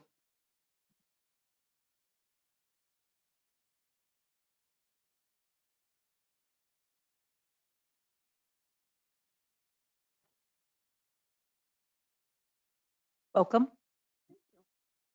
A little late. That's my bedtime. My name is Nada Moore Kaiser. I live at 7461 Elliott Street in Westminster, and I'm opposed to the Uplands development. The proposal does not meet the city code 11.5.15.13, since the proposed streets are not adequate to carry the traffic within the development and is surrounding vicinity. It also does not meet the City Code 11.521.8, since it will negatively impact the transportation system. The developers claim that the land in question is so close to the nearby transit that the Uplands residents will rarely drive to their cars to their locations. I'd like to examine this further. Parcel A is just 2 miles away from the Westminster station. If you wanted to go to Denver, you would need to either walk approximately 40 minutes using the average walking speed, or take the 31 bus, which theoretically stops at 84th and Federal every 30 minutes. However, at the time I wrote this speech, the bus was running 50 minutes late. And that is not uncommon. At Westminster Station, the B line light rail only goes to Denver. So there's no way to get to Boulder. And if you're heading to Denver, the B line takes 15 minutes in order to get to Union Station, but it only runs once every hour. So hopefully your bus isn't late getting to Westminster Station. Out of the 12 light rail lines that run to Denver, Union Station only connects with 4. One is Westminster B line, so your options are limited to get around Denver. Once you arrive, additionally, Union Station has been in the news in the past month due to terrible conditions. According to Fox 31, the RTD union referred the Union Station as a lawless hellhole, referencing trash, drugs, violence out in the open at the train stops. Fox 31's problem solvers found that the Union Station area has Denver's second highest concentration of violent crime. Finally, a June 2021 study of the American Public Transportation Association found that 1/3 of the respondents in a customer safety survey said they had experienced a situation where they felt their professional safety security was at risk when using the RTD services. A summary public transportation available near the Uplands proposes, in reality, not that close to properties in question, and they are unreliable at best. The dangerous is worse. All this to say, people will be driving cars who live in the development. The traffic levels will increase dramatically if this proposal is approved. This was confirmed by Westminster Traffic Engineer Keith Klein during the November 9th Planning Commission meeting, when he stated, yes, this project will add traffic and it will add to the congestion that we currently see. They did a federal corridor crash survey. 284 people between 2013 and 2017 were either killed or seriously injured. Finally, in reference to the sections of land in need of sidewalks, Westminster Economic Development Department's consolidated plan states the following. During the 2020 through 2024 consolidated plan period, a number of the programmed activities will utilize publicly owned land in 2021. The city will invest in needed pedestrian safety and sidewalk improvements. This is in reference to the area surrounding Westminster Station, but why couldn't a similar plan be instituted around the farm? Infrastructure improvements is something the city has budgeted for in coming years, and seems to me that Westminster could extend the plan to meet the needs around the properties in question. Tonight, we don't need to literally give away the farm to get sidewalks. It is for these reasons and many, many others that the council should listen to the community and vote no on the proposal. Thank you. Thank you. Jessica? Karen Calavity, could you please come down? Did I mishear something, or is the next meeting not live? It's not in person? Yes, it's Wednesday at It's 6:30 in right person. here. Okay, it's in person. Okay, yeah, so I have some notes, and I think I'm just gonna wing it, like I usually do, but Jessica True, 7488 Bradburn Boulevard. I bought my house here around 11 years ago, I guess, and I bought into the neighborhood that looked kind of the most like where I grew up, and where I grew up had incredible diversity, and it had old trees, and it had actually a lot of artists, and so I ended up buying my house in South Westminster, and our South Westminster community has been environmentally devastated by pollution from 100 years of old gas stations. We have numerous sites which are listed at the Oil and Safety Commission as brownfield sites, which means they are unsafe and must undergo lengthy and often inadequate remediation efforts. Some of these sites are owned by the city, some are privately owned, and all sit abandoned for at least the 20 years during which they undergo mitigation for the most part. We have a tiny percentage of parks compared to the north part of the city, and the ones we have are mostly built in drainage areas, on contaminated land so contaminated that the representative, Vinny, from Oil and Safety, when I met with him, told me that the running track at 73rd and Lowell is mostly safe unless the children play in the rain puddles. Then he said it would be hazardous. And I've been before you before, and I fought against some really stupid ideas. You wanted to put housing, 7225 Bradburn, on a contaminated piece of land next to an active train crossing that had 125 decibel horns. I mean, let's see, what's the next thing we had to fight you guys on council on? And I don't see all the same people here. But we've fought to have new people on here because those people didn't listen. And the whole community I have spoken to, all the voters I have spoken to have mainly just told me two things when I brought the farm up to them. They've said, oh God, do you think we can save it? Do you think it would matter if I came down there? Do you think it would matter if I wrote a letter? People don't think you're listening.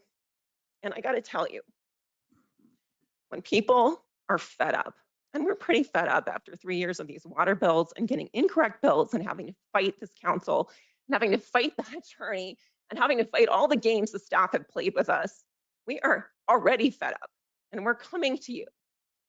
And I really have a lot of respect for the people who have the guts to come up here and speak to this council, because it's not easy. You have been told for years that we are fed up with a city being built out on our backs for the benefit of developers. We don't want that. And I don't believe we'll put up with it anymore. We want a park and open space to be created on this land, for the only pristine land in our whole neighborhood. The only land. There's no other land. Even if you tore down a bunch of stuff like you always want to tear down in our neighborhood, you wouldn't have pristine land. It's all contaminated because you built the come and go. You didn't build it on an old gas station. You built it on a new piece of land. You just keep contaminating it and contaminating it year after year. And your vote, this council's vote, this historic vote on this beautiful, irreplaceable piece of pristine dry wheat farmland, 200 and some almost 50 acres located in the poorest, most diverse part of our city, will have far-reaching consequences. This year, the voters spoke loudly. We want open spaces in our community. We don't want high density development in our community. We want to be able to afford to live here.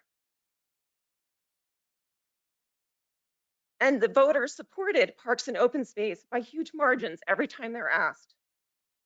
And they will have their voices heard one way or another.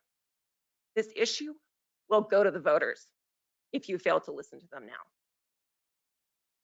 And to quote, I have 30 seconds left, I think John Fielder said in his beautiful op-ed piece, we will use every means available, every democratic means available to save this for a park for the community, if you guys won't save it. And I think that's really just not just coming from me. Thank you. Thank you. Next. John Carpenter, can you come down? Hello, Welcome. my name is Kyle Vu. I'm the president of the Hmong American Association of Colorado, 9546 Pelham Drive. Mayor McNally and City Council, I'd like to thank you for having me here. First and foremost, I'd like to let you know and let everybody know that our group is neutral on this project. But there are three major key points that that we are taking out of some of the conversations we've been having with the developer of this area. First and foremost, one of the very beneficial thing for this project is that this project allows not only the Hmong people or minority ethnic groups or people in general, but it allows the younger youth to be able to afford a home later on when home prices around this area are $400,000. Youth, the people that are younger than me or my age or a little bit older than me, are able to afford these houses. So I believe that this is a very beneficial project for these target groups. Second thing is that the farm areas that they have been introducing, it looks like they're still working out the details on the farm areas. They have described it to us as a urban farming plots that they're going to be rolling out in this project. So this is very beneficial for not only the Hmong community, but it's very beneficial to other ethnic groups who like to grow a lot of plants and vegetables in a community yard or in their backyards. This allows them to have that space for themselves. The third thing that I like to bring to your attention is that earlier I mentioned that we are based out in the North Glen area as for registration. I'd like to have our group come back to the city of Westminster and be registered in the city of Westminster again, so that we can continue to help our Westminster folks grow and develop, and any issues that are developing in these areas. By having these areas, the developer is still looking into potential sites that are able to accommodate like a community center or an ethnic center. Hopefully we can work alongside with them as Mayor McNally, City Council. Hopefully you're able to review everything and make the right decisions on our behalf as a nonprofit, as well as other ethnic groups in the area, and as well as our community in general.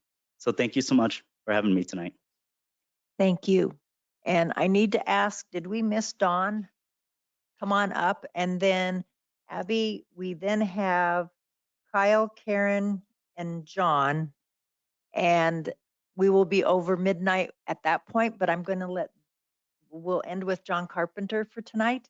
And then we'll start a new Wednesday at 6:30. But welcome. Thank you. Madam Mayor, councilors, city manager, and staff, good evening, and thank you for the opportunity to speak with you again. We all know change is inevitable. One of the most recent examples of change is directly before me.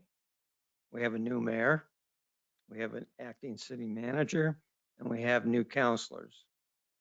Some of you campaigned on change. Others campaigned on lower water rates, public safety, core services, overdevelopment, transparency in government, better communications, and perhaps all of the above. Well, we are here gathered before you in an effort to communicate to you in the simplest terms, save the farm. So the question is, why? Why this particular parcel of land? Well, I believe it represents the heart and soul of Westminster and perhaps the entire Front Range. I have other prepared remarks, but I think to honor your time, most of what my points are have already been made. I have major concerns in regards to water. We're in a severe drought. I have major concerns in regards to open space. And quite frankly, I'm not sure that the development as presented is in harmony with the existing neighborhood. So with that, I'll conclude my remarks and hope that you make the proper decision in regards to this development. Have a Thank good you. evening. Thank you. Kyle? Oh, Kyle, you had it. Karen? Welcome. And I have some papers as well.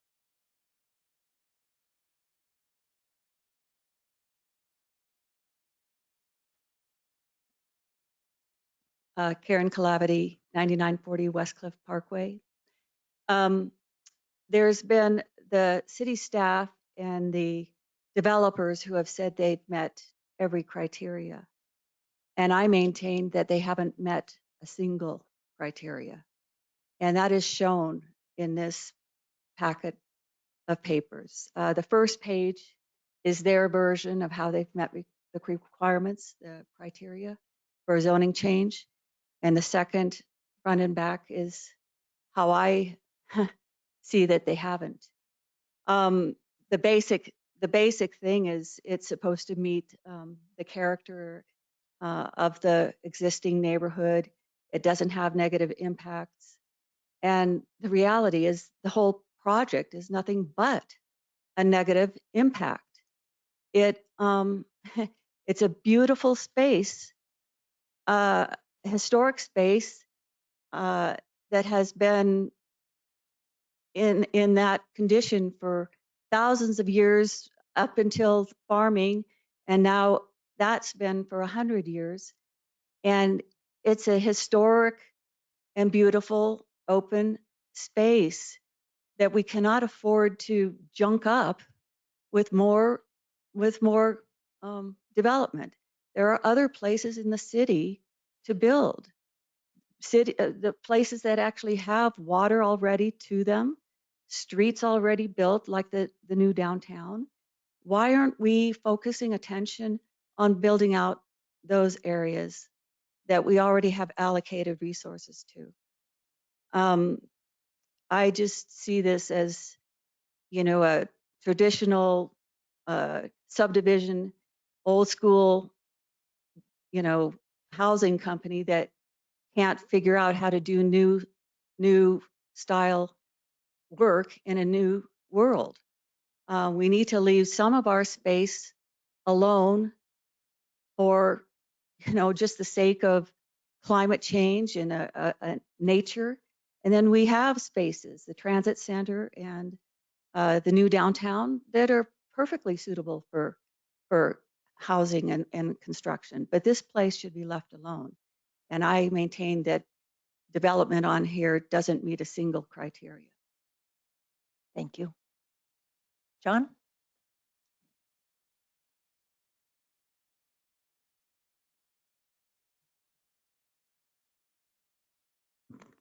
Good evening or good morning. Not quite. My name is John Carpenter, and I reside at 4390 West 107th Drive in Westminster. I've lived in the city for nearly 32 years. From 1990 to 2016, I had the honor of serving as the Director of Community Development for the City of Westminster. In that capacity, I was involved in the review and approval of hundreds of development proposals, including for the Bradford development and many of the other Westminster new urban developments. I was also one of the co-authors of the TMUN regulations that have been referred to numerous times this evening. As a result, I believe that I'm highly qualified to comment on the proposed new urban development by the named Uplands, I'm opposed to the Uplands development and have outlined my reasons in my recent email to City Council.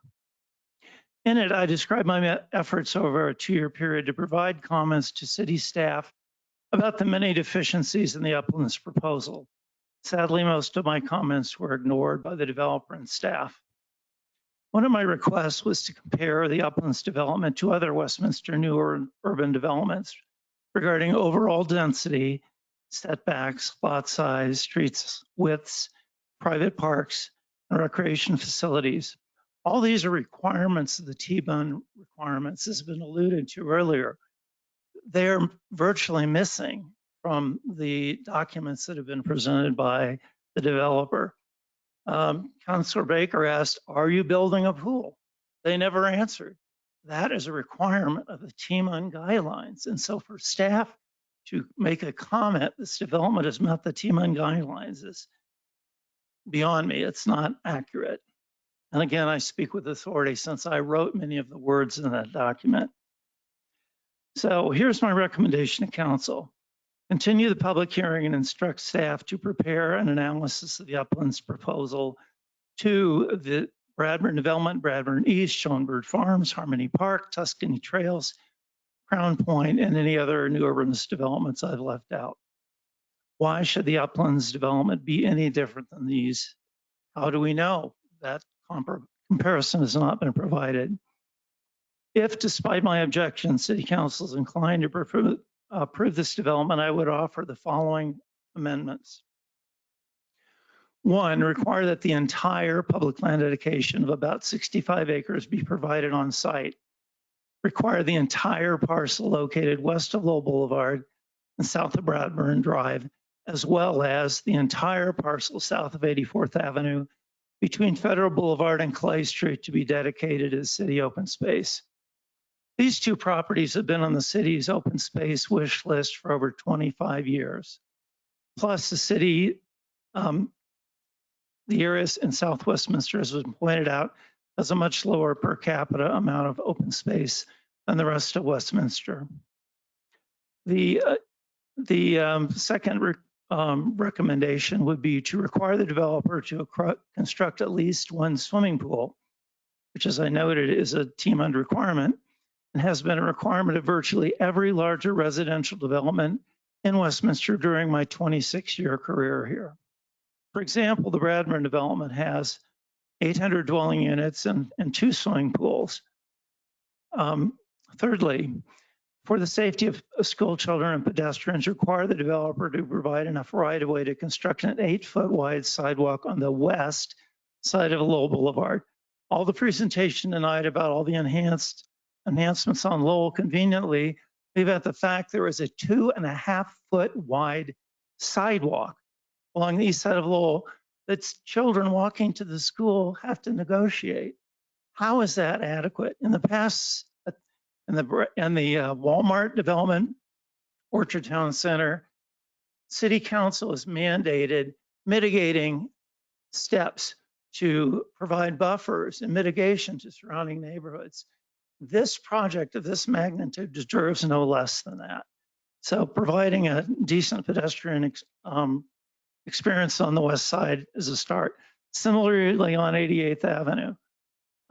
On the north side, there's no mention of the fact there's a 3-foot wide sidewalk and about an 8-foot area. So the developer needs to provide additional land there. Finally, there's only 150 foot, there is not 150 foot wide right of way along Federal, which is a requirement of the city. In summary, the proposed Uplands development is significantly lower in quality than other new urbanist developments in Westminster, as far as I can tell. The property has tremendous potential, and I hope that council will not squander this development or squander this opportunity for a good development by approving this development. Thank you. Thank you. It is now 12:04, and first we wish Mr. Frankel a happy birthday. What a way to start it. And we will see you back here at 6:30 Wednesday evening. Thank you.